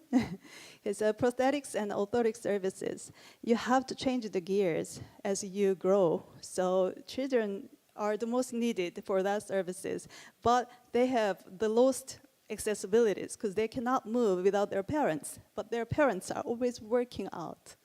So they cannot go to the services by themselves with difficulties on moving, and they don't have means of moving to the health service. So we try to combine. First of all, the components include the strengthening of national rehab policy and service delivery system, which is governance part of the rehab service. And the second, infrastructure part, renovation and equipping of national and regional rehab centers. And third, many people also pointed out there is lack of data. So we try to improve data management system for rehab services. Also, capacity building. Now I'm in charge of the capacity building department at COFI, so I cannot emphasize more capacity building of steps, including development of standard curriculum for continuing professional development services. And that's also guaranteeing sustainable nurturing of professionals in the field. And we also provide, very similar to JICA, like community-based inclusive interventions. We outreach for inclusive repair and measurement of the children with disabilities to serve vulnerable population in need with low accessibility to the services. So these are actually in connection with the Lee Jong-wook Fellowship Program. We invited chief physiotherapist of the government of Ghana for a 3-month policy development program. So he's the one who made the proposal and submitted to us. So in 2021, the proposal was submitted by MOH, and then the person who wrote that proposal was our alumni. And then a feasibility study was conducted by, in connection with Korean university. It's called Yeongnam University. And then they did it with Ghana Health Service. In 2022, the official request letter has been delivered from the government of Ghana to government of Korea through Kofi Ghana office. And the project budget got the final approval from the ministry, and we are now doing the formation of the project. And another project that we are developing right now is actually in connection with the Lee Jong Fellowship Program that Manager Onyu explained. So in Cambodia, everybody knows that due to brutal history and a lot of conflicts, many people with physical disabilities there have limited access to quality rehab services. We have received official requests from the Ministry of Health in Cambodia to assist on improving the rehab system. So we started with trainings of the team of rehab professionals together with NRC of Korea. And it's from Battambang Provincial Hospitals and Phnom Penh National Hospitals. So 3 teams, total 12 people have been trained, and the new project to achieve UHC for vulnerable in Cambodia by strengthening the comprehensive disability health service systems have been submitted by Cambodian government. So the project will start next year, finally. We've been waiting for that for 3 years. And we expect graduates from our Dr. Lee Jong Fellowship Program will act as focal persons when implementing the project in the field. So this is just explanation of the Dr. Lee Jong Fellowship Program, so I'm going to skip that. And we've trained about 1,500 fellows from all over the countries. And mostly our country partnership strategy included countries. And I think this is a very important part of how we connect the trainings with development of a health system. So we call it TOP model. Like Manager Onyu explained, we combine invitational training with on-site consultations, and we connect them to the bilateral projects. And in the end, the final goal is implementing it as a partner country's national policy. So in order to do that, we have to analyze the level of demand. So first level will be community level, and we try to implement maternal and child health and the community health improvement projects. And the personals that we focus on are fostering manpower linked to cooperation projects, and then increasing support effectiveness through the local personals. And through the Dr. Lee Jong Fellowship Program, we nurture policy administrators, monitoring and evaluation officers of the partner countries. And second level will be district and regional level. So district hospitals and regional referral hospitals, it's very similar to all other areas, including the rehab services and emergency medical services. District hospitals and regional referral hospitals are gonna be the referral point of those people who will be treated. They cannot go to tertiary level because of the means of transportation and all other things. And then, so we try to nurture key persons to strengthen the referral and response system within the region. So invitational training targets will be more like a clinical emergency medical steps, and also internal medicine, surgery, and infectious disease specialists for diagnostics and treatment, especially for like a COVID era. And third is tertiary level. We also need to nurture people who finally treat the most injured and the most severely injured people. So there we try to train advanced surgical skills, and then critical care, and also conduct academic research to improve the system. So we offer clinical experts programs and health professional education programs and infectious disease specialist programs for that persons. So I think Cambodia rehab program that we are doing together, we also go through all those steps and then we'll achieve the goal of national level strengthening of the system. And after you graduate, after we finish the invitational trainings, that's not the end. We follow them until the end of their career, actually. I have friends that it's been invited in 2013, and then he was a junior staff back then, and now he's the deputy minister of the country, and we are still working together. So after you finish the program, you can be the fellow can be the member of Korea COFI, Global Alumni, and then it's established to improve effectiveness of the invitation training by helping the fellow to expand networks, and promote knowledge sharing, and participate in the academic research as well as community contributions. So I think I want to show some videos, but I don't know if I can play it. Actually, the KGA is established in 12 countries. Please check if your country is included. And now about 1,200 members are participating. And this is one of their activities. So the fellows, maybe if you can play, they are the medical service staffs themselves. And they are physiotherapists of the country working for the public institutions. And they made this kind of like awareness campaign videos. So they try to prevent and then curable disabilities. And then they found clubfoot is very easily curable, but not many people have accessibilities to that. So they tried to make this awareness campaign video.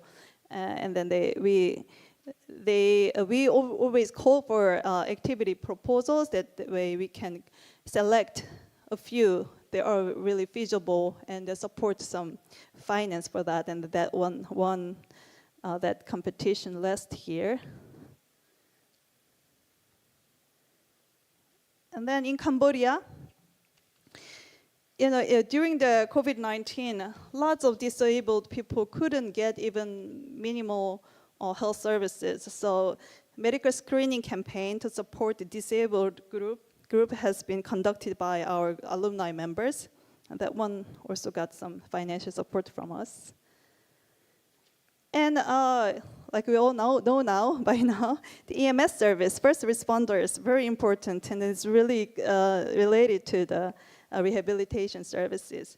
And in Uganda, our alumni members who have been trained in emergency medical services are providing basic life-saving skills, trainings, and first responders services for roadside accident victims. So motorbike and bus drivers, they are going to be the first responders for roadside accidents. And this activity is in connection with the COFI project in Uganda, which I will explain on the next slide.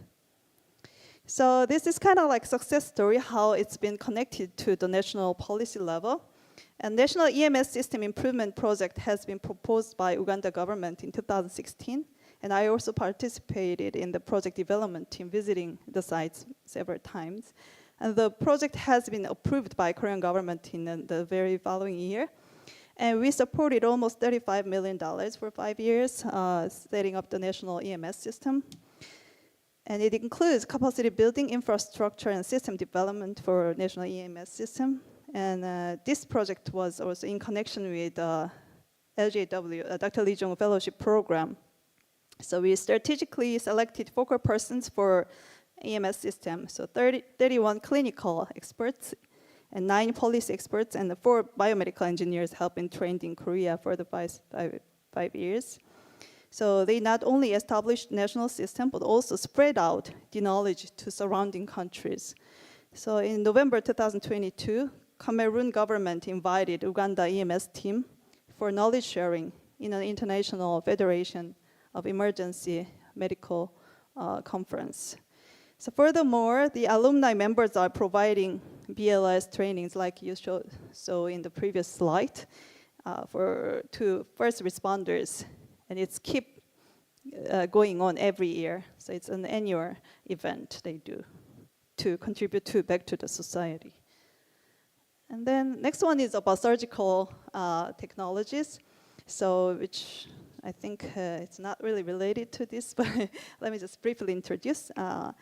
This is a case of disseminating advanced surgical technologies in West Africa by our fellows.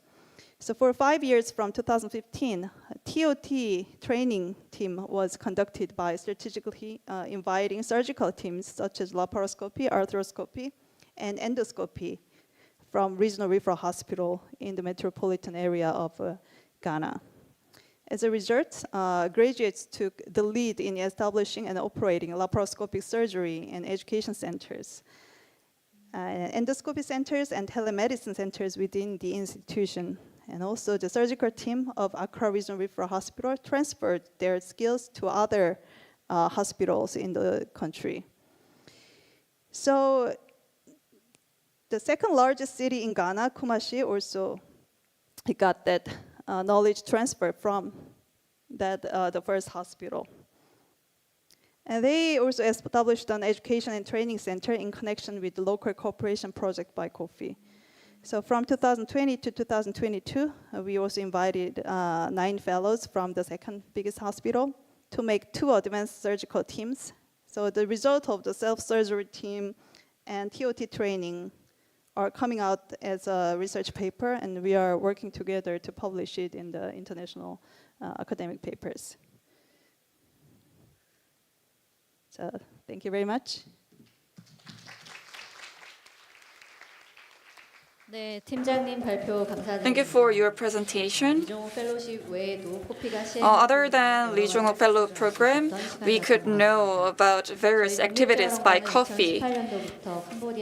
National Rehabilitation Center has been collaborating with COFI on capacity building program for rehab workforces in Cambodia. I hope this cooperation relationship between 2 institutions continue going forward as well. I'd like to thank all participants who listened all the lectures for a long time, as well as the 11 speakers who gave valuable presentations. After a 30-minute break,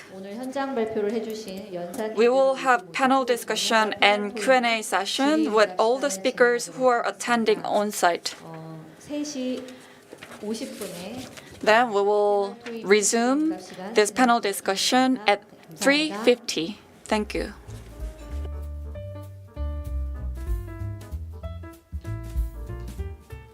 로비에 커피 스테이션이 마련되어 있사오니 잠시 휴식을 취하신 후 다시 3분 전 착석해 주시면 감사드리겠습니다. 편안한 휴식 되시고 You can have coffee at the lobby, so please take a coffee break for 30 minutes and then be seated 3 minutes before the start of the next session.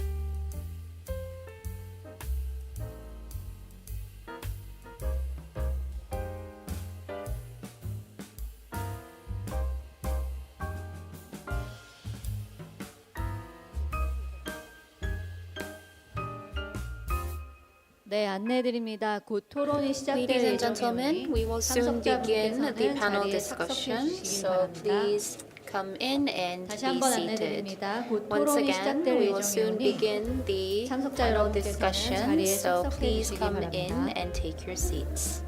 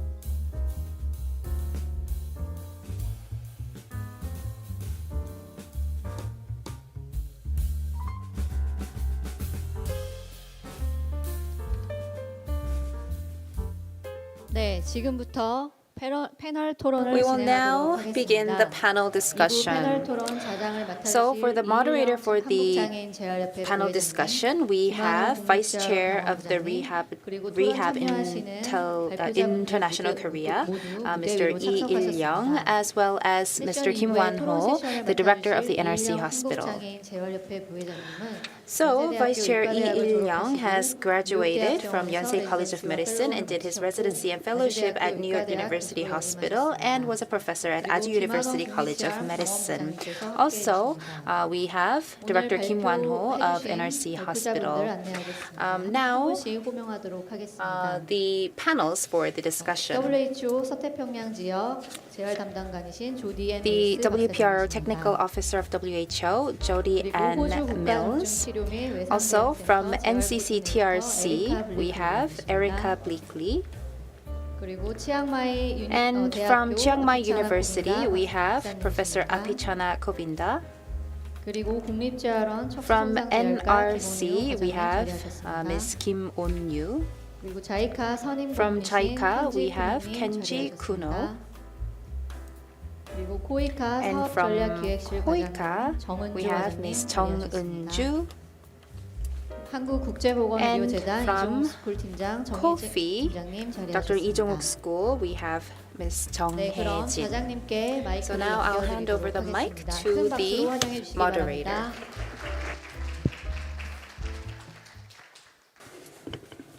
Good afternoon, everybody. This is the most tiring time, 4 o'clock in the afternoon, especially all the speakers had to wait until now. So I'm sure you are very tired.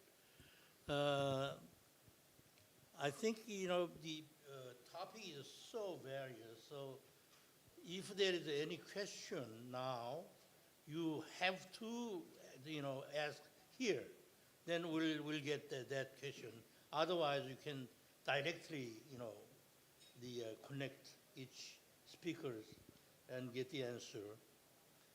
Anybody want to say anything? Any questions now?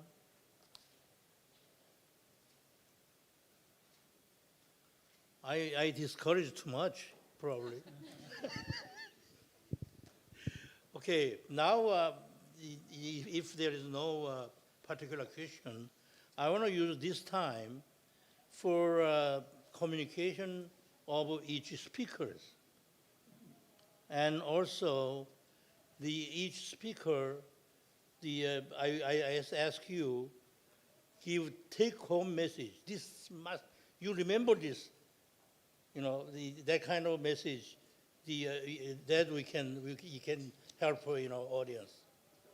I was very impressed with all speakers, and I felt the energy here, energy of whole Asia. So I think this energy will continue, and will succeed this energy from now on, that we can do more cooperation together. Yeah. She says you have to speak louder. So we, first of all, why don't you? 아니요. 그게 아니고 제가 혹시 아까 교수님께서 말씀하셨지만 As Professor already mentioned, so if you have any question, so I would like to ask all the participants to make a question, or you can give feedback or comment to each speaker. So after participants making some comment, then we can move on to the next session, where each speaker can highlight the most critical point of their presentations. So if you have any question, please raise your hand in this venue, or we need to check if there is some questions online as well. 그러면 제가 몇 가지 Then it seems there is no question so far. 이제 본인께서 발표하셨던 주제를 Then I'd like to ask each of speakers 이렇게 좀 질문 내지 주제 코멘트를 부탁할 테니까 거기에 to give some comment and takeaway message. 첫 번째는 이제 My first comment is regarding internal cooperation. We have partner countries, and we also called recipient countries. So in order to deliver the service to that country, I think government participation is critical. So my question is how we can encourage more active participation from the government for the recipient countries, and also how we can encourage more active activities from various parts of the country. 어떤 면에서는 이제 모델 국가로서로 자리매김하는 것 같습니다. 한국도 in Western Pacific region, 사회적으로 굉장히 열악한 국가고 또 다른 나라의 도움을 받았던 국가인데 actually Korea was a recipient country with poor economic and social situation back then, but now Korea has transitioned to a donor country with advanced economy. So I think Korea can be a kind of a model country. So we need to consider how we can share this best practice of Korea and experiences of Korea in becoming a donor country from a recipient country. And then the next topic could be the international cooperation. Because we mentioned very many countries.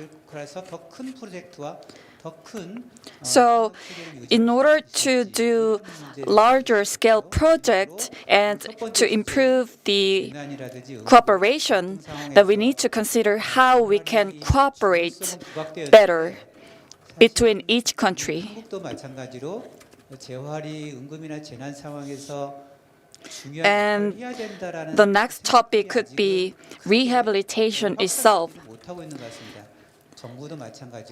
In situations like disasters, emergencies, and conflict especially. So in these emergencies, how rehabilitation plays a critical role in this emergency situations, including disasters and conflict. So other than that, you can make any comment that you want to have this meaningful session. Then I would like to say the order. We can start from the very end. So we can start from Director Jung from Coffee first, and then the last speaker would be Jody Ann Mills. 네, 안녕하세요. 제가 처음이 될 줄 몰랐네요. Good afternoon. I didn't think that I would the first speaker today. 서비스와 리해빌리테이션 서비스가 Through my presentation, 그 차원에서부터 어떤 식으로 협력이 되어야 하는지에 대해서 so 모르면서 사업을 지금까지 해왔구나 이런 생각이 actually 들어요. I have been doing some project even while I even don't know about much about how rehabilitation should be delivered in 재활 분야에서는 that situations like disasters, emergencies, and conflict. 하는 기관이 있고 우리처럼 오피셜 디벨롭먼트 어시스턴스를 하는 So there are different types of institutions across the world. So for like institutions on humanitarian assistance or the institution which is in charge of official development works like my institution. And also there could be some hospitals. And so I think it would be great that we can improve more systemic collaboration at the national level. 보건부에 들어가 있는 국가도 있고 So like Korea, in some countries, National Rehabilitation Center would be under the Ministry of Health and Welfare, or it would be slightly different in other countries. 현지 현황을 파악하고 So to get hands-on data in that country, then I think more deeper collaboration and cooperation would be required to get more exact data, especially in conflict-prone areas. So I hope that we can be closer colleagues in the same region and the same field. Next from KOICA, Director Chung Eun-ju, please.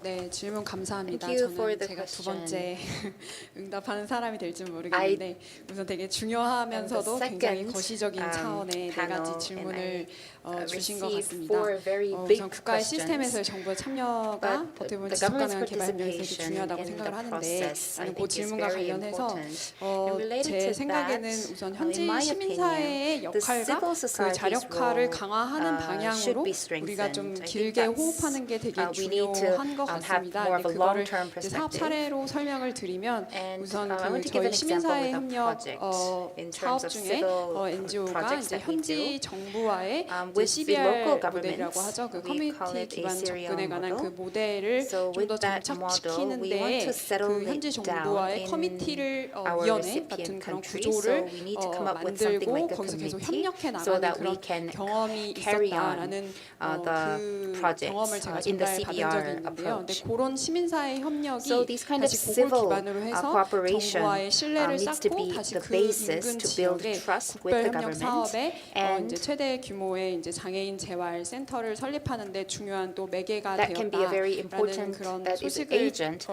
for 전해 듣고 되게 building rehab centers 중요하구나라는 긴 in 호흡에서의 the 그 local 여러 area. 이해관계자와의 협력인 것이죠. So we need cooperation 부분들이 with many 중요하다는 different 생각이 들었고 stakeholders. 그리고 이제 저는 코이카 내에서 And within 인권을 COICA, 담당하지만 again, 근데 I'm a human rights specialist, 어떻게 but 보면 각 somehow 수원국의 사정에 in 따라서 each 인권을 recipient country, depending 직접적으로 on the 언급할 때 situations, when 이게 we 되려 directly 비효과성을 mention 야기하는 부분이 human 있었던 rights, there are 것도 cases 있었습니다. where that 왜냐하면 had a negative 각각의 또 effect. 공통된 보편적인 Not 뭐 that 장애인 권리 effective in 협약이라든지 the 국제 end. 기준이 있습니다만 There 각 are 국가의 사정마다 이해하는 방식이 international 또한 차이가 있기 conventions, but 때문이죠. each country 이런 has a different 부분들을 각 understanding of this 국가의 외교 concept 관계라든지 in terms of 고려해야 될 disability 사항들을 and 참작을 human rights. 하면서 So 또 we need to 사업을 take into account 준비하면서 the 그러니까 가령 culture 저희 and 국배협력 사업은 context of 2년 each recipient 물리적으로 2년 country 넘게 이제 when we 준비를 proceed with 하거든요. projects. 그때 And when 저희 we 현지 prepare for 사무소가 the 수원국 project, 정부와의 we take about 끊임없이 2 years for 커뮤니케이션을 preparation 하면서 before we 인권 launch a project. 영향이라든지 So 뭐 we need to 세이프가드이슈라든지 really take a 그리고 이 look, 재활 deep look 분야라고 하면 그 into 재활이 갖고 있는 이제 단편적인 국면이 있을 수 있고 장기적으로 그 지역 사회와 같이 통합될 수 있는 그런 국면들이 있을 텐데 그게 이제 그 나라의 공공 행정이라든지 정부 거버넌스 시스템의 통합과 연계되는 방향으로 개발 협력이 필요하다라는 그런 생각이 들었습니다. 그리고 뭐 두 번째와 세 번째 질문은 사실 비슷하게 저는 또 연계해서 생각해 볼 수 있겠는데요. 그러니까 한국의 역할이 되게 커졌다라는 지점을 저희 코이카의 본부의 직원들이 600명 정도밖에 되지 않습니다. 근데 해외에 이제 출장을 가거나 이렇게 하면 한국에 기대하는 요구 수준이나 한국의 과거 경험을 어떻게 지금 이끌어가고 있는지에 대한 질문을 되게 많이 해주십니다. 그래서 그런 역할이 크구나라는 생각을 하면서도 한편으로 또 저희 코이카의 경우에는 외교부 산하의 이행 기관이다 보니까 글로벌 의제를 직접적으로 저희가 1차 프론티어가 돼서 이제 의제를 제언을 한다거나 이런 부분은 또 아닌 이행 기관의 역할이 그렇지만 또 한편으로 이런 섹터적 관점에서 장애와 보건의료가 만날 때 다시 그게 평화 의제에 만날 때 그리고 health-related 이제는 agendas or peace 인도적 agendas 지원과 meet, 개발이 we can 연계돼야 된다는 뭐 for example, HDPN 이런 관점도 얘기되고 있고요. 이런 접근에서 우리의 사업 포트폴리오를 어떻게 조정할 수 있을까에 대한 부분은 또 현장의 목소리가 중요하기 때문에 그 가운데 코이카가 정부의 외교 관계에서 중요한 역할을 하지 않을까라는 생각이 들었습니다. 그리고 네, 오늘 저도 되게 많이 배울 수 있는 시간이었고요. 그래서 오전에 그 재난 응급 갈등 상황에서의 또 재활의 중요성에 대한 토론도 해주셨다고 했었는데 제가 일정상 그 부분은 이렇게 참여를 못했습니다만 후속으로 유튜브로 들으면서도 또 같이 재활, 장애, 인권, 젠더 어떻게 보면 다 연계가 되는 저는 이렇게 크로스 섹터 어프로치가 필요하다고 생각을 하거든요. 그래서 이런 지점들에 있어서 현장에 계시는 오늘 이 자리에 계시는 전문가분들과 같이 또 대화 이어나가도록 하겠습니다. 네, 마치겠습니다. with the people who are here today. 네, Thank you. 고맙습니다. Next will be goes to Dr. Genji Kuno. Yes, thank you very much. To answer to the 3 points raised, I want to emphasize 2 points. One is ICD-11. The other one is a Malaysian experience. The first point, how can we make mainstreaming rehabilitation in health structural health policy? ICD-11 gave us the answer. Because the ICD-11, the new development is they include the concept of functionings. ICF made a big influence to the ICD itself. So now, by the ICD-10, it doesn't include concept of functioning. But from ICD-11, they include functionings as a concept. So ICD-11 is no longer simply about the disease, it's about functionings, about our frailty. So that's one of the good strategy weapon we have to make rehabilitation in the mainstream of the health policy, because functioning is the issue of the health, and rehabilitation is one of the key important interventions to promote the functionings. That's I wanted to emphasize as the first point. And second point is Malaysian experience. Let me share very shortly. I don't want to steal your time. Japan and Malaysia start a project on implement in 2004 until 2013 to implement employment project for persons with learning, developmental, psychosocial disabilities, not in a sheltered workshop, in an inclusive employment. Many people say, oh, it's impossible, it's in Malaysia, developing country, I'm sorry to say. Many people say, oh, it's only possible in Japan, Korea, some developed countries only. But Malaysia did it. Malaysia succeeded to implement supported employment program. Then what happened? Now the JICA implement project on employment in Sri Lanka, Jordan, Mongolia. They are not coming to Japan. They are coming to Malaysia to learn from Malaysia. So that's the way we can implement South-to-South cooperation. I believe that Korea, Japan, that we are same stance. We are working as a partnership, and we want to make a learning each other platform. Thank you. 네, 고맙습니다. 최근에 WHO에서 제안한 그 질병분류 체계인 ICD-10이 regarding ICD-10 going on to ICD-11, and that function has been included, that concept of function. And I believe in the role of rehabilitation will be more emphasized and it will be broadened in the coming years. I think it's a very meaningful idea. Next, from NRC, Ms. Kim On-yu. 저는 이제 제가 오늘 강의들을 쭉 들으면서 저희 Listening to the presentations today, I thought that there's so much for the NRC to do in the coming years because we are actually the only national institution for rehabilitation treatment. And we have Cambodia is coming for the Lee Jong-uk program, fellowship program, and it has been very successful. And the heads of institutions and colleagues and peers should all be on the same page and collaborate and cooperate to go forward. Only then, when the knowledge and treatment can be improved, and we also need an overhaul in the system as well. So a single institution or person cannot deal with everything. And NRC can do this because under the President's leadership, and there is so much support from the employees. When we have trainees coming to NRC, we have physicians and departments of physical therapy as well as nursing. So the entire institution and agency moves together to move in a sustainable way. So we cooperate all together. And in the past, it was mostly short-term trainings for a couple of weeks or months, but now we want to move on to have more long-term trainings.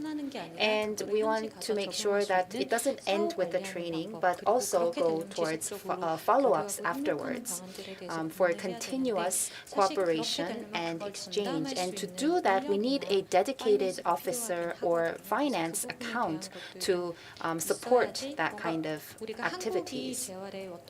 Because as a model country for rehab, we can't divide everything up into departments or different accounts or different agencies, but we need to really have a system in order to support it in an integrated way. Thank you. Next, Professor Apichana. Oh, it's quite different from my situation to the others who are organization belong to the government, because we are, as you know, that we are only a network from the regional in South Asia that come together and try to help each other. But I think that the most to answer the last question that you raised about how rehabilitation play a role in emergency, I think that before we jump into that. We have to sit back and see our data, whether that is a main problem or not. Because as you know that we have a limited number of workforce in rehabilitation. And in that one, you have to prioritize which activity that you need in urgent. So if the situation of emergency preparedness is not that serious, why the post-acute rehab or long-term rehab service for people with disabilities still lack, you may have to think about which should be the one that we start first. That is my answer. So for the emergency exit, emergency preparedness, we may not be a first row. Like in Thailand, we are not the first row. The surgeon, the team, because we have a very good emergency team service, so we may not be a main role for that one, but maybe we cooperate and help them to select those who really need in rehabilitation and then take action on that. That may be more suitable. So that's the last question. For the collaboration in the future, as I say that we already proved something that within 20 years, we still keep our network. We still keep our network and help each other with some support. But you may say that but this may be not sustainable. But as I'm going to mention the last thing, that the key message that which some look like casual relationship among the network, but it's already day by day, year by year, it's also already create friendship, which more sustainable.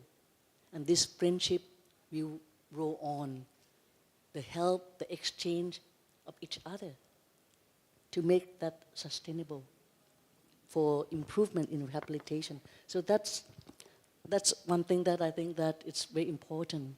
Sometimes too formal. It depends on culture as well.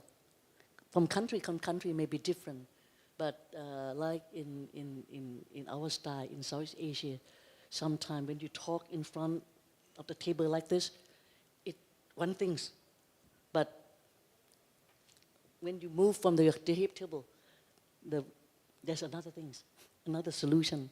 So I cannot answer all these questions, but from my personal experience, the face-to-face meeting regularly with the keep on the friendship, with the conference, with the training together, share experience together, you can create something which is more sustainable sometimes. But we also need some help financially, as you say, that financially is important. Those who government-run project is more sustainable because government already put effort. For us, one thing that I think is very important for in our region is that research is very important. Research, that's why basic data epidemiology of disability and rehabilitation needs should be explored, because that will back up for policy maker to change the idea to support more of the rehabilitation. At the moment, we not have enough. You have to understand, we not have. I tried for many years, make publication, try to push that as a backup, so say that there's a need, like in SCI rehab. In Thailand now, we try to have we already implement what they call an intermediate care plan for four main disease: stroke, spinal cord injury, brain injury, and fracture hip, as a role model to going on. But I think that rehabilitation for spinal cord is different from stroke, and that need specialized professional one and center one to make the patient reach the ultimate goal and become a change agent for not a burden anymore. So I'm trying very hard, so our group, to force this one to publish, to make the data, and then you can get the real information to support the need of rehabilitation. So this is a must for developing country, that you need the data. And in this one, maybe from developed country like Korea, you can help support how to get that data, how to get the necessary one. So that will be a good collaboration in teaching us how to get it. That we will continue to improve our policy making in our country. Thank you. 네, 고맙습니다. Thank you. 두 분 또 남았는데 말씀하시죠. We have remained. We have 2 speakers remained. 그냥 제가 지목해서 부탁을 좀 드리도록 하겠습니다. So 그 테이블에 오랫동안 계시는 부산 양산대 교수 오셨던 허성철 교수님께서 we have Professor Ho Sung-chun from Busan University. So after 2 speakers comment, we will receive some questions from the floor. And also, we can receive 1 or 2, a couple of more questions from the floor. 고맙겠습니다. 그리고 마지막으로 강유 원장님께서 And lastly, Director Mr. Kang will make a summary comment on today's forum. So next, Erica Bleakley can make a comment. It's working now. So I have made lots of notes. That's the problem with coming at the end, is you've not too much time to think. I will start by very respectfully disagreeing with you, unfortunately, though, Doctor. I'm a firm believer that rehabilitation starts at day 1, post-injury or illness, and I think that we shouldn't be forced into a position of deciding whether subacute is more important than acute, or that existing services should be prioritised over new. But the reason for that is I think that it's about recognition of rehabilitation as an essential service in an emergency, and that's both for people with existing injuries and for new injuries and illnesses. And we know that we're likely to be overwhelmed with patients, both existing and new patients, and so preparedness is really key to everyone understanding how we will prioritise the use of our resources, where we will allocate staff. So it may be that the physicians can remain with the existing health rehab services, and the physios and OTs are providing acute care, but we really need to have those conversations in advance and try and anticipate how we might respond as much as possible. But thank you for triggering that thought. I think that in terms of highlighting the role that rehabilitation plays in emergencies, something that's really important, I think, is trying to encourage our health colleagues and our disaster preparedness colleagues to move beyond relying on measures of mortality and morbidity as the outcomes of responses to emergencies and disasters. We really want them to move towards looking at measures of functional outcomes and quality of life outcomes. I've often presented in conferences around, that are more focused on surgical trauma, and the measures that are used after when people are talking about mass casualty incidents and disasters is always morbidity or mortality. And often those measures have been taken a maximum of 1 month after the incident, and there's no data presented on what the long-term outcomes are for those people. And I think that unless we are collecting that information and presenting that information, it's going to be really hard to continue to make the case for rehabilitation as being an essential service in emergencies. Just in the interest of time, I'll reduce it down to 1 more point, but I really, it's really important that we just are always advocating for people with disabilities in all of our plans.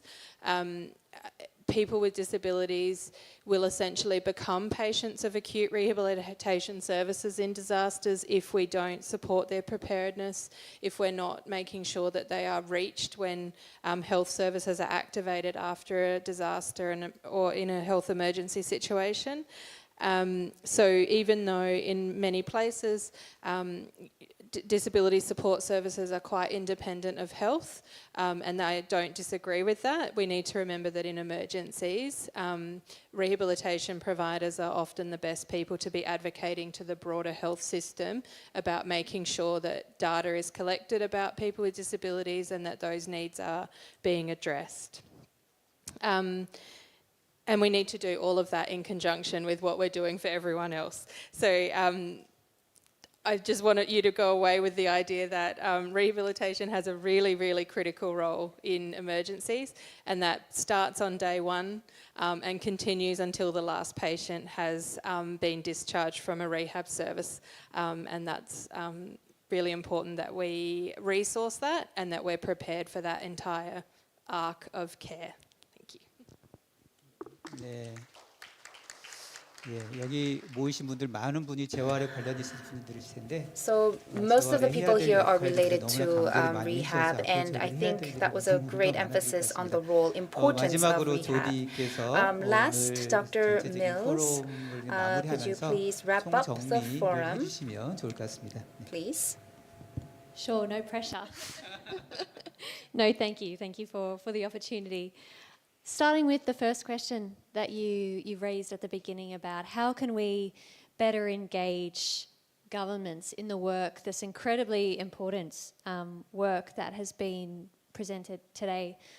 I think I'd like to sort of challenge that or take that a bit further and actually say how do we encourage and position governments to actually be drivers and leaders in the work? Because I think that should be our primary objective, to build that leadership and governance capacity within these ministries of health, many of whom don't necessarily have a huge amount of experience with rehabilitation in their health systems.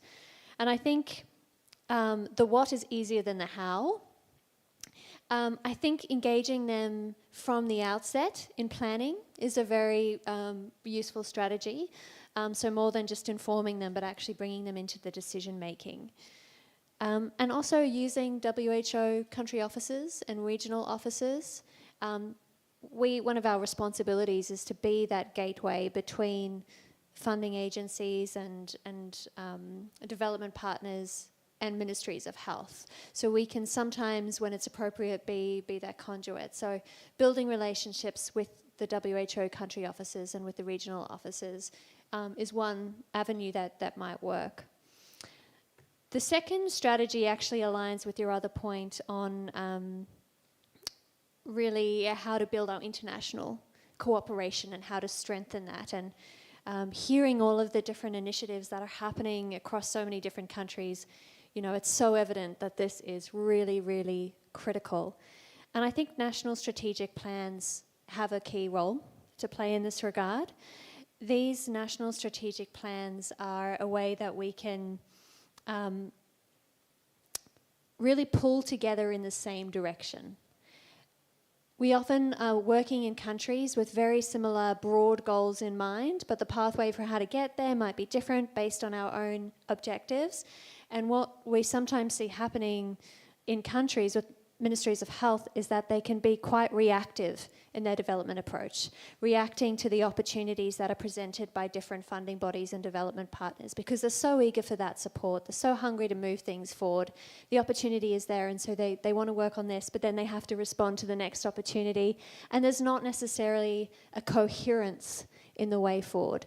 And a national strategic plan can bring that coherence, because it asks the government to define their objectives and their activities, and then we bring the different development partners and funding agencies around that plan and work together around shared objectives and shared activities. So I think in theory that's how it should work, and I think we're going to have to sort of learn over time together about how to make this work, but I think that's really what we should be aiming for. I think about international collaboration as well. Relationships are key, really. We need to just keep talking, strengthening our relationships. You can never communicate too much. There's a tremendous amount going on, and I think just that awareness of knowing who's doing what and how it can intersect with our work, and just always looking out for opportunities to collaborate and work together more closely. We have an example of how we're going to be doing this in the coming years with this project that I mentioned in my presentation on the Pacific. We're going to be having regular briefings with development agencies and funding bodies throughout that project, not because they're funding the project, but because we want to keep them informed. We know that they're all doing active work in this region, and we think it's important that they're aware of how this project is advancing, what challenges we're facing, how they might be involved, and how they can align their work with the direction that this project is taking. And I think there's no reason why we can't do that in more countries, and it's something that I feel a responsibility to encourage for the countries in my region. And I'm certainly going to, after today, I think is a little wake-up call that, you know, I need to be doing a better job around that.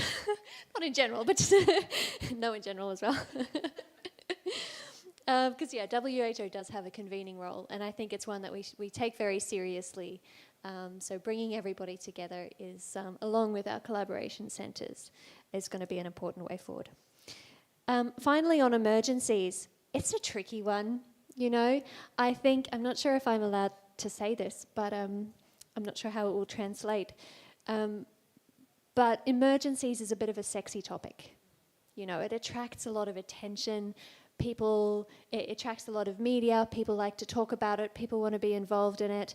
But when you look at how many people are injured in an emergency, in some of your bad emergencies, you might be looking at thousands or even tens of thousands. But the unmet rehabilitation needs in many countries is in the millions. So it's, you know, of course, we can't just throw all of our resources and attention into this area that, you know, that is just getting all of the media attention. But I don't think it has to be either or. I don't think it's appropriate for us to wait until we have all of our ducks in a row before we start thinking about emergencies, just because not as many people are affected by them. In many countries in our region, emergencies are inevitable. It's not a question of if they're going to happen, it's a question of when, and I think we have a responsibility to be responsive to that scenario. But I think also the work on emergencies and strengthening rehab in emergencies doesn't have to be solely a targeted approach that requires its own set of resources and initiatives. It's something we can mainstream into our development work as well. So when we're doing national strategic planning, making sure that emergencies is included in our situation assessment and that we have objectives that speak to how we want to move forward with rehab and emergency preparedness and response. We need to integrate it into our education, our pre-service and our post-service education, so that we have a workforce that understands emergencies and what might be required of them, and that we have education platforms set up to be able to equip the workforce with the knowledge and skills they need to respond effectively.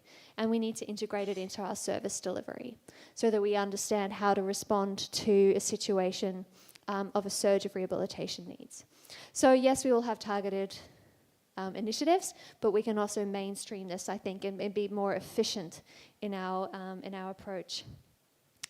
I also just really loved your point on functioning being such an important health measure of our health outcomes. And I don't think that that is just relevant to emergency response. I think that that's something that we need to be advocating really strongly for as a rehabilitation community, that health outcomes are not just mortality and morbidity, but the third health outcome is really functioning. And I think when a Ministry of Health or a health system recognizes that and embraces that, they will inevitably be prioritizing rehabilitation, because this is the health strategy that targets functioning. I'll leave it there. 역시 또 재활의 또 펑셔닝에 대한 또 이슈로 Yes, 또 so 이렇게 that- 귀결되는데 굉장히 의미 있고 중요한 포인트. So that was a very important point that you made regarding functioning in rehabilitation. I think the points made were all very important, and I asked a few people to give comments. First, Professor Ho Song-chul from Busan University.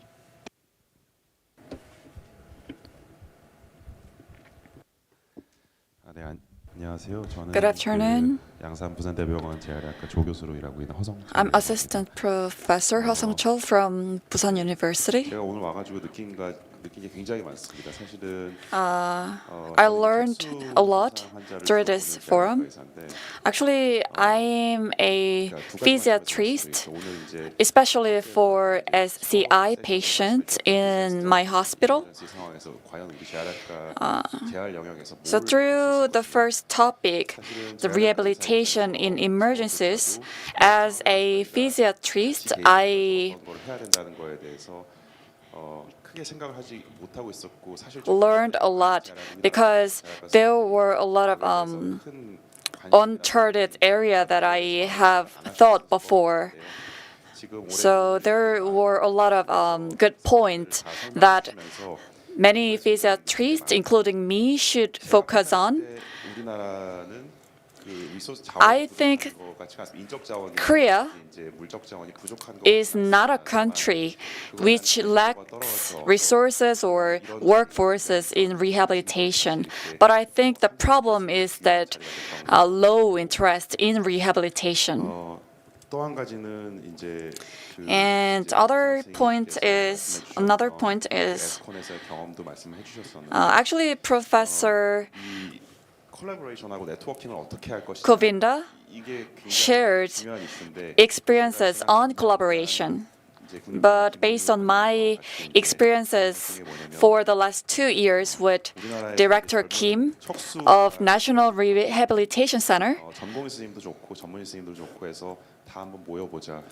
actually, we planned to convene all physiatrists, especially for SCI patients.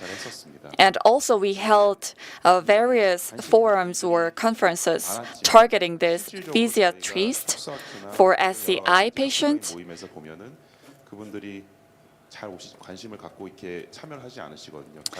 But the situation was actually many physiatrists didn't show their high interest in this kind of forums or conferences, and the participation rate itself was not that high.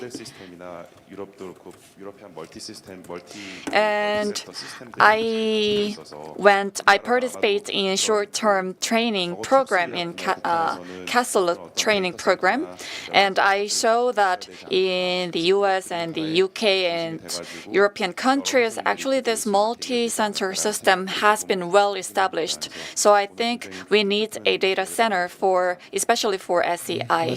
Thank you for your thoughtful presentations again. 그리고 오늘 TOT 오신 분들 중에 for those of you 대표로 말씀해 주실 때 in 아까 TOT, 스티브 맞습니다. 네, 부탁드립니다. we have one comment. 마이크 좀. Hello. Yeah. I'm Shivani from Malaysia. I'm a rehab physician under the Prof. Apichana's TOT program. I would like to thank the team for highlighting the involvement of rehab in disaster and trauma response. Malaysia is very fortunate. We do not have many disasters as such that would result in a physical disability. However, as the world now is coming together to help anyone that needs, we all need to train and be prepared to assist in whatever way we can. We recently assembled sort of an ad hoc team to Nepal 2 weeks after the earthquake. And we were fortunate to be led by the international response team and guided on our role. I would like to ask, how do we move forward in terms of training of our team for emergency preparedness? Maybe Erica or Jody can answer. 제가 코멘트를 부탁드렸기 때문에 질문 나중에 개인적으로 이렇게 할 수 있도록 이렇게 부탁을 드리도록 하겠습니다. Actually, I asked for a comment, and I think the question you can ask directly to Erica Glickly. But thank you for the comment. 말씀하시기 전에 And before 우리 President, 어른이시고 또 the President of the National Rehab Center makes a comment, I would like to ask Professor Lee for another comment. I think the issue of emergency and the rehabilitation involving all levels of care, that's very important, and that really should be the issue from now on. And I really appreciate WHO and UN's contribution on disability issues the last decades, especially the UN CRPD and also CBR matrix. This is a very important tool for us, and we talk about the mainstreaming and so on. We should advertise this more, very aggressively. Otherwise, even government officials don't know about it. Foreign Affairs Ministry, they don't know about it. But they always come to the meeting, but they change every few years, and then they don't know what really it means. So we have to more advocate of that important issues, to make the disability as mainstream, and it is very important. And so involving emergency will contribute a lot on this issue also. And I think the CBR matrix should include international cooperation at the end. We have 5 items there.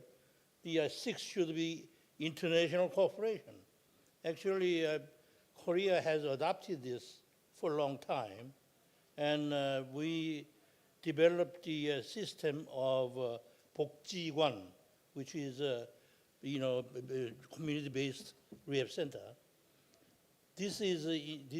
We're exporting this to Vietnam, because they were so amazed with this system.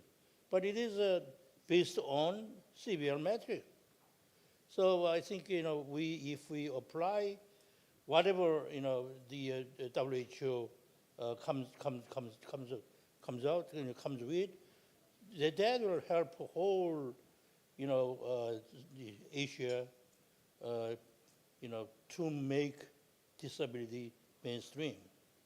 And we talked about the ICF and also the ICD-11, yes, very important. I think that again, we know this tremendous tool, but not many people even know. Even someone in rehab field don't recognize or realize how important it is.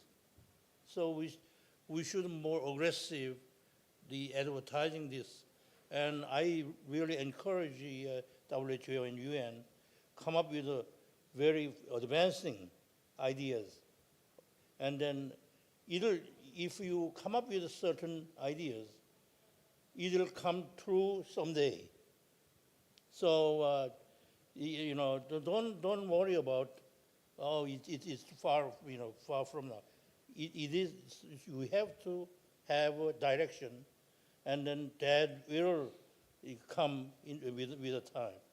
And I can strongly say that the CBR matrix is really changing the whole concept of rehab services. So I just want to add that, and I want to encourage the WHO since to to more work with compassion. Thank you. 네, 고맙습니다. 시간이 좀 제한이 돼 있기 Thank you for your comment. Due to time constraints, I think we need to conclude this session. So apologies for not answer to your question. Lastly, Mr. Kang, Director Kang, will make a summary comment on today's forum. 네, 감사합니다. Thank you. 많은 공부를 해서 I think we studied a lot today. We learned a lot, and I think we are really stuffed with all the things that, all the input that we have today. Mr. Lee Il-young has great amount of experience, and I think he has much more experience than I do. And my experience, I have 40 years of experience in rehab, and he probably has 60 years of experience.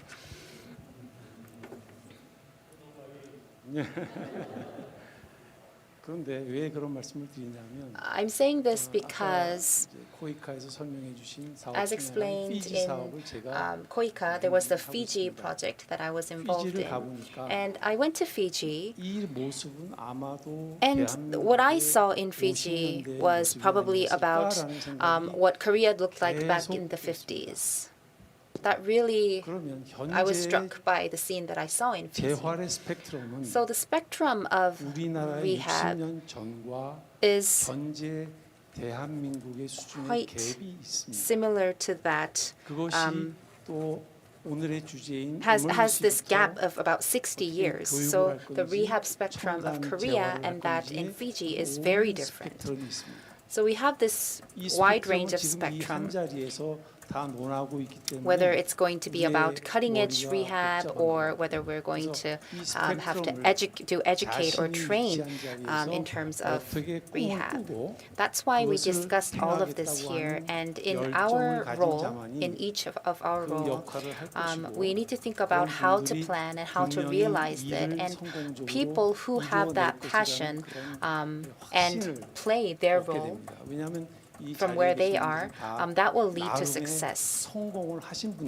Because all of you here have made your own successful achievements. So I hope that we can cheer for each other, and with a positive mind, I hope that we can look at rehab with a very positive mind. I didn't listen to all of the presentations, but Dr. Shin Sung-jun said during his lecture back in Yonsei University, I heard that he said that rehab is philosophy. So you need to think about it and study and learn in order to solve the problems ahead of us. And that learning process has to continue on. With that, I will close my remarks. Thank you very much. Thank you, President Kang, for your wrap-up comment. So with this, we will close the panel discussion. Once again, let's give a big hand to all the speakers, the moderator, and all panels who have given comments. Thank you very much. And I will hand the mic over to the moderator. 네, 재활 분야 국제 협력 강화 방안과 발제자분들의 마지막 중요 코멘트까지 들을 수 있었던 뜻깊은 So it was very meaningful discussion in which we could see uncharted areas and also network of closer international cooperation in rehabilitation. So my appreciation goes to all the moderators and all the speakers. This concludes the 2023 WHO Cooperation International Forum under the theme of For the Future of Rehabilitation. My deep appreciation goes to everyone who participates in the forum for a long time. I hope that today's event was a meaningful venue where we gather thoughts and opinions to expand the role of rehabilitation, to improve response to and preparedness against disasters, and to integrate rehabilitation into essential medical services. I'd like to extend gratitude to all the guests and those who attended this event online. As an MC, I declare this conference closed. Thank you. 잊으신 물건 없도록 챙겨서 안녕히 돌아가십시오. Please make sure you don't leave any your belongings.